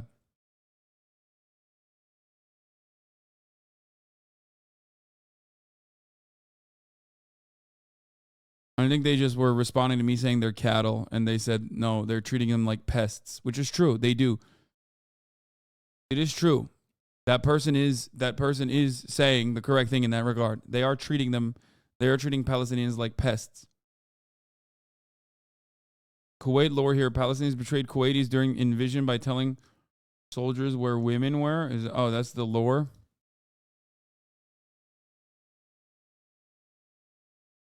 Anyway. It's a common belief in some Gulf circles that during the Iraqi invasion of Kuwait, many Palestinians support the Iraqi invaders. Oh.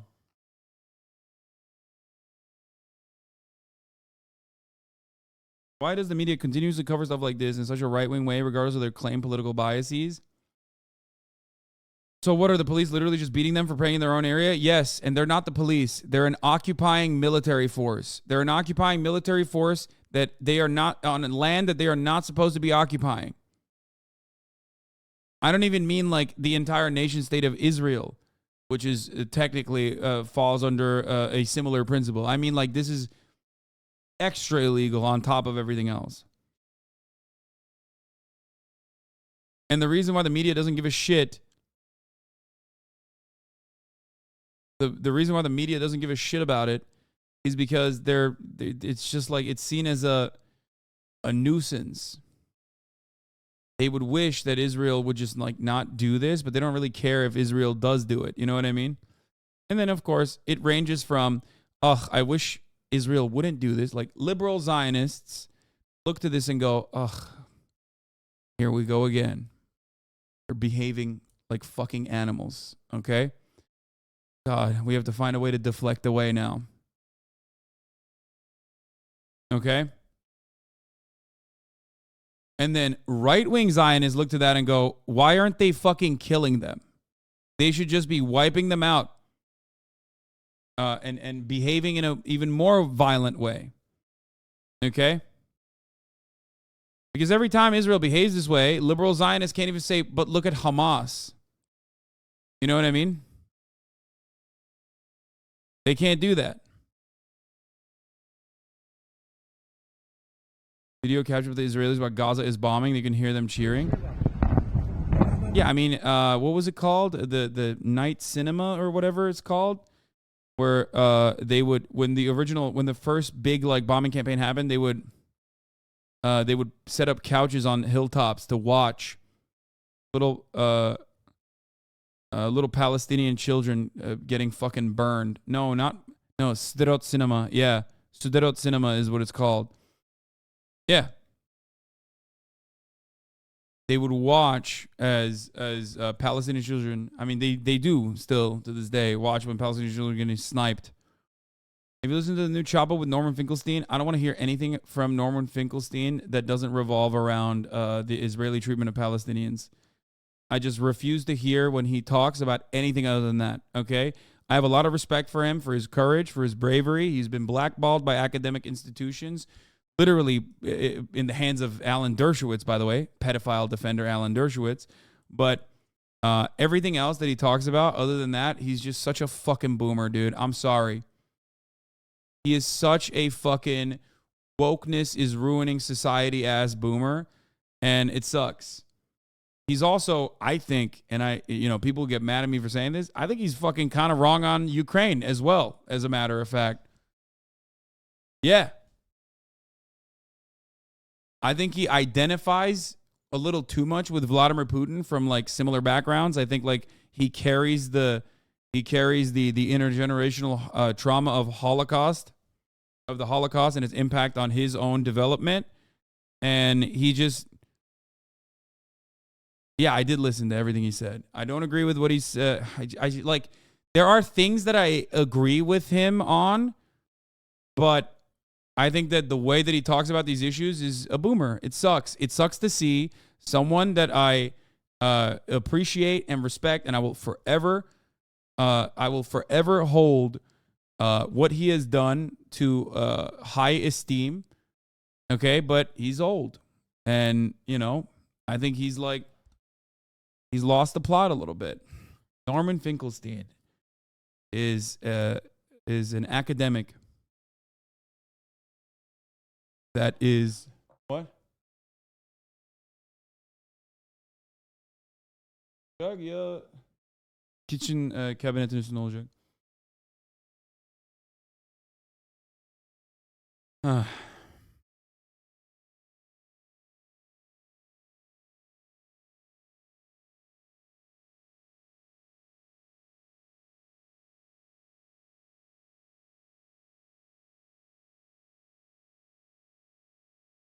Anyway, I don't even want to talk about it that much. I don't want to talk about it that much because like it's irrelevant in the grand scheme of things, and I think it like tarnishes his credibility. His positions on Israel and his academic work into Zionism are all that matter, and it's excellent work. Yes. That's it. That's it. That's like that's all I'm going to say. I mean, he's the son of Holocaust survivors, and he has spent his entire life speaking the truth about Palestinian struggle, and he has been punished thoroughly for it. Okay? He went hard at Obama. I don't even think that part is fucking unjust. It strikes me as a type of person. It strikes me as a type of person that like is unfortunately too hyper focused on like silly shit. That's it.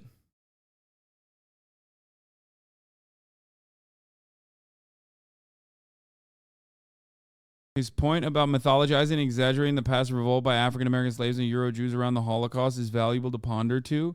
Oh, but that pertains to his own personal experiences. That's his analysis on like American Jews and their shifting of consciousness towards Israel, and how that happened is something that is absolutely in his wheelhouse. That's why that's different. That's like very different. That's actually very informative. When I talk about anything else outside of that, like woke culture, blah blah blah, like even when I'm in agreement with him, I find myself going, ugh. You know what I mean? Like he talked about how identity politics was weaponized against Bernie Sanders. He's right. Like he's right about that. He's not wrong. He is right about that. But even when the way he's describing certain matters, I'm like, oh, dude, come on. He's just very, very old. Also, I knew that this was coming when I saw him talk to, I think it was Aaron Mate about woke culture and shit like that. He unloads way more than he did on Chapo and on other outlets. Like I've seen it happen a lot. This takes about Ibram Kendi or base. Like, oh, that's a great example, actually. No, I don't agree. I think he goes fucking bananas mode on Ibram Kendi. Like, you can critique someone without being like, you know, almost like a fucking racist boomer about it. You know what I mean?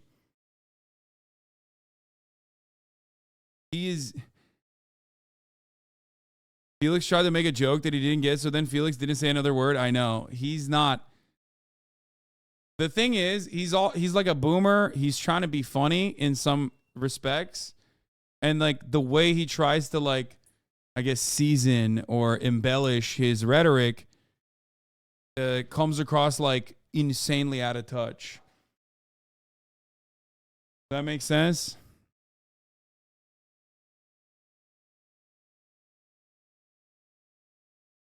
Is the same boomer shit that RevCom do with the anti-woke shit? Yeah. This is a part of that realignment that I mentioned a while back that you agree with. There's a generational split that is superseding. Yeah.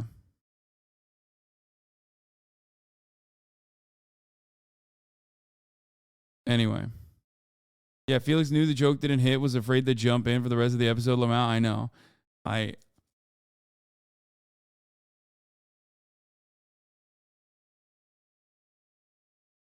Like, you can criticize Ibram Kendi's writings, right? And then you can do what he was doing, which is like, he put the X in the middle of his name to make himself seem so cool, and everyone found it so approachable. He's a race hustler. Like, come on, Norm. What the fuck are you saying, dog? Like, Jesus Christ. It's just...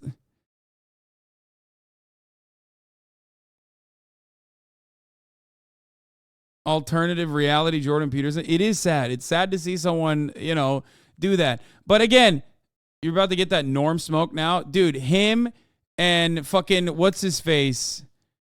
They are, if he doesn't know who I am, which probably he doesn't know. He didn't even know what the fuck Chapo was. But those who do know from the old school leftists who I grew up reading and grew up loving, they fucking hate me. They think I'm a Democratic Party mouthpiece. They're like, they would much rather align with Glenn Greenwald than people like myself. Except for Noam Chomsky. What's his...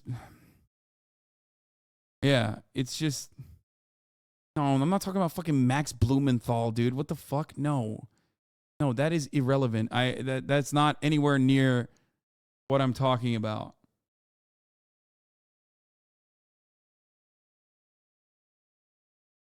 No, I'm talking about fucking... What's his face? Which old school leftist? It's, shit, I'm forgetting his name now. God damn it. No, not Naomi Klein. No. Chris Hedges. Chris Hedges is who it was. Chris Hedges has like gone on Brianna Joy's show to be like I think the one time he tweeted about me, he just said like I was like a aesthetic. What did he say? He used the term where I was like, oh yeah, this guy hates me. It was whatever. I still respect him. Also, Norm wasn't entirely incorrect about Angela Davis, but that's all I'm going to leave that on.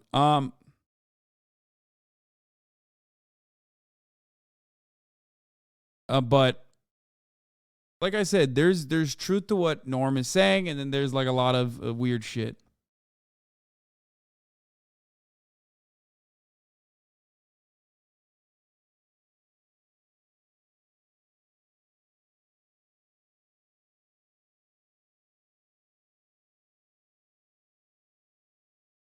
He called you a fuck boy, did he?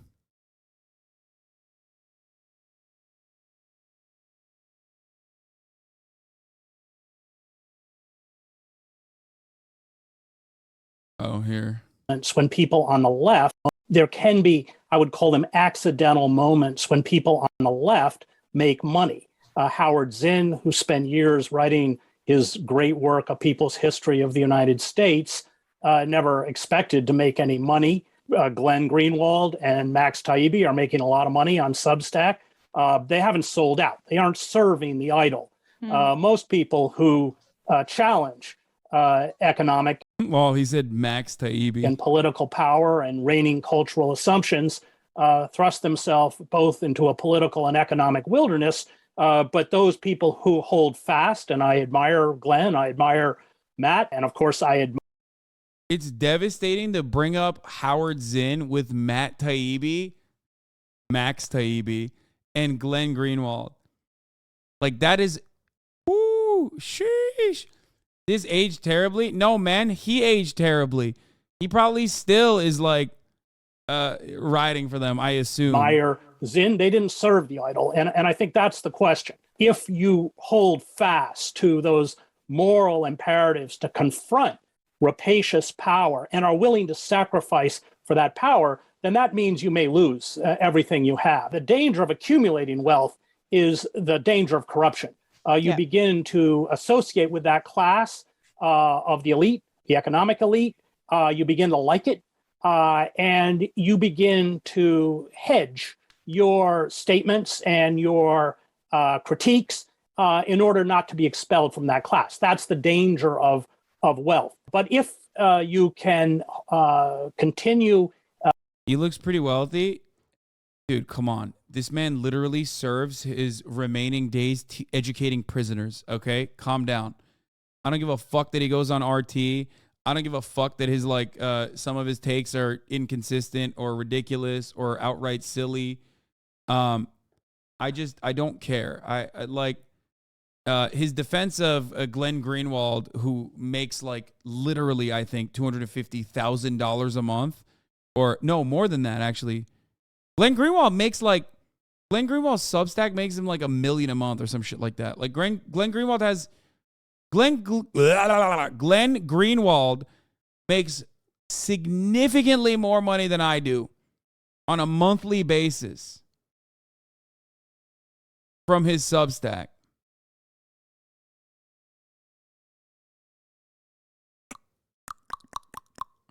That's kind of weird since you are the same and Glenn and Taibbi fell off and went right wing. Yeah, I know, but he thinks that that's like truthful because there's agreements there.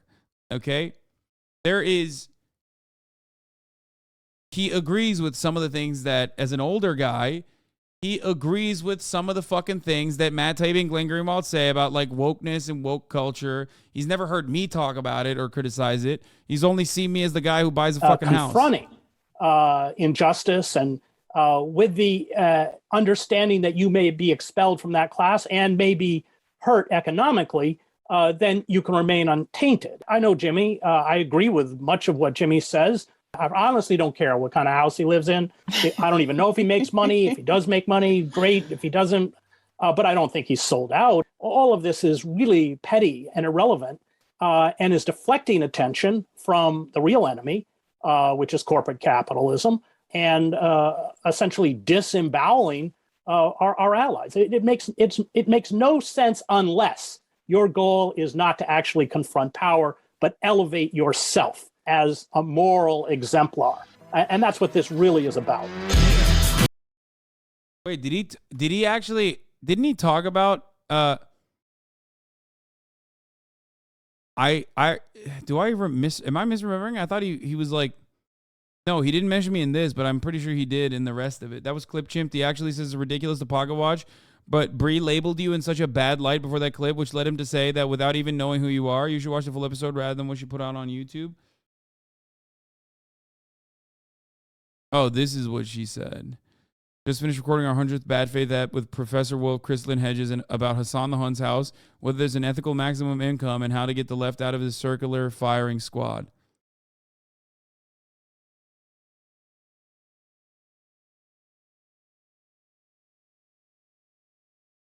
Yeah. Anyway. That was many, many years ago when I first originally bought the house. Look, in 2021.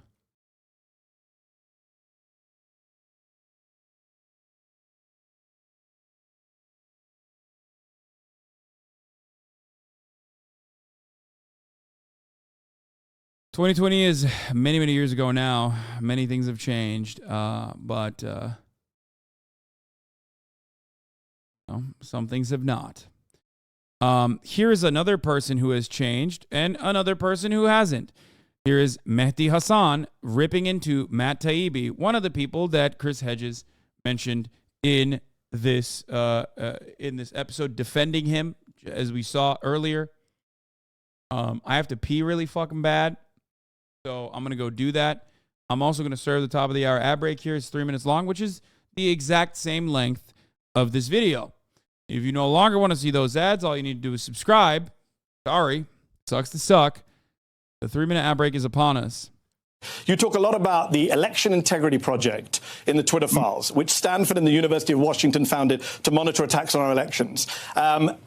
And you say some stuff about them that a lot of your critics say is not true, and that affects your credibility. You said the EIP was founded in response to the government dropping its proposal for a disinformation government. Well, there you are. We're quoting you on screen. It wasn't. It was formed 2 years earlier. You suggest it was government funded, even though during the 2020 election that you're covering, it wasn't. You say they labeled 22 million tweets as misinformation in the run-up to the 2020 vote. They didn't. They flagged 3,000 election misinformation tweets for labeling, so you were only 21,997,000 off. And you also claim the EIP was... Let me finish the question. You can come back in. You also claim the EIP was partnered with the government Cybersecurity and Infrastructure Agency, CISA, to censor Twitter. But you mix up CISA, CISA, a Homeland Security Agency, with the Center for Internet Security, the CIS, which is a non-profit. In fact, you added an A to CIS. I think people can see it there in brackets to make that false claim. It's just error after error, Matt, on just this one topic. Error. But the other ones aren't. 22 million number came from their own report. Yeah, where did it came from? A report in March. Do you know what the 22 million number is, Matt? Can you tell me? Because we checked. 22 million is the number of tweets about election misinformation that they just mapped. How many tweets were they? The ones they actually flagged to Twitter before the election, 22 million came after the election. It wasn't in the run-up. They flagged 3,000. So you were off by 21,997,000. It's another error. They said a lot of things. I stand by my story. You stand by what story? You stand by $5 million house. Hassan doesn't love luxury, huh? No, I do. Wait, what? How do we get here? Brother, you're shadowboxing. I do like luxury. I think everyone should be able to have access to luxury. Are you a mobile chatter who's also happening? First of all, a $5 million house. Fucking Christ. I love the housing market in LA is fucked. But it's not that fucked. You know what I mean? You're off by you're off by almost like 2.5 million. Yes, the house is actually 7.5 million.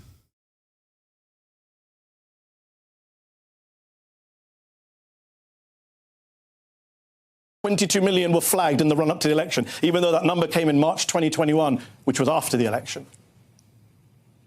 No, this came in their report after the election.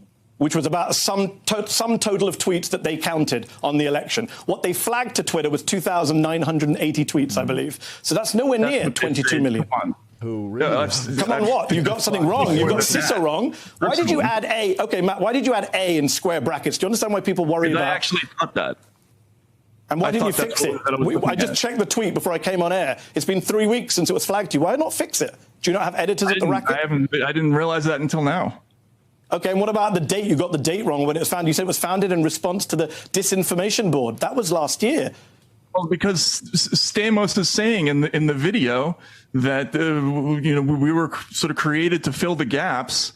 But no, that's not what you say in the tweet. That's not what you say in the tweet. The SIO was created in 2008. No. You say, this is what you say, that the EIP was created after the public uproar paused the Disinformation Board. That's wrong. You need to correct that as well, don't you? After the...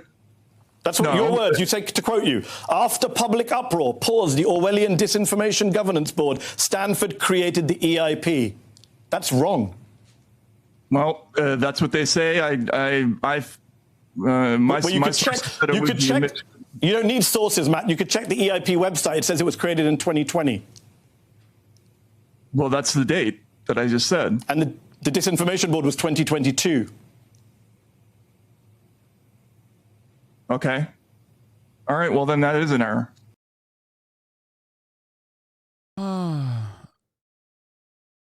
Yeah, X is gonna get mad at you for watching a murder on live stream. Yeah, it's true. It's just error after error, Matt. Well, that is an error. Watch me confront Matt Taibbi with multiple unacknowledged and glaring mistakes in his Twitter files reporting.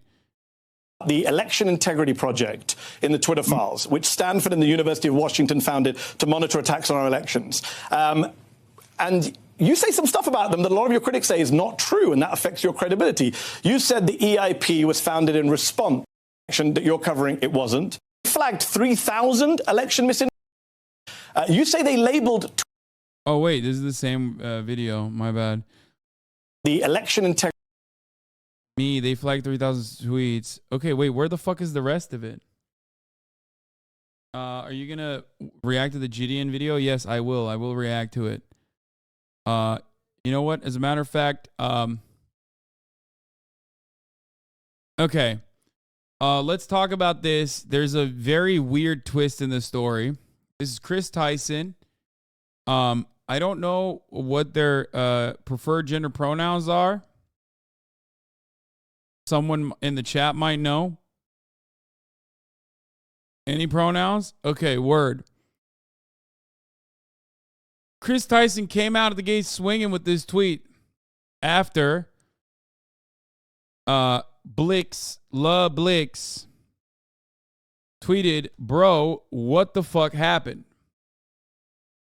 Okay? Now, I just want to point something out here. This is not corn. No, it's not. Or is it corn?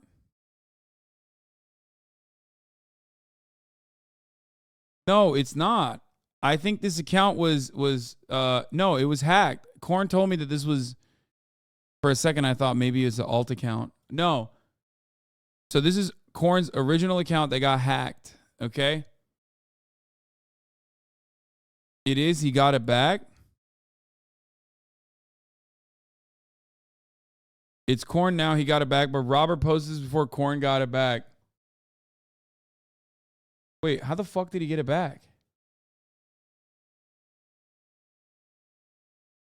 Oh, God. I know way too much about fucking... I know way too much about what the fuck's going on Twitter shit. Random, dumb Twitter shit. Anyway...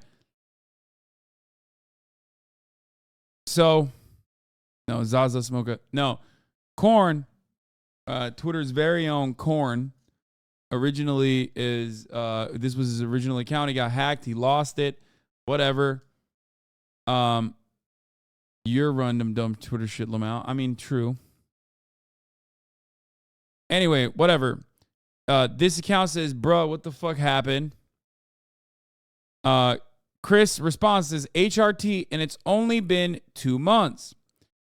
And of course, after anyone says that they're on HRT or they are, trans, all hell breaks loose on this fucking dumbass platform. Everyone has a take. Everyone goes fucking crazy. Okay? People were just like straight up bullying Chris, like endlessly on the timeline. Because, easy mark, oh, this person's trans. Immediately, let's start fucking making fun of them, yelling at them. I don't know why People are such fucking freaks, but it's just the way it is. So then Chris Tyson tweeted out, informed consent and HRT saved my and many others' lives. The hurdles gender non-confirming people have to jump through to get life-saving, gender-affirming healthcare in a first world country is wild to me. Just let people make informed decisions about their own bodies. Okay? HRT is hormone replacement therapy. Okay?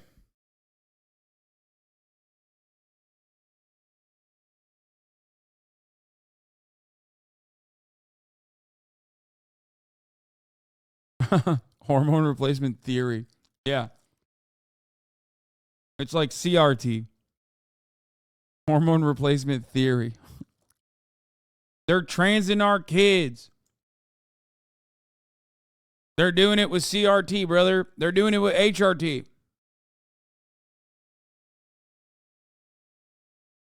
Same dudes against HRT will do roids if they could? Yes, of course.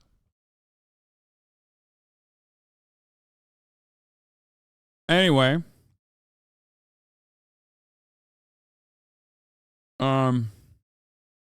Mr. Beast actually came out, has been supportive and is still supportive. That's good. And it's important. I mean, this is the fucking largest YouTuber on the planet. Remember, that's like, that is significant. Anyway, people were yelling at Chris so much. YouTuber and Mr. Beast collaborator Chris. Why does Dixerdo title this Mr. Beast collaborator like Chris is like a militia member? You know what I mean? Like they're like, oh, they're doing a shadow collaboration.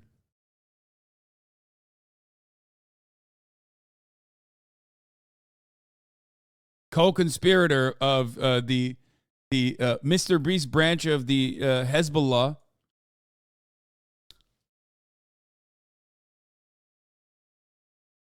Yeah, it's got known accomplice energy.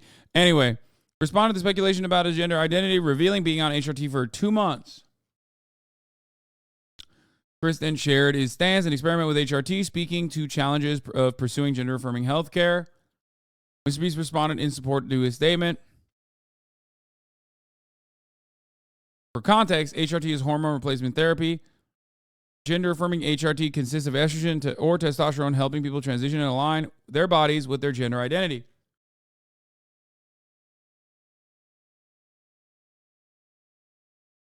But one unique ally, and I don't know where the fuck this came from, but one of the most expected things of all time happened. Someone came out of the gate swinging. Let me see if I can find it, because I am blocked by this fucking dipshit. Even though he did a good thing here. No, not Carl. I love Carl. Shut up. Why would I ever say mean words about Carl? He's a wonderful person.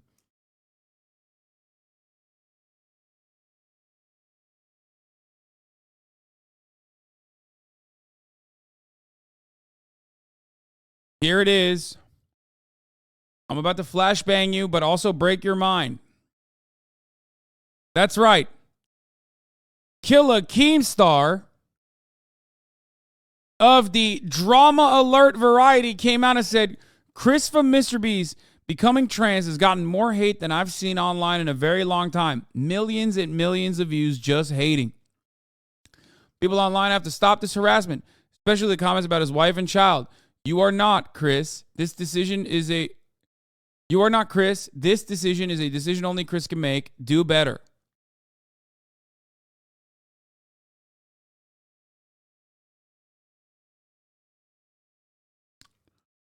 And of course, immediately, this fucking freakazoid said, online people's lives are subject to commentary. I'd imagine someone who hosts a show discussing drama in online people's lives would understand this. He put it out for the world, and the world is allowed to respond. If it was for him, he should have just kept it private.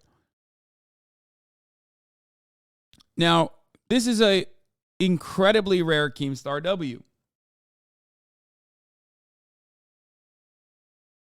I don't know where the fuck it's coming from, and it's very odd, but good on him. I will admit, when Keem does something very good. Also, freaks like this, I don't know what to say about. I just like, it's just like, oh, why don't they keep it a secret? It's like, it's not that, you fucking idiot. The problem is you're a hateful piece of shit. Okay? You're a hateful, monstrous piece of shit who literally exists in communities that are also equally as hateful and monstrous, and it's completely distorted your worldview into thinking that other people are just as awful as you are. Okay?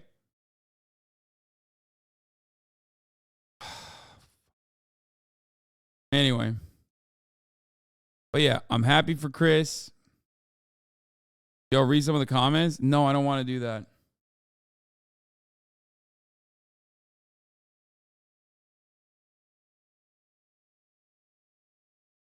Let's not give Keemstar too much credit here. Ethan Klein's being called out for labeling Chris a king after Chris announced that they're on hormone replacement therapy. Many feel Ethan should have said queen instead.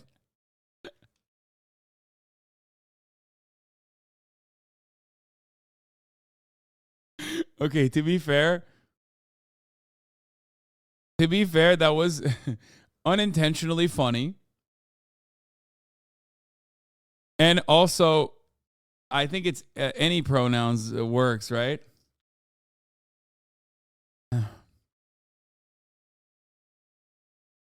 Flanking Ethan from the left, Omega Lol. Yeah.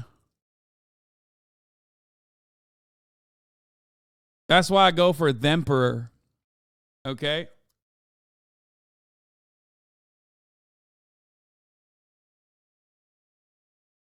Themperor is what you can use if someone is non-binary.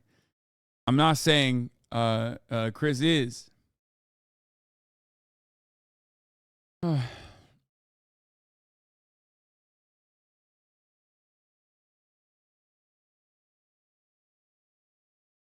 Anyway.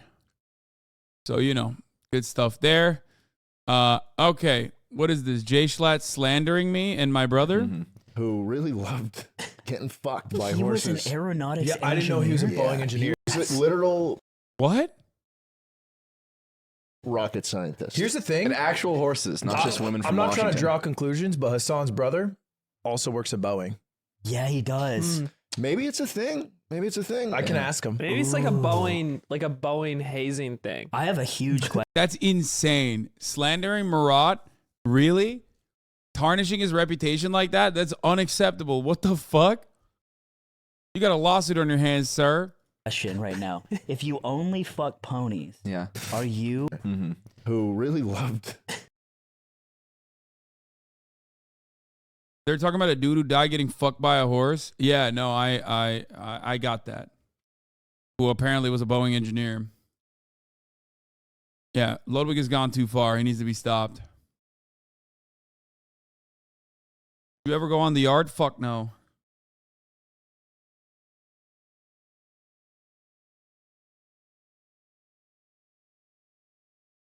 Wait, what the fuck? I know IKR? What does that mean? I know, right? Keemstar also Cabos are just annoying because they live off his hate. Also, Keemstar is extra annoying because he's literally transphobic. The head of the Drama Alert news team is trans. She was hired 7 years ago before her transition. She's literally second in charge of my entire news organization.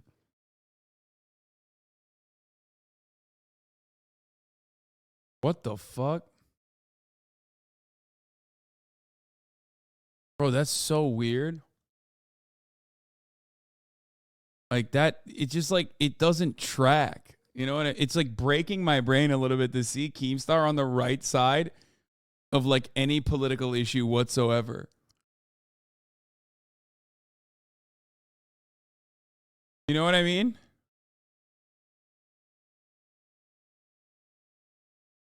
I mean, good on him, I guess.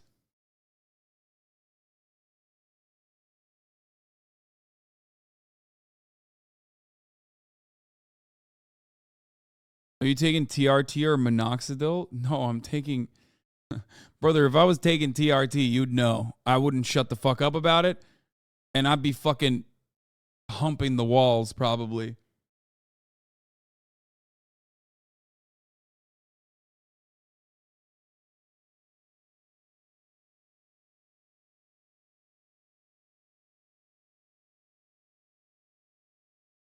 Oh, he's like he's like pro-trans rights, but like anti-trans women participating in athletic competition type shit. Okay.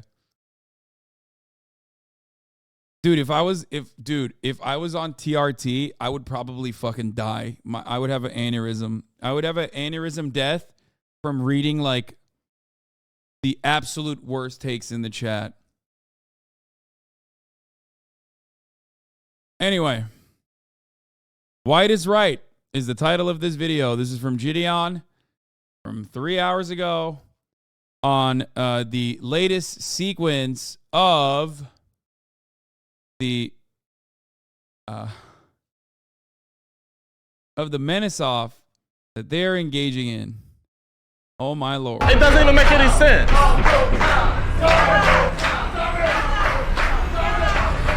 You probably wonder why I have my own race turning against me right now. Well, this is a series where I've done some of the craziest things with the UK's biggest prankster, Nico Amalana. We are both putting each other through 4 unbearable situations to see who will go through. Yo, you on testosterone replacement therapy? I heard you were talking about it on Bradley Martin's podcast. No, I said I would do TRT when my T levels diminished after the age of like 35. Why are you telling me what I'm on? I'm quite frank about these kinds of things. I would tell you.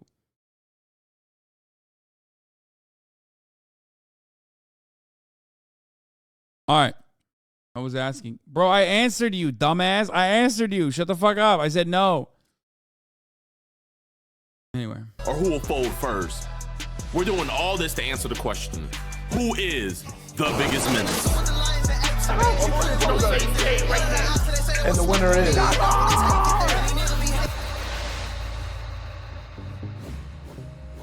So, Jed, have you thought about folding yet? Folding? To some linky guy that walks around like an auntie with a dump truck? Please. Whatever you throw my way, eating it. Well, Nico, how are you going to make him fold? Well, let me be completely honest with you. I haven't been looking at this the right way. See, Jid isn't your average person. Number one, he went bald at 14 years of age. And also, normal things, they don't seem to scare him. But one thing he is a YouTuber. And all YouTubers are scared of getting cancelled. So the plan is to scare Jid into thinking he's getting cancelled, but worse than that, cancelled by his own community. We're doing Nico Debates live, but the show needs an intro. So that's what we're doing now. Yeah, that's what I do as a professional, you know?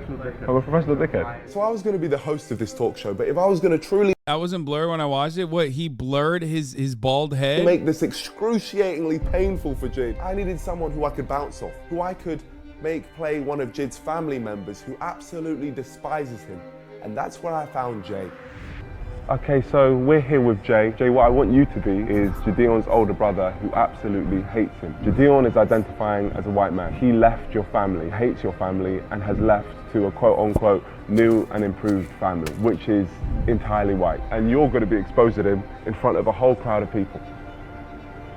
Oh, this sounds glorious. And I'll bring up images on the screen of his new family. Then I'm going to bring up a series of tweets. This is where I think he may crack. How dare you? How dare you? I like that. How dare you? This is great. Yeah, grill him. This is good. I like this. I like this a lot. The challenge is we can't laugh. Yeah. Right. So we got to be completely serious. I can do that. Yeah. You feeling good? I'm feeling good about it. Let's do it. Now, how dare you? How dare you? Is Jid gonna fold? There's only one way to find out. Now, I wanted this to be as believable as possible to the live studio audience, so it was as painful as possible for Jid. So we needed pictures of Jid that would go with the narrative that I was trying to build. So I invited him to the FaZe warehouse for a photo shoot that he had absolutely no context on. We're about to do a photo shoot. Gideon cannot know that we've met before. On the day, you're gonna absolutely hate Gideon, but today you love him, all right? Never met, my friend. All right. This is just a photo shoot. Okay. It's not a fold-in situation. I'm just gonna have to put you in a couple of different fits, and yeah, just gonna have a nice little photo shoot. That's it. Fire. This is your first fit right here. Does that have something to do with like EDP stuff? No. Registered sex offender? No, you're not a sex offender. Knowing Nico, it's not gonna just be photos. I know I'm like the back of my hand. But one thing I do know I like that his brain went there first. about him is that he loves to leave hints. So I knew all I had to do was follow the paper trail, and I would know what he had in store for me. Are you sure I'm not an EDP? Yeah, for real, you're not EDP. The thing is, in a second, you're gonna be even more like, oh my gosh, I'm EDP. Oh man. Let's get some smiles, Gideon. Please, Mr. Jid. That's what we like. Now, I reckon you look like a bit of a family man. Let's bring in the family. Why are you smiling? Bro, you better not bring a bunch of little kids out here. Bro, Nico, what are you doing? What is this? For this photo shoot, this is your wife and kids. How you doing, honey? Let's get a nice family picture. All right. There we go. Then maybe more of a smile. Perfect. 3, 2, 1, cheese. Everyone's so happy. Okay, how about instead of cheese, we say DeMarcus. 3, 2, 1, DeMarcus. Nice. I think that's good for the family pictures. Let's bring in your best friend. Bro, you're sick. Like, what are you doing? I'm literally doing I don't nothing. like you. Nice to meet you, man. Nico. Maybe like a back-to-back shot. I think that's gonna be good. There we go. I think that's great. There we go. Thank you. You be safe, Jay. Can we bring the cousins? My cousins are kind of older. What do you mean? Very nice to meet you, Nico. Missed you at the family reunion. Supposed to be down? Oh. Good looking, cousin. Absolutely great. Missed you at the Oh, family wow, that is reunion. wonderful. Smells so good. You want to kiss on the ear? Yeah, that's great. Okay, let's get that. Both of you kissing on the cheek. Wonderful, wonderful, wonderful. Oh I my love God, this. You hold no! this like this. And go, yeah. Now that is a wrap. I like some of the pictures. Because of the version. Maybe all of them were bad versions. And maybe I'm only using one. Or maybe I'm gonna take Gideon the turkey and get him a. Oh fuck! I almost dropped my water. I'm gonna take Gideon the turkey and get him a hair transplant. See, that wasn't even. I wasn't even making fun of him. Okay, and Allah struck me, and almost made me spill the water. Okay.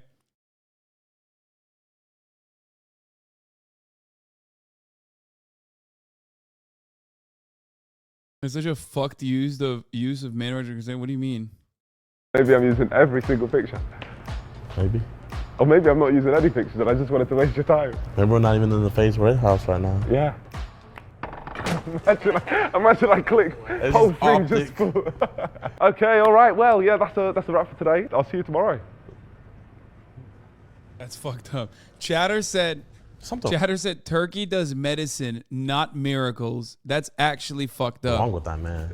Despite his suspicions, Jid didn't have the brain power in that huge head of his to work out what was going on. So we moved on, and then it was the day of Nico Debates Live.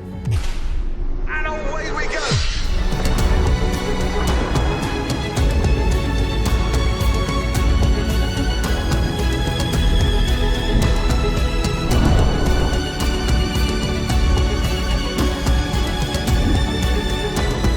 Let's get this show on the road.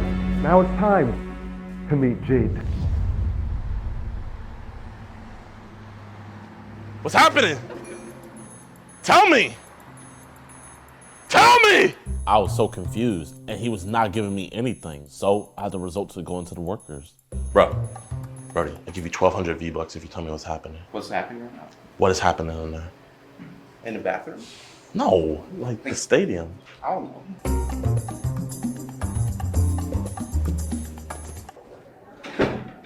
What are you guys doing? I don't know what you're doing. Just cleaning the bathrooms. I don't know.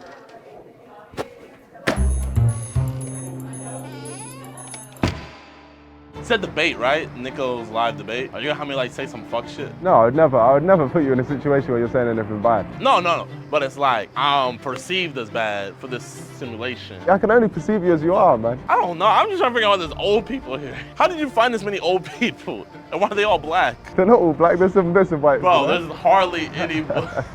I saw one Wow, that's racist. Wow. He's noticing that they're all black. Interesting. white old lady in there. The annoying guy just carried on asking me questions, trying to ruin the whole surprise I'd laid out for it, but then I didn't have to deal with it anymore because it was showtime.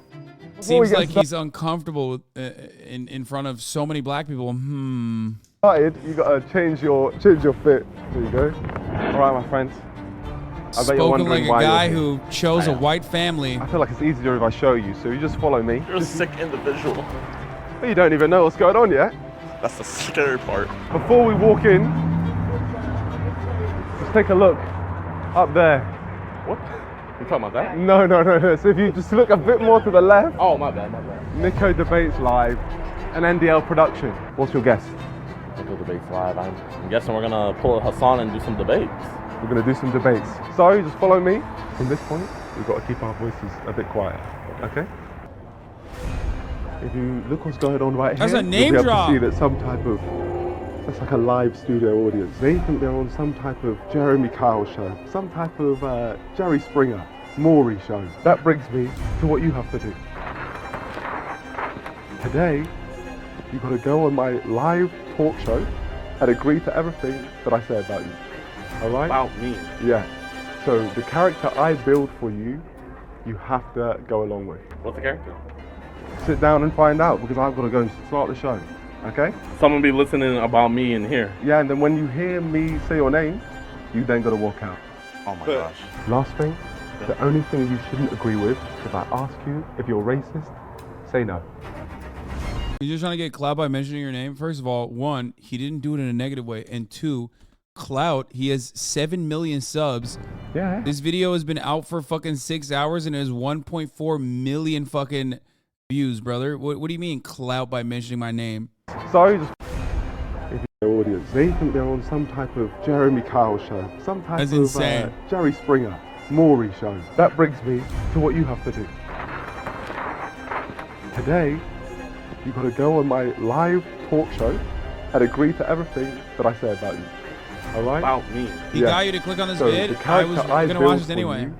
for you have to go along with. What's the character? Sit down and find out because I've got to go and start the show. Okay? Someone be listening about me in here. Yeah, and then when you giving hear me me clout. say your name, you then got to walk out. Oh my gosh. Last thing, the only thing you shouldn't agree with, if I ask you if you're racist, say no.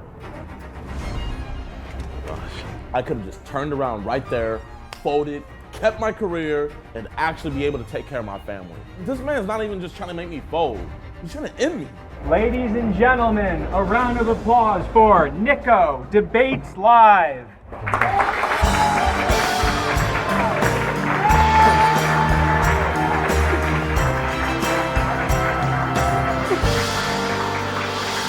Ladies and gentlemen, on today's episode, we have a US edition of Nico Debates Live. And we're going to be talking to two brothers. Let me introduce the first brother, Jay. Here we go. Nico brought up Jay? That's my best friend. This is gonna be even easier now.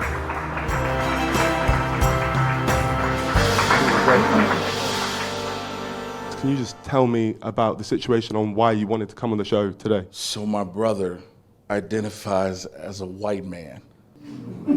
Okay, and what race is your brother? He's black. Okay. I assume you guys are as confused as I am, so let's introduce Jay's brother, Jid.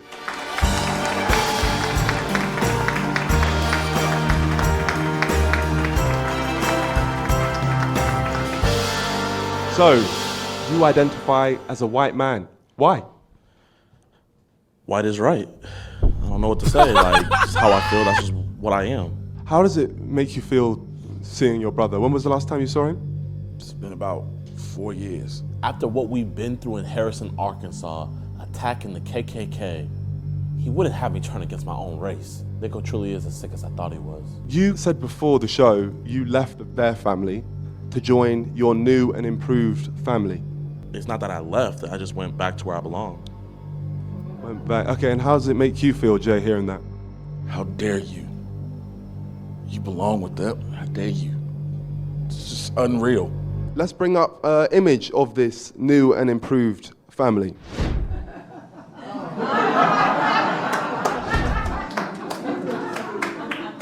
Why would you consider this a new and improved family? It's not that it's improved or nothing, it's just where I belong, you know? You see the love right here. I didn't get love like that with them. They showed him all the attention. Siblings have those things happen. You missed our father's funeral, dude. Okay. And you want to come to the funeral, bro? In the interviews beforehand, you said that on the day of your father's funeral, you were playing golf, right?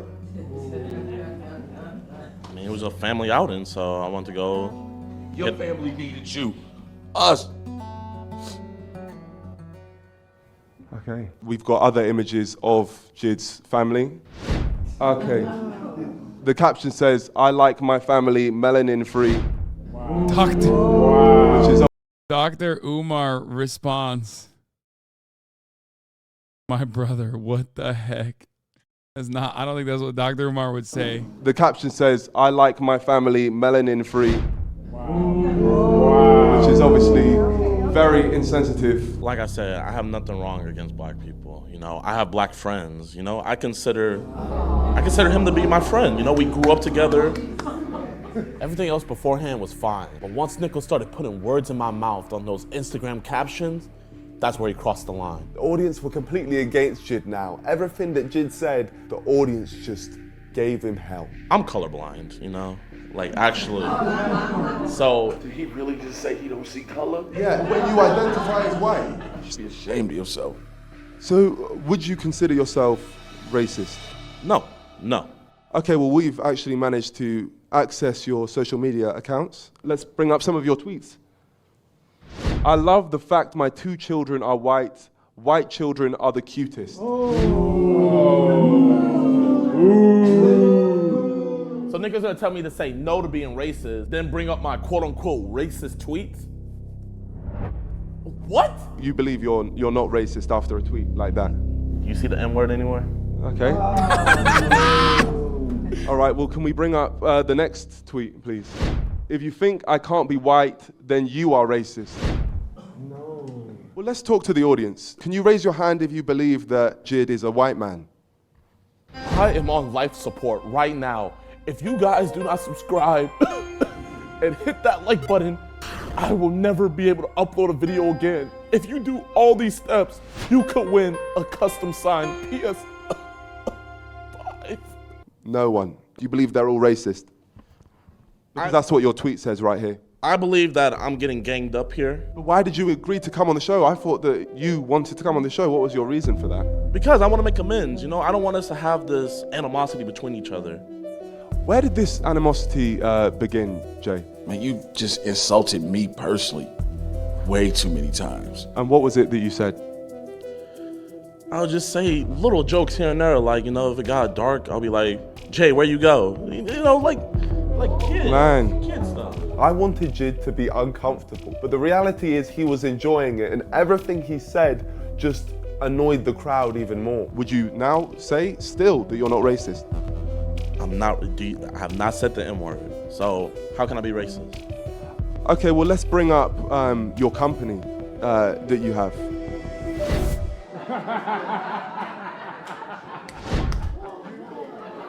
What the fuck? It's shocking stuff. You would not believe. Bro, I thought that was an ad for Native. It certainly is not an ad, I don't think. Holy shit. Lightener contains marginal amounts of bleach that will make your skin tone lighter. I can just remember the look of disgust and hatred towards me, but I'm not gonna fold. So I double down. There's people out there actually selling poison to you every day, you know? I don't see why people can't support. Two wrongs don't make a right, dog. Thank you. Okay. So why would you decide to sell this? Because there's a lot of people that have darkened complexions that know and feel deep down that they aren't a black man or woman. Does anyone in the crowd know that? I believe you should be proud to be black. Yeah? That's what I personally believe. Sammy Sosa. This is the type of show where I'm just meant to stay neutral. But I can't stay neutral when you're saying this stuff. It's self-hating. That's what it is, truly. Nico was calling me self-hating? He wrote this. He must be the one that's confused. He's a hybrid. if you don't feel like you're black, why would you cultural appropriate something? I thought you guys were against cultural appropriation. Whoa. Why would you guys like me to pretend to be something that I'm not? You're not white. I was never breakdancing. You know, it's outrageous what he's saying. But one thing you said before the show, because I'm just going to bring up that comment. Bro, Gideon is entirely too good at the talking points. Like, shockingly good. You said black people should be proud that they're black, but you said in a statement before the show that you don't think that people should be proud. So why are you now switching what you're saying? I'm very confused by that. I just feel like the media likes to push an agenda, pushing certain ideologies. This man was like hanging out with Sneeko, learning all the talking points. Like literally, just learned everything that these motherfuckers were saying, and now he's just what is that with putting it out there. Stuff? They're just promoting self-improvement. Okay. On that note, we're going to cut to a quick ad break. We'll see you in 2 minutes.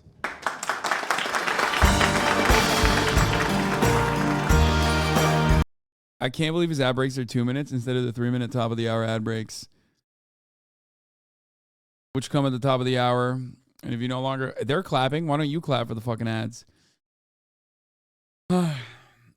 Exactly. Now, of course, our ad breaks are easily avoidable by subscribing for $5 or for free with a Twitch Prime, or by getting gifted a sub if you're lucky. Here's a 3-minute ad break now.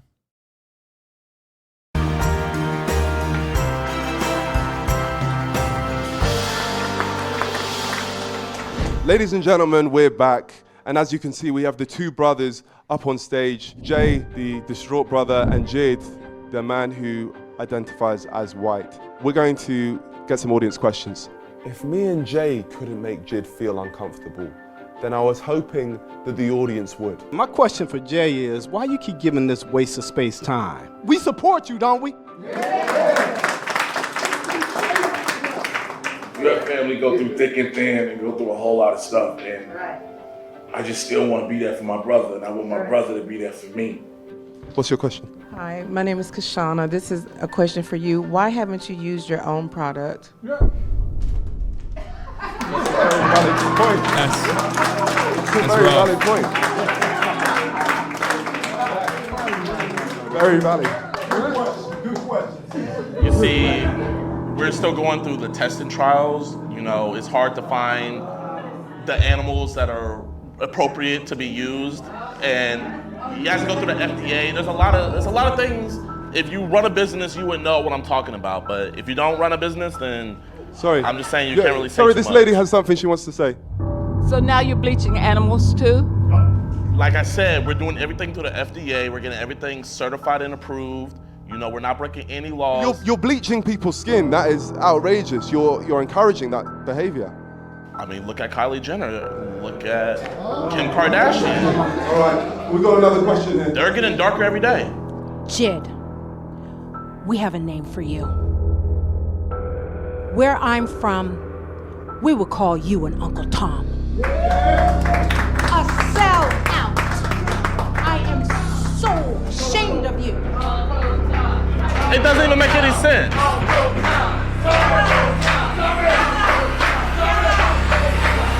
I'm not gonna lie, I tried to keep a stone face through it all, but this is where it started getting to me. You don't let these people just talk to me like this? Hi.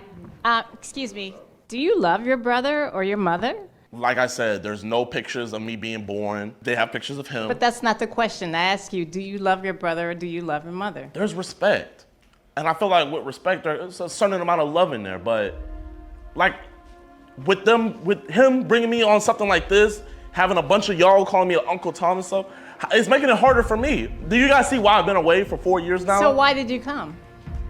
I thought we were just gonna have a civil discussion, talk it out. Now I see that he doesn't want a relationship. He just wants to demonize me for being a boss. I think you suffer from low self-esteem. If you knew your history, then you would not want to be anything else but a melanated man.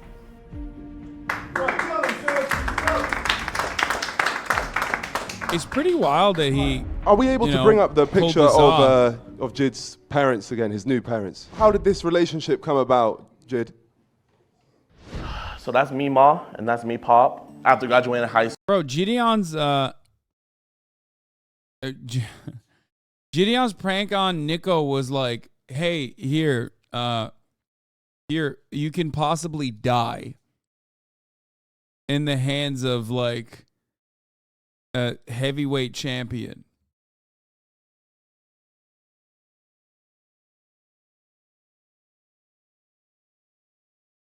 And then the counter, he's just eating it up.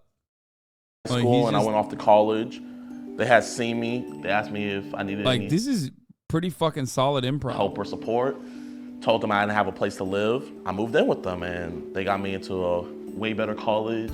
Got me set up with job opportunities. They did more for me in a 2-year time period than my parents ever did. And for people that want to say stuff in the crowd, you don't know what happened for me. Jay, he had a different upbringing than what I had. We had the same upbringing. What are you talking about? There seems to be something you want to say there, Jay.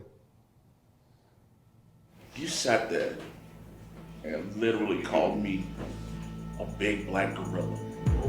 Okay. Why would you guess that was another joke?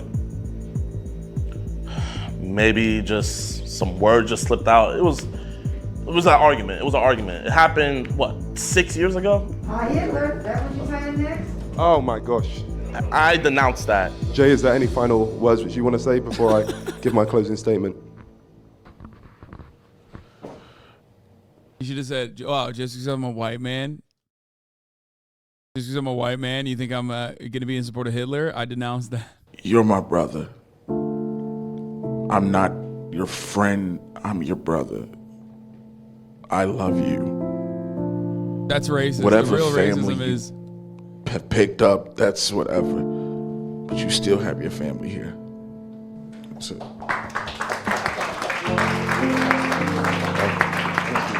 Any comments you want to make on that, Jid? I don't want to look like a bad person here today. I do have love for Jay. We grew up together. I do also have to go where I belong. If he would like to come with me, come to the boat parties, he's more than welcome to, but... Okay, all right. There's clearly no way we're going to get through today. One thing which I'll say is I feel like some of the stuff which you've said is despicable. Not one N-word was said. I'm truly disgusted to my core, and I feel like you are a very self-hating person. But if there's one thing you're not... The white man. It's someone that folds. So congratulations, my friend. Just so you all know, so you're all aware, this was a social experiment and all of you passed with flying colors. Jid right here, he's not actually a man who identifies as a white person. So I just want to... Social experiment. I just want to thank you. You were all incredible and all of your input was amazing and I couldn't have asked for better. Is there anything you want to say, Jid? Black power.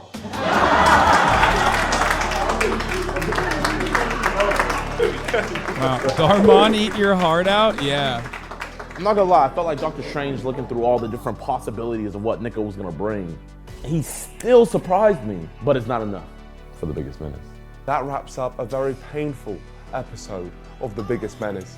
But you're not ready for the next one, so play the trailer. I've decided that the world's driest sport, cricket, needs more excitement. You got to stick on film. Imagine making him go up on a stage and talk to a crowd of tons of people about a horrific topic. It is only natural that incest must be legal. Oh my God. This was the worst thing I've ever Oh done. my I have God. a 4-inch dick. No! Yo, that's insane. They made him do the Dennis Prager, dude. That's crazy.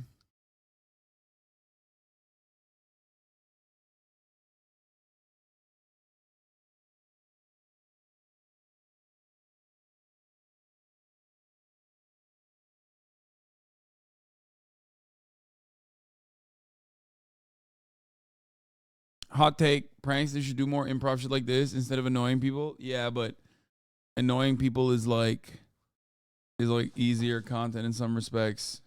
This actually requires like acting chops. It requires preparation. It requires skill. Whereas like you just like be fucking a nuisance. And you could easily draw out reactions from people which is what most people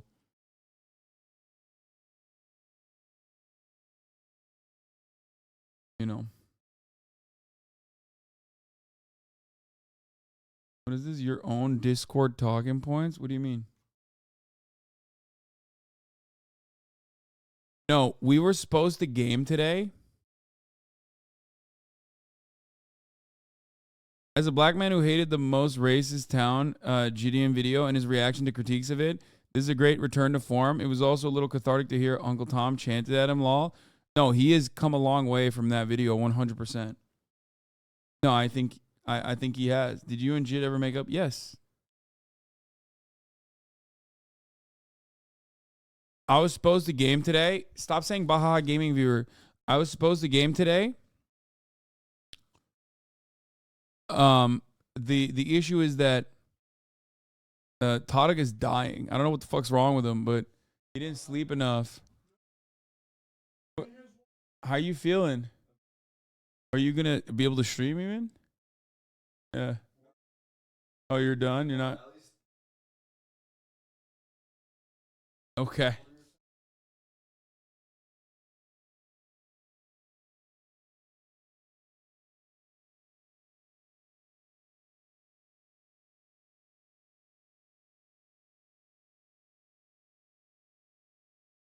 Bro, here, come here, dude.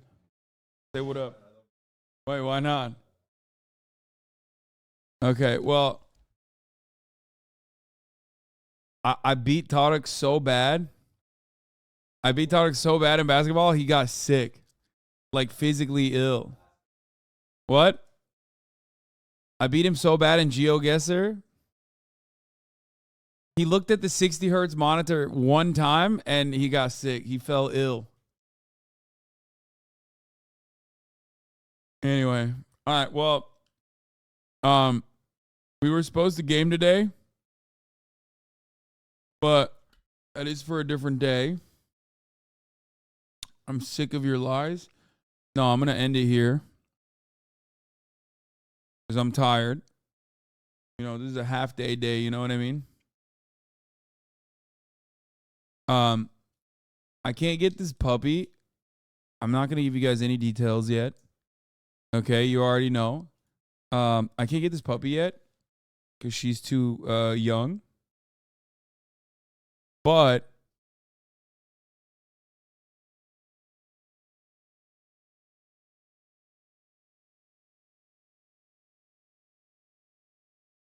I wanna go. Like I've been thinking about it all day. And I want to go and fucking puppy nap her, kidnap her. But yeah. But yeah, that's it for today. I will see you tomorrow. Sunny Los Angeles, California. Love you guys. Peace. The starlight to the starlight to the topic just begun. There he is again, her sun is streaming, her sun is streaming. There he is again, her sun is streaming, her sun is streaming.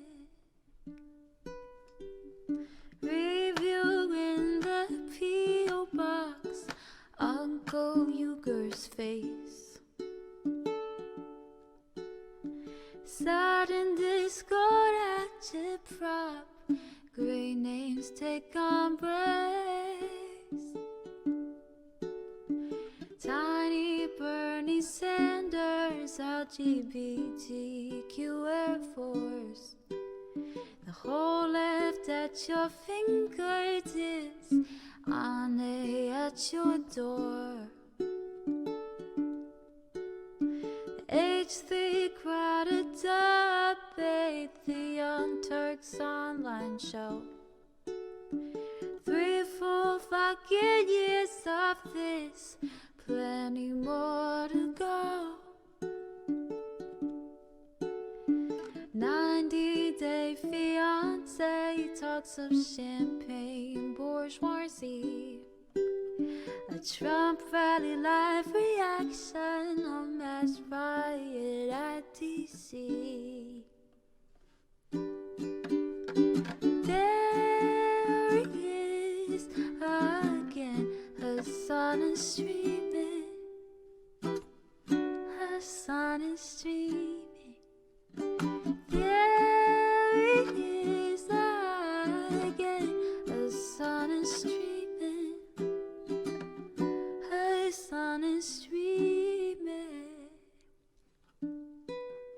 Reading live stream fair comments, Austin show chat advice.